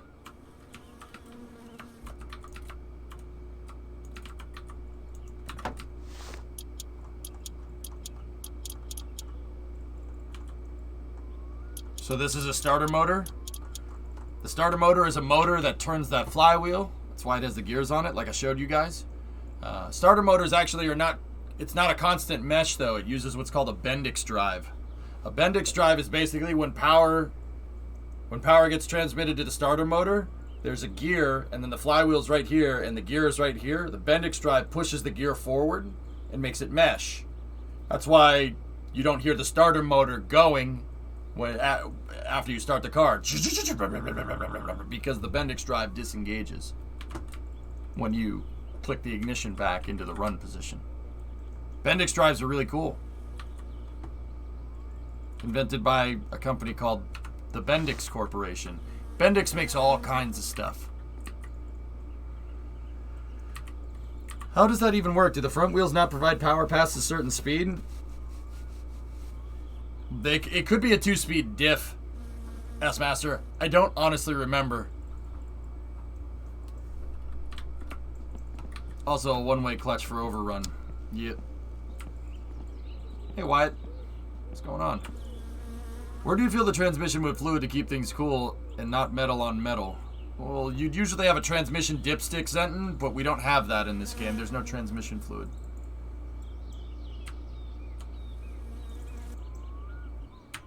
Oh, Miller, that sucks.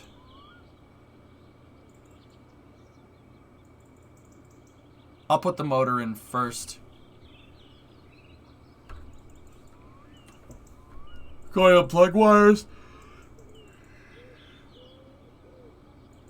You gotta mount the coil, and in this design crawdad, the coil ain't mounted on the intake manifold like it is on a V8. So, this bush, you gotta water the plants. So, you have to wait until you put the motor in.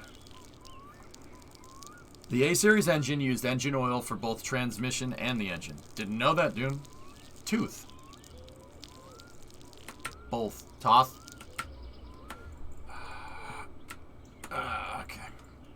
Alright, let's get this thing. Go away, devil's bike.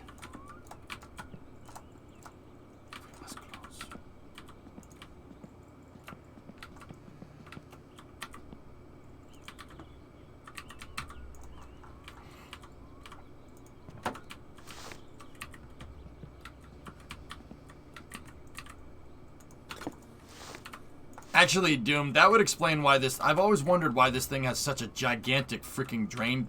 The drain pan is freaking huge. I always wondered why that's a hell of a reservoir for a freaking 1000cc engine. But now, well, that makes a lot more sense now. Well, they're Mini Cooper engines, Miller, so... No, not really. The A100 is a copy of the Mini engine.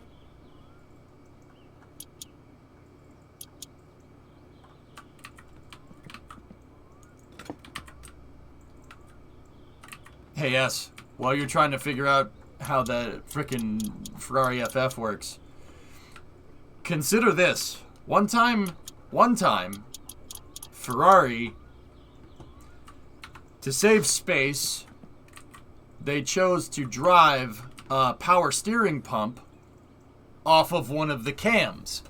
They needed to fit a power steering pump onto the vehicle, and they had no place to do it at the front because of how the engine was mounted. So they took the power steering pump, because the cam is spinning, why not just have an output shaft that comes out the back of the engine and put the power steering pump on it? Right? Makes perfect sense. That's not a bad idea, right? Not entirely realizing that the power steering pump needs variable amounts of force to move it. So, long story short, if you took the steering wheel, turned the steering wheel all the way to the right and left it there and stepped on the gas, your power steering pump would slow down your camshaft timing, and a piston would hit a valve and blow the engine up. Yeah, Italians. Yep.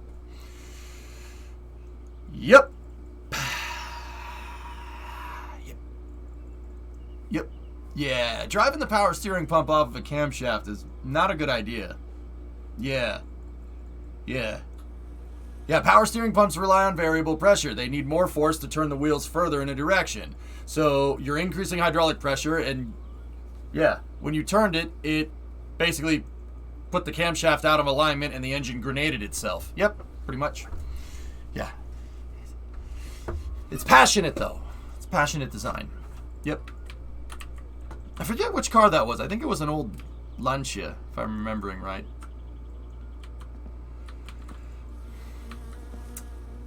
Okay, time to put the motor in.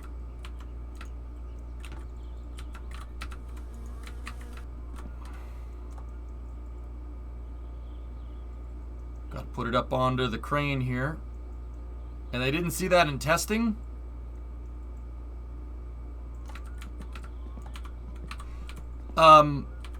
Wyatt, you ever heard of the phrase when it comes to software that's a bug, that's not a bug, it's a feature?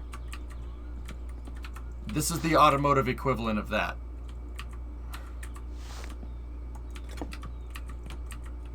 Ever gotten to do the rally race? No. Never gotten to it, Ivan. Trying to do this right, trying to be careful. But you gotta play this game on permadeath, dude. You got to. You don't play it on permadeath. What the hell are you doing here?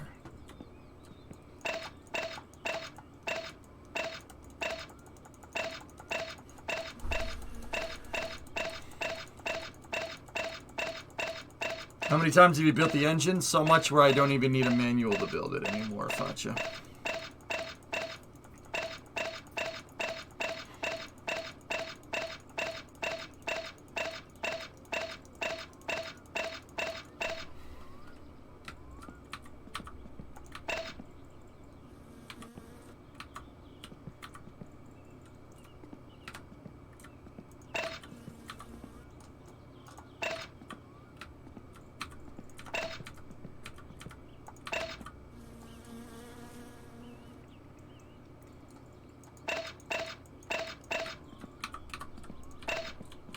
This would be a very big pain in the butt to do by yourself.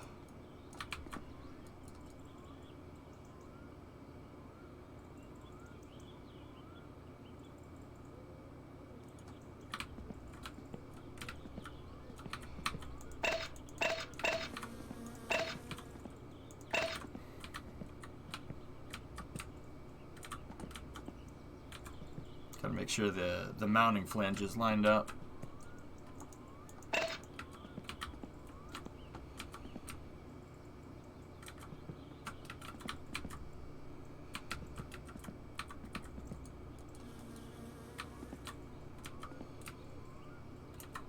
There we go.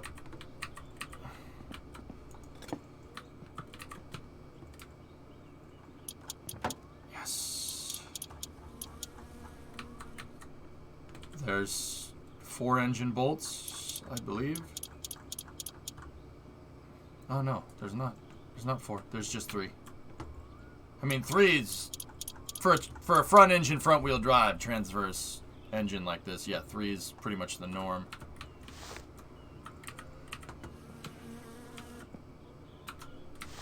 Okay, now we gotta unbolt the crane. Oh, that was the right bolt. Nice.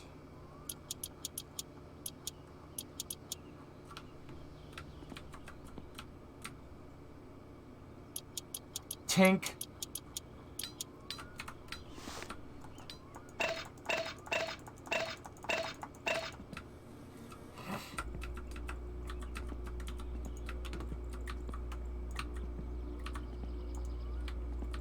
What's the purpose for the engine top mounts? Top mounts. What, that thing? Oh, the air filter. Mount the air filter to that. But we gotta tune the thing, Slackster, so we don't do that just yet. Okay. Crud Adam, throw the coil in there now. See, you have to hook up the coil, and the coil wires, the coil's over there for some stupid reason. I don't know why you'd have such a long coil wire. And also, I don't know why somebody thought, whoever designed this, thought it would be a good idea to have your coil wire laying on your ignition wires. You generally want to keep your ignition wires not near each other. Because if the ignition wires are resting on top of each other, the electrical signal will arc from one wire to the other. Path of least resistance, it'll arc, and your spark plugs will fire at the wrong time. Yep. Yeah, you don't want that. You need those spark plugs to fire at the right time, because if they fire at the wrong time, your engine isn't going to engine very well.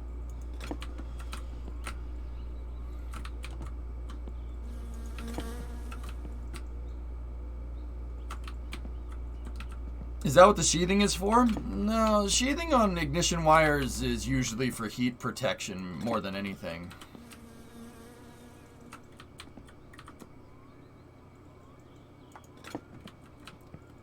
For modded Minecraft, valve timing. Did you do the valve timing? Come on, EJ. If you did not, yes, your engine is not going to engine at all, really. Yeah.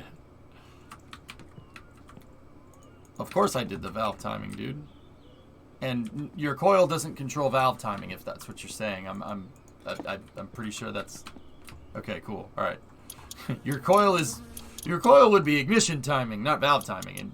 And don't worry, I set the ignition and valve timing on this thing. I'm not sure about the ignition timing, though. I don't know if it's 7 degrees ATDC or BTDC, but it's 7 degrees BT. It's either one or the other. I don't know which way to turn that distributor. But I did turn the distributor 7 degrees in one direction. Now, whether I advanced or retarded the timing, I'm not sure. We'll find out when we start. Oh, believe me, we'll know. Oh, Satana! Oh, Satana, helvete, perkele! What? Hei, olen Simo kumppani. Shut up.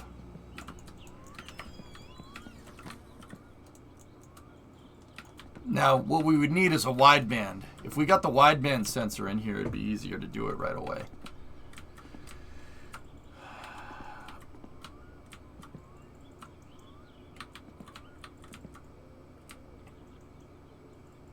Okay.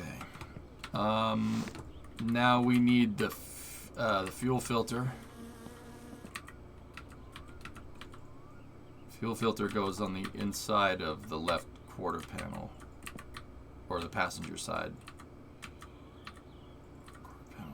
Is this thing still a pain in the butt to attach?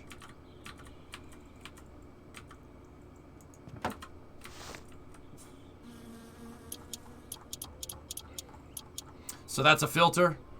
The fuel pump pulls gasoline from the tank through the fuel filter, and then up.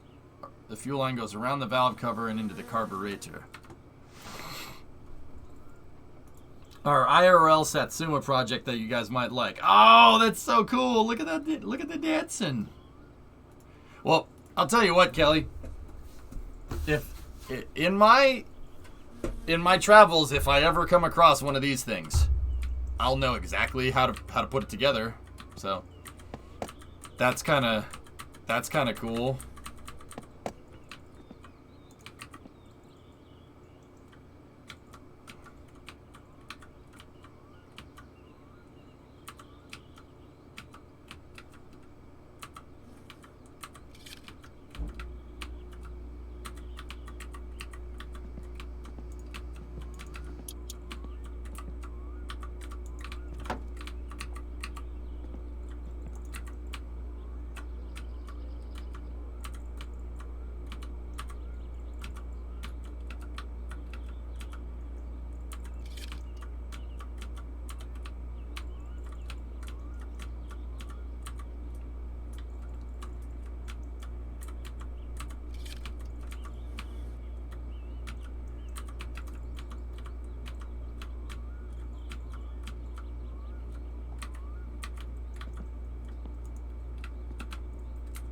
They sold these here, Kelly.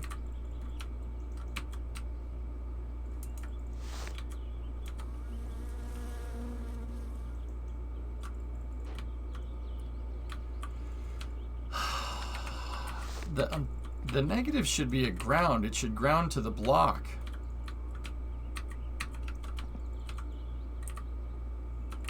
Maybe it's one of the starter motor bolts.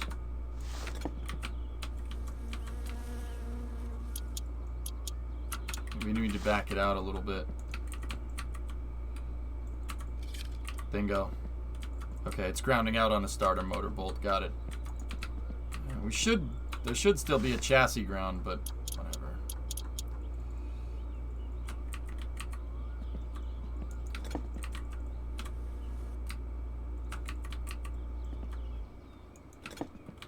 Okay.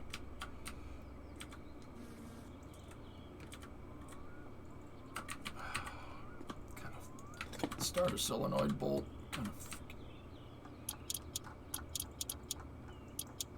Cool. And I'm wondering if the alternator is the same. Nope, of course not.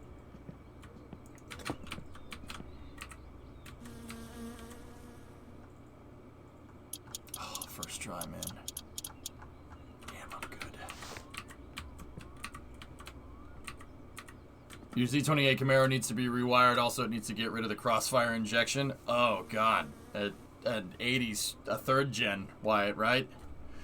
Crossfire injection. Well, you could have OptiSpark, man. It was a Lancia Gamma. Thank you. There you go. Yeah. Meet the car with an engine that you could destroy by turning the steering wheel. It's a nice looking car though, Oyster. 82 all original. Oh, if it's all original, why are you getting rid of the crossfire, man?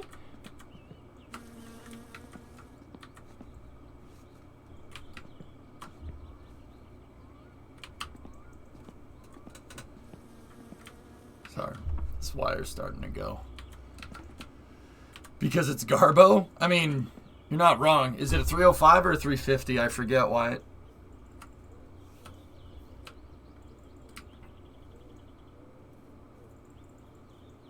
You got a 305.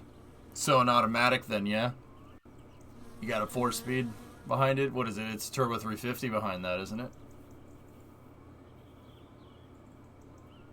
They took the pit out of the garage? No, it's there. OptiSparks were good for 95 and 96 when they were sealed. This man OptiSparks. You want the manual transmission? Yeah, dude. Go find a Tremec. Yeah, those 3rd gens are cool, man. Can you fall in the pit and die? No.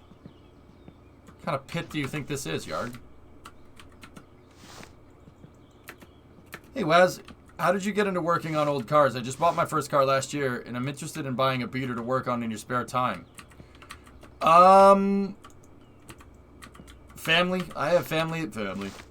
I have family that's like cars a lot, so I kind of grew up with it, give or take. But YouTube, believe it or not, YouTube nowadays can teach you a ton if you watch the right channels. What kind of car do you want to wrench on?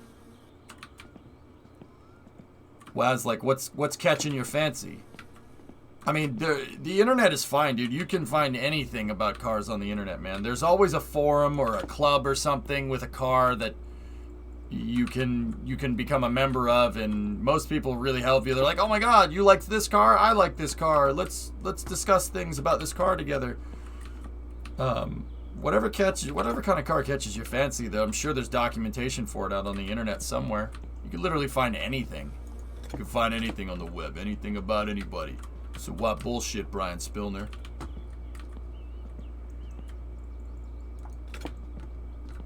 I have no idea at the moment. I've seen him view MGBs for cheap. Oh, MGBs are easy to work on. Yeah. Oh my god, just take the wrenches with you. Sure, Delna. Here, let me do that.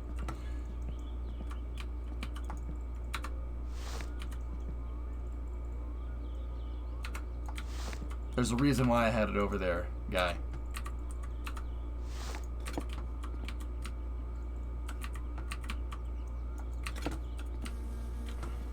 Because I would have to go and look at the stupid toolbox anyway.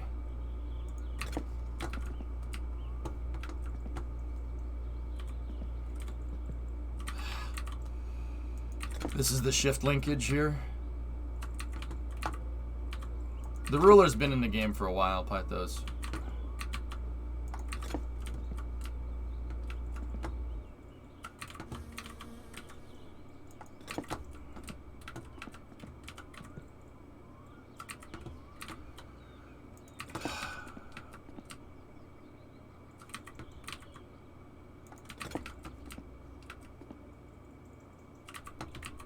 Oh my god! I literally have checked all the wrenches.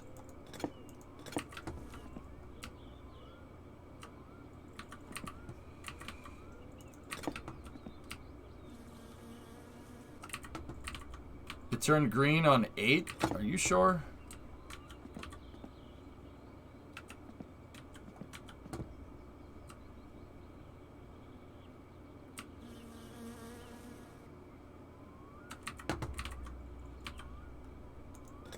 May have been 10.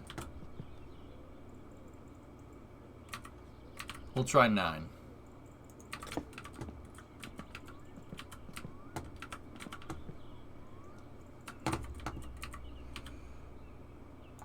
5? I don't think it's a 5, Keurig. Do you? It is. That's not a 5mm bolt. It doesn't look like a 5. Thank you, Karen. Keurig, I appreciate it. Thank you. 5mm frickin' bolt. Bite me. Yep, boy, I tell you what, that's what a 5mm bolt looks like. Yeah, okay. It's not right. It's wrong. It's wrong.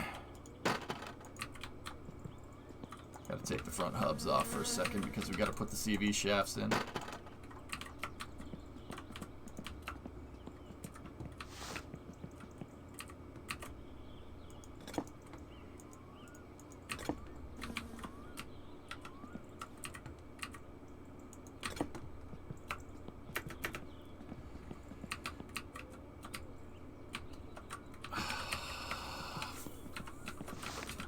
Enjoy your morning. I'm busy. I'm busy right now. If that's a picture of snow, Jackery, I'm punching you in the face.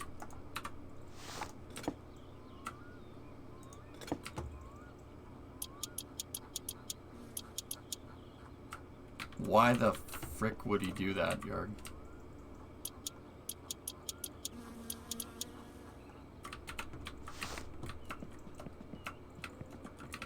It's not exactly a picture of snow. All right. All right.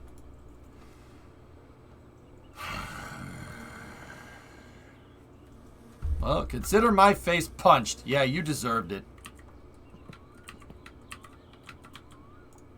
You deserved it there, buddy. Hey, but my family's in there, guy. I'm sorry, buddy. No flights in and out of South Park. What am I going to do with my Boxing Day gifts, buddy?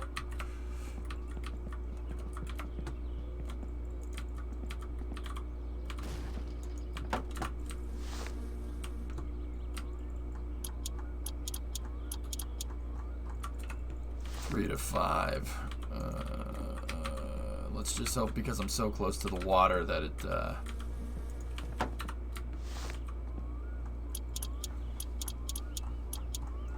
makes it okay. Well, I guess Yins know the area that I'm from with that image. Yep, Yins. Sucks about Ben's last home game, huh, man?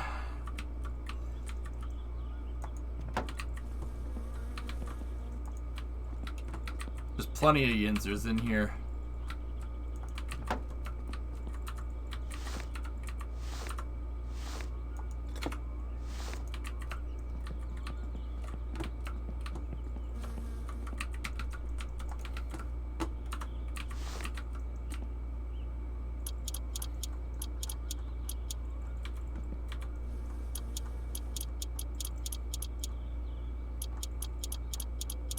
I heard Yins, yeah. See here, all the people from Pennsylvania are like, huh?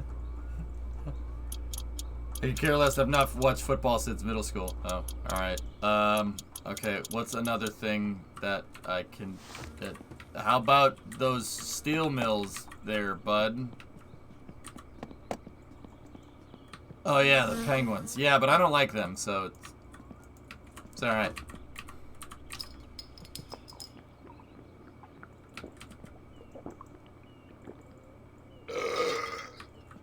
No, the Pens beating the Flyers? You beat the Flyers?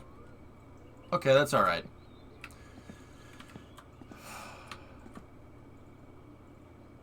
Hey, I didn't say you could leave. Go back in the corner.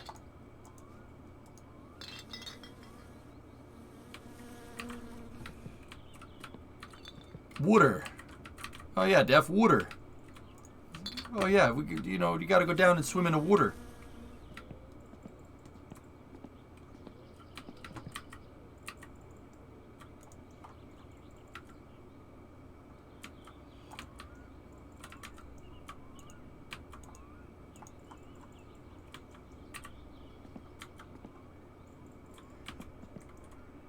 Now we got to put the exhaust in, and boom! Wow, I got it right pretty quick. That's awesome.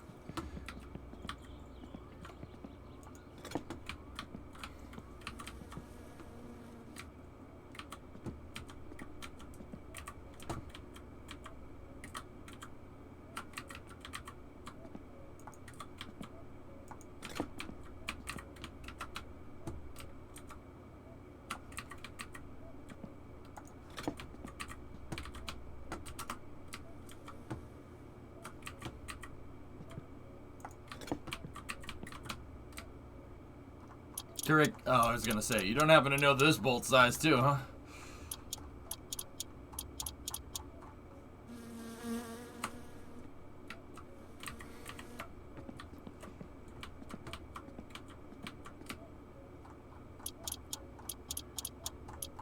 Okay. Where's the muffler? There we go.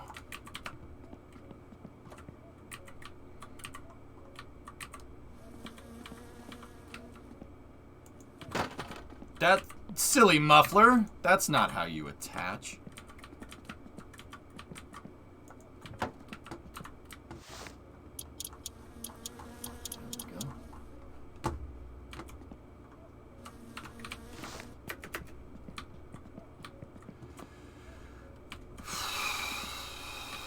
Okay.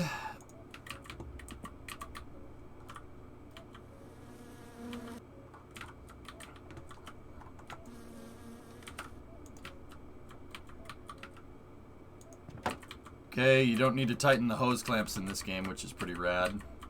Theater.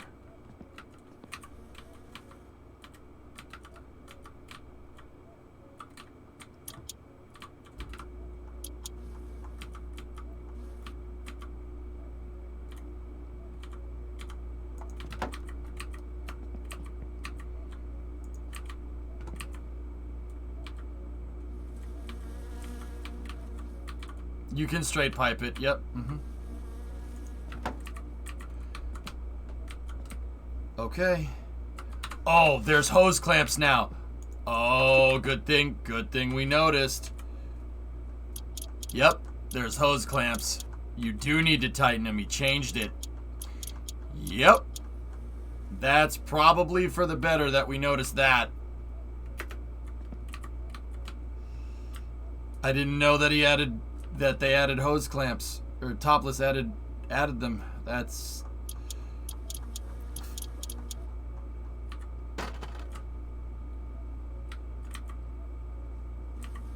what just fell.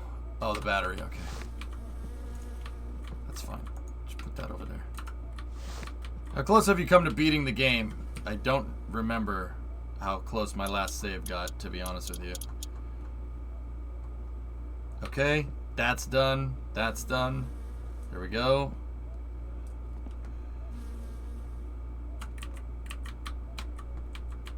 Just gonna stick my head in here. Is there a hose clamp right there? There isn't.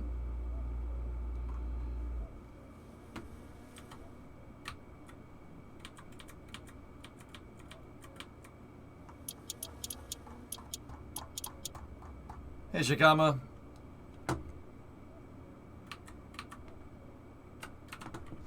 Okay, couple more things here and there.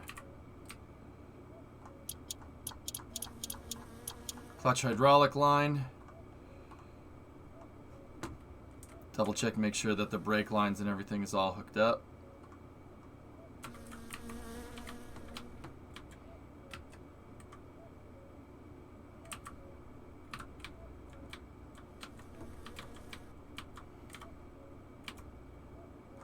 Yep, I already did up all the brakes. Okay.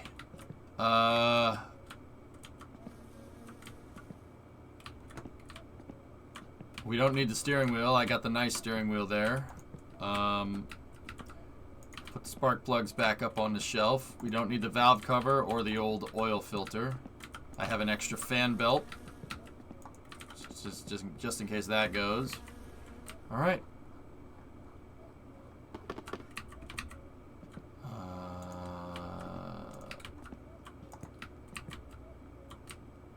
Actually, hold up. Oh gosh, thank goodness you noticed the hose clamps. Yeah, that would have ended very poorly.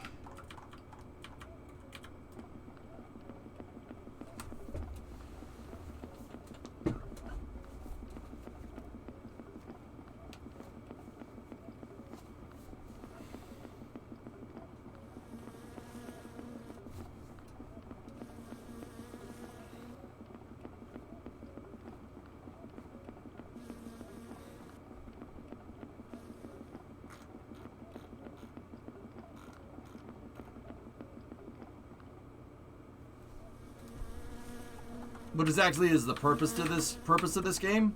This is a racing survival game, dude.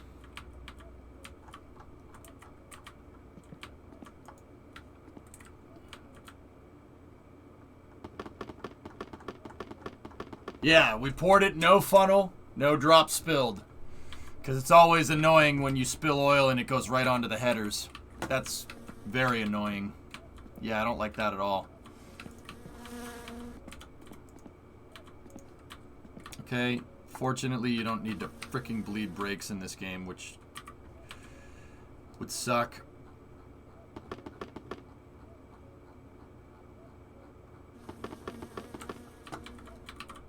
Okay.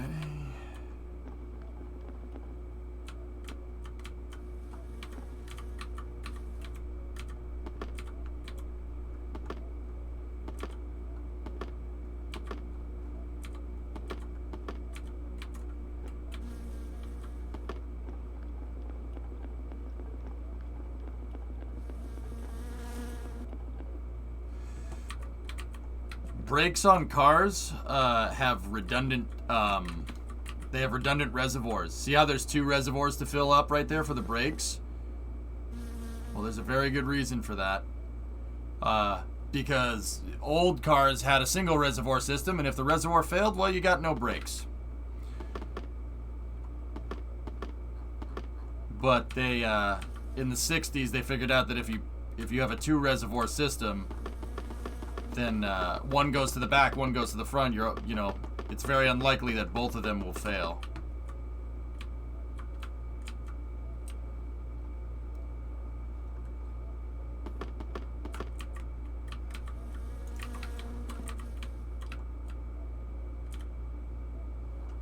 Oh, that's empty.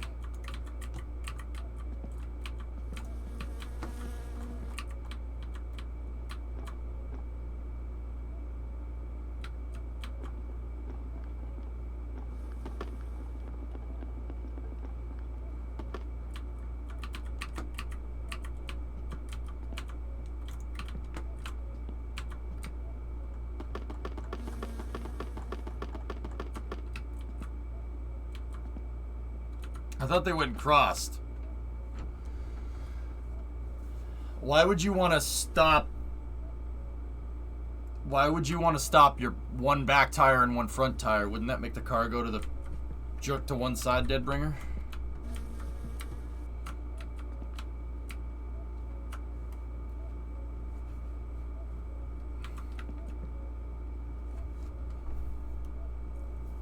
You don't need to bleed the brakes or the clutch, Facha, thank God. Alright. I don't know how the heck you'd do that by yourself unless we let it gravity bleed overnight.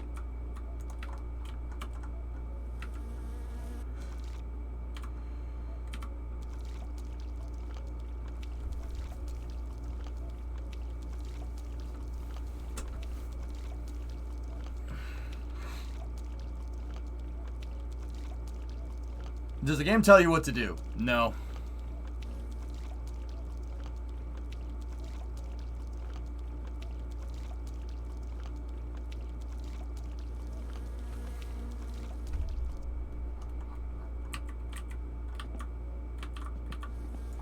This game's learning curve is literally a cliff, Shikama.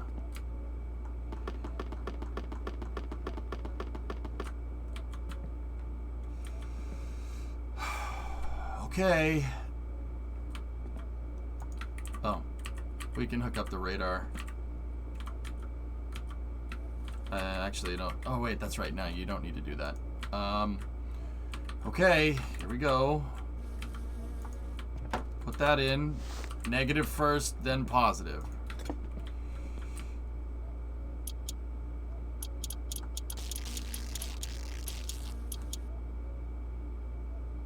Well, that's going to short the battery up. That's good.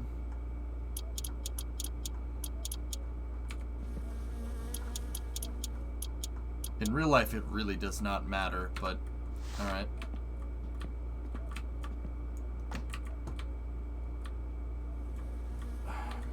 The battery's going to die because we shorted it. That was a 400 mark mistake. Alright.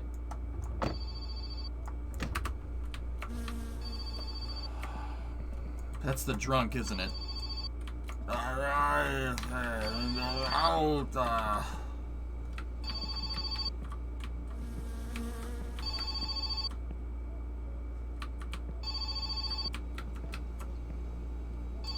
Oh, score.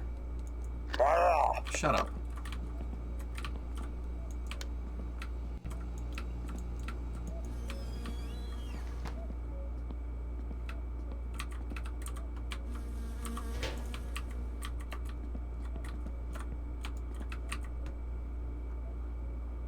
Should have probably tested this with the other battery, but that's okay.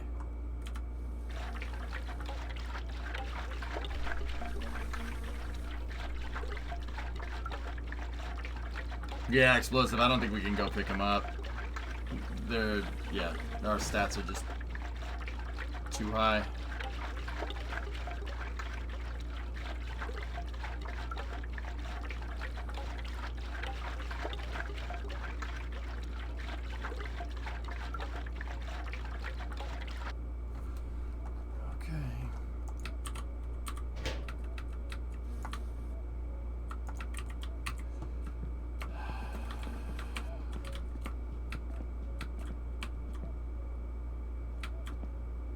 Okay, I think we're good here. So let's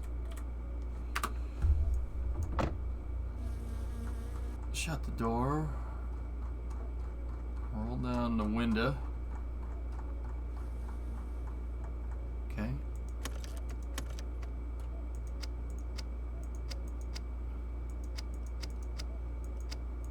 We only have brights. Oh no, that's running lights. Okay.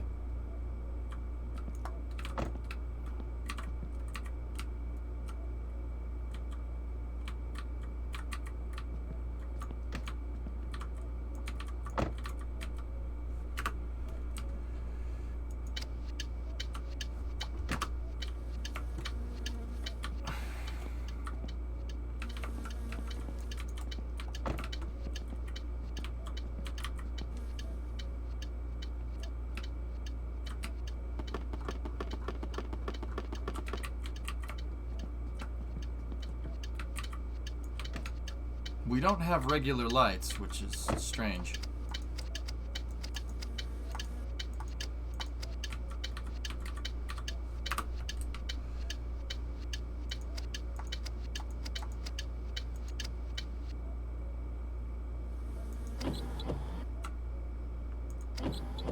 Okay.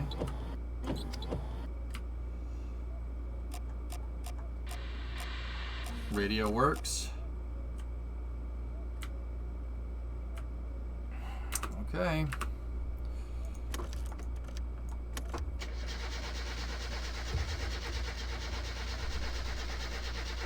Maybe, Kralani, who knows?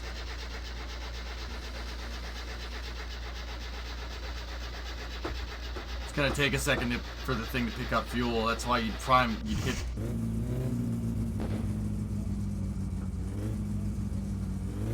Yes!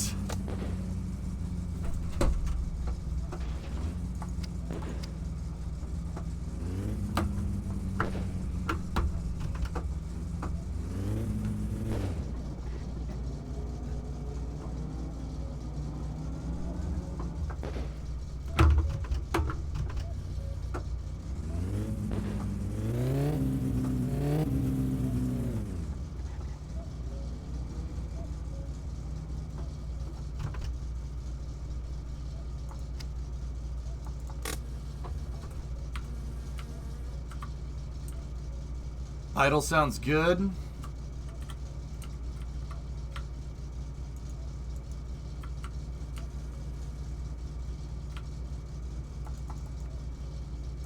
Yeah.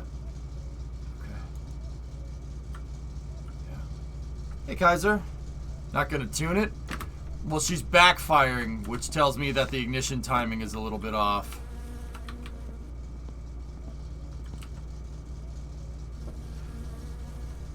Black smoke, right? That's dark smoke, so she's running rich.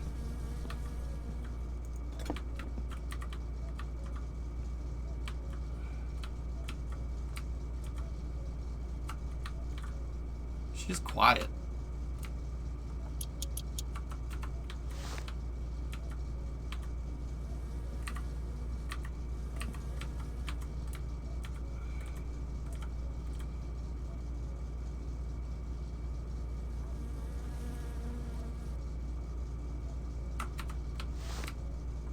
There we go. I advanced the ignition timing. It shouldn't backfire as much if we get on the gas though, now.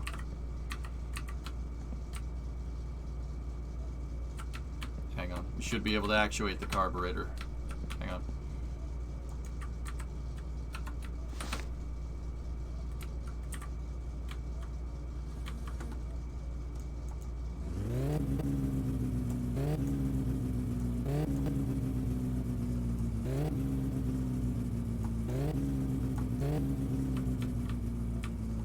Sounds real good now. Yep. So we were 7 degrees ATDC. I switched it to 7 BTDC. And we got to mess with the air to fuel.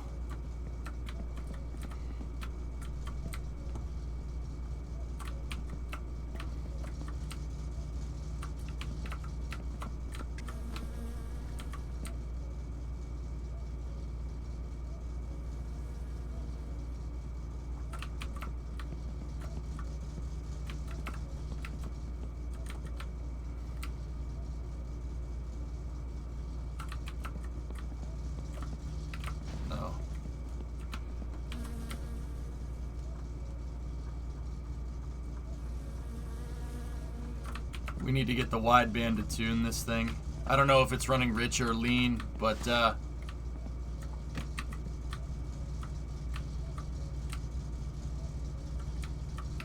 temperature's reading real good.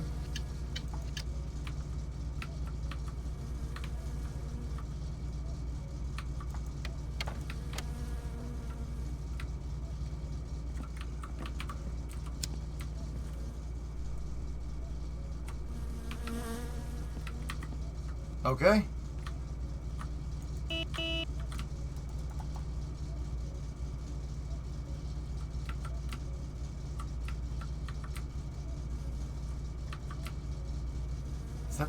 Is that a generator light or the oil pressure light? Pulling the choke wouldn't change the oil pressure like that though. That's very strange.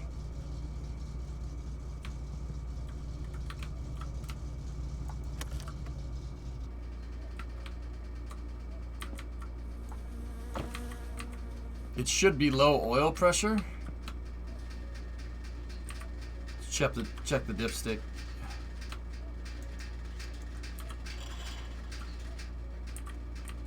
I guess you can't do that while you're smoking. Why would choke change the oil pressure though, Doom? That's very weird. It's the alternator light. Why would choke...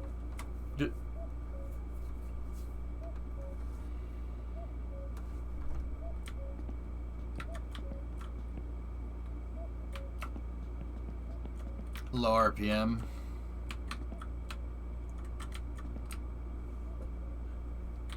Is the alternator hooked up?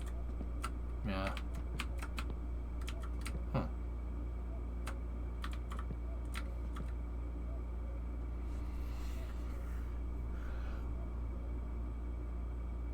Alternator light can also indicate lean running without choke, not enough gas.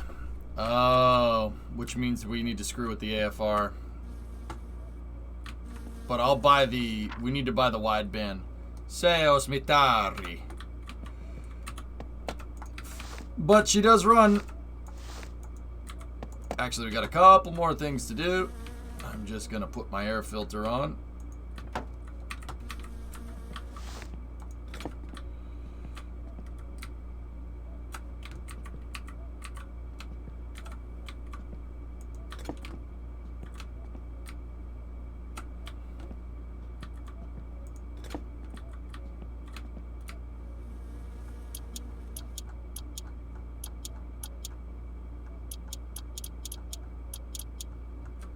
Okay, and then, last but not least,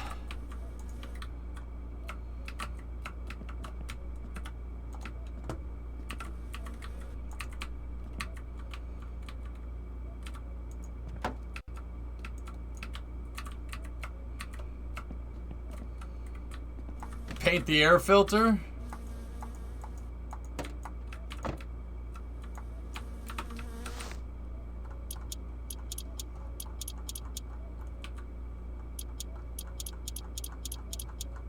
You adjust the alternator belt. Yeah, it's 2 ticks. 2 ticks from fully taut, Deadbringer, yeah. Who remembers Celebrity Deathmatch? Let's get it on.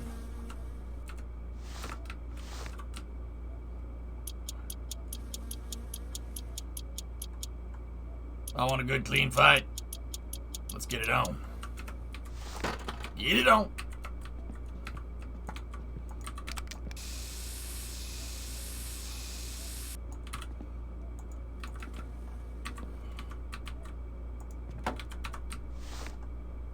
Just paint right over the rust. It'll be fine.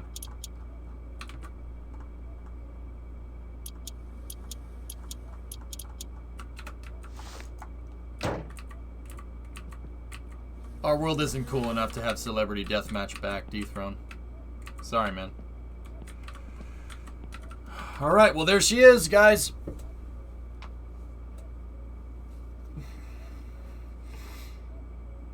The battery's probably going to be a problem soon, but we can buy another one, so no problem.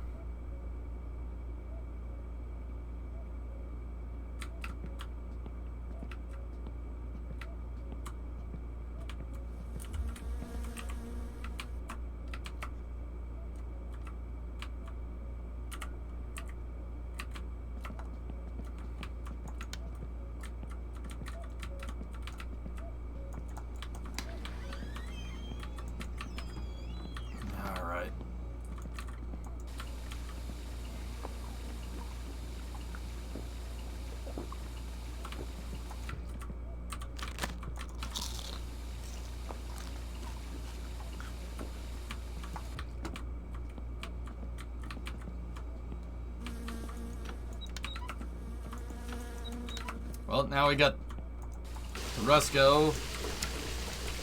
We got the Rusco and that for operating motor vehicles. We also have the tractor, but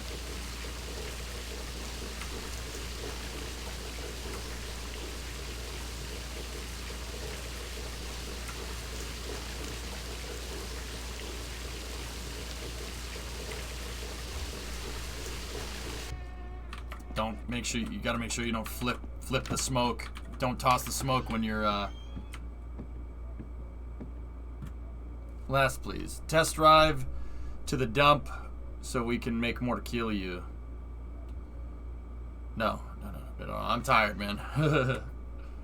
I'm trying to keep my streams limited to 10, 11 hours, dude. Not do 12, 13 hour streams every day. It's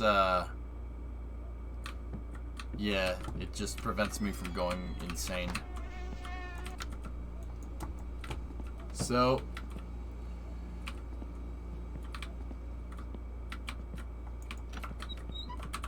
sleep. Oh, yeah. I meant for when we test drive it, so next time. Oh, yeah, yeah.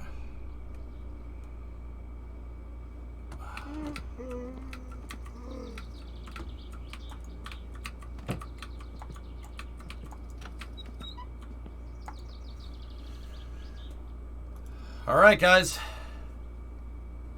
I'd say we made some pretty damn good progress today, huh?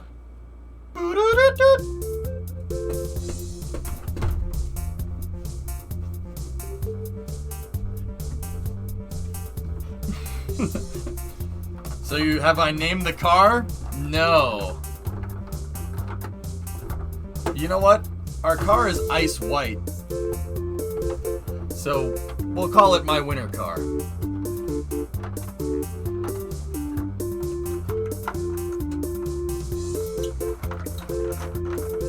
The snow cone? Fully? I like the snow cone.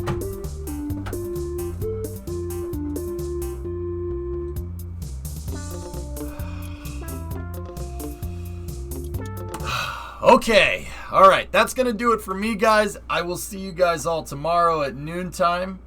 I think we got Icarus tomorrow for early hours, and then Satisfactory on the other side of Space News, and then we should have racing tomorrow. I'm not sure what time they want to do racing, but yeah, that's your paint job. Yeah, whatever. Hey, Fully got gifted a sub. Right on. So, yeah, we might not do Satisfactory tomorrow. It might be Icarus, Space News, and then racing. I think that's what we should do. Racing at 9 p.m. Okay, cool. So, yeah, if I have some time in between Space News and racing, we'll play a little bit of Satisfactory. Fully, thanks for the bits. All right. Let's see who's out and about streaming. Ah, my buddy Gravshark is streaming right now. He's a good dude. Let's go see what he's up to. He's playing some Pokemans. Go see what he's up to, guys. And I will talk to you all tomorrow.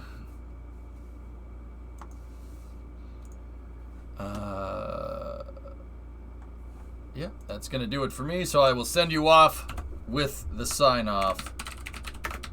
Go see what Grab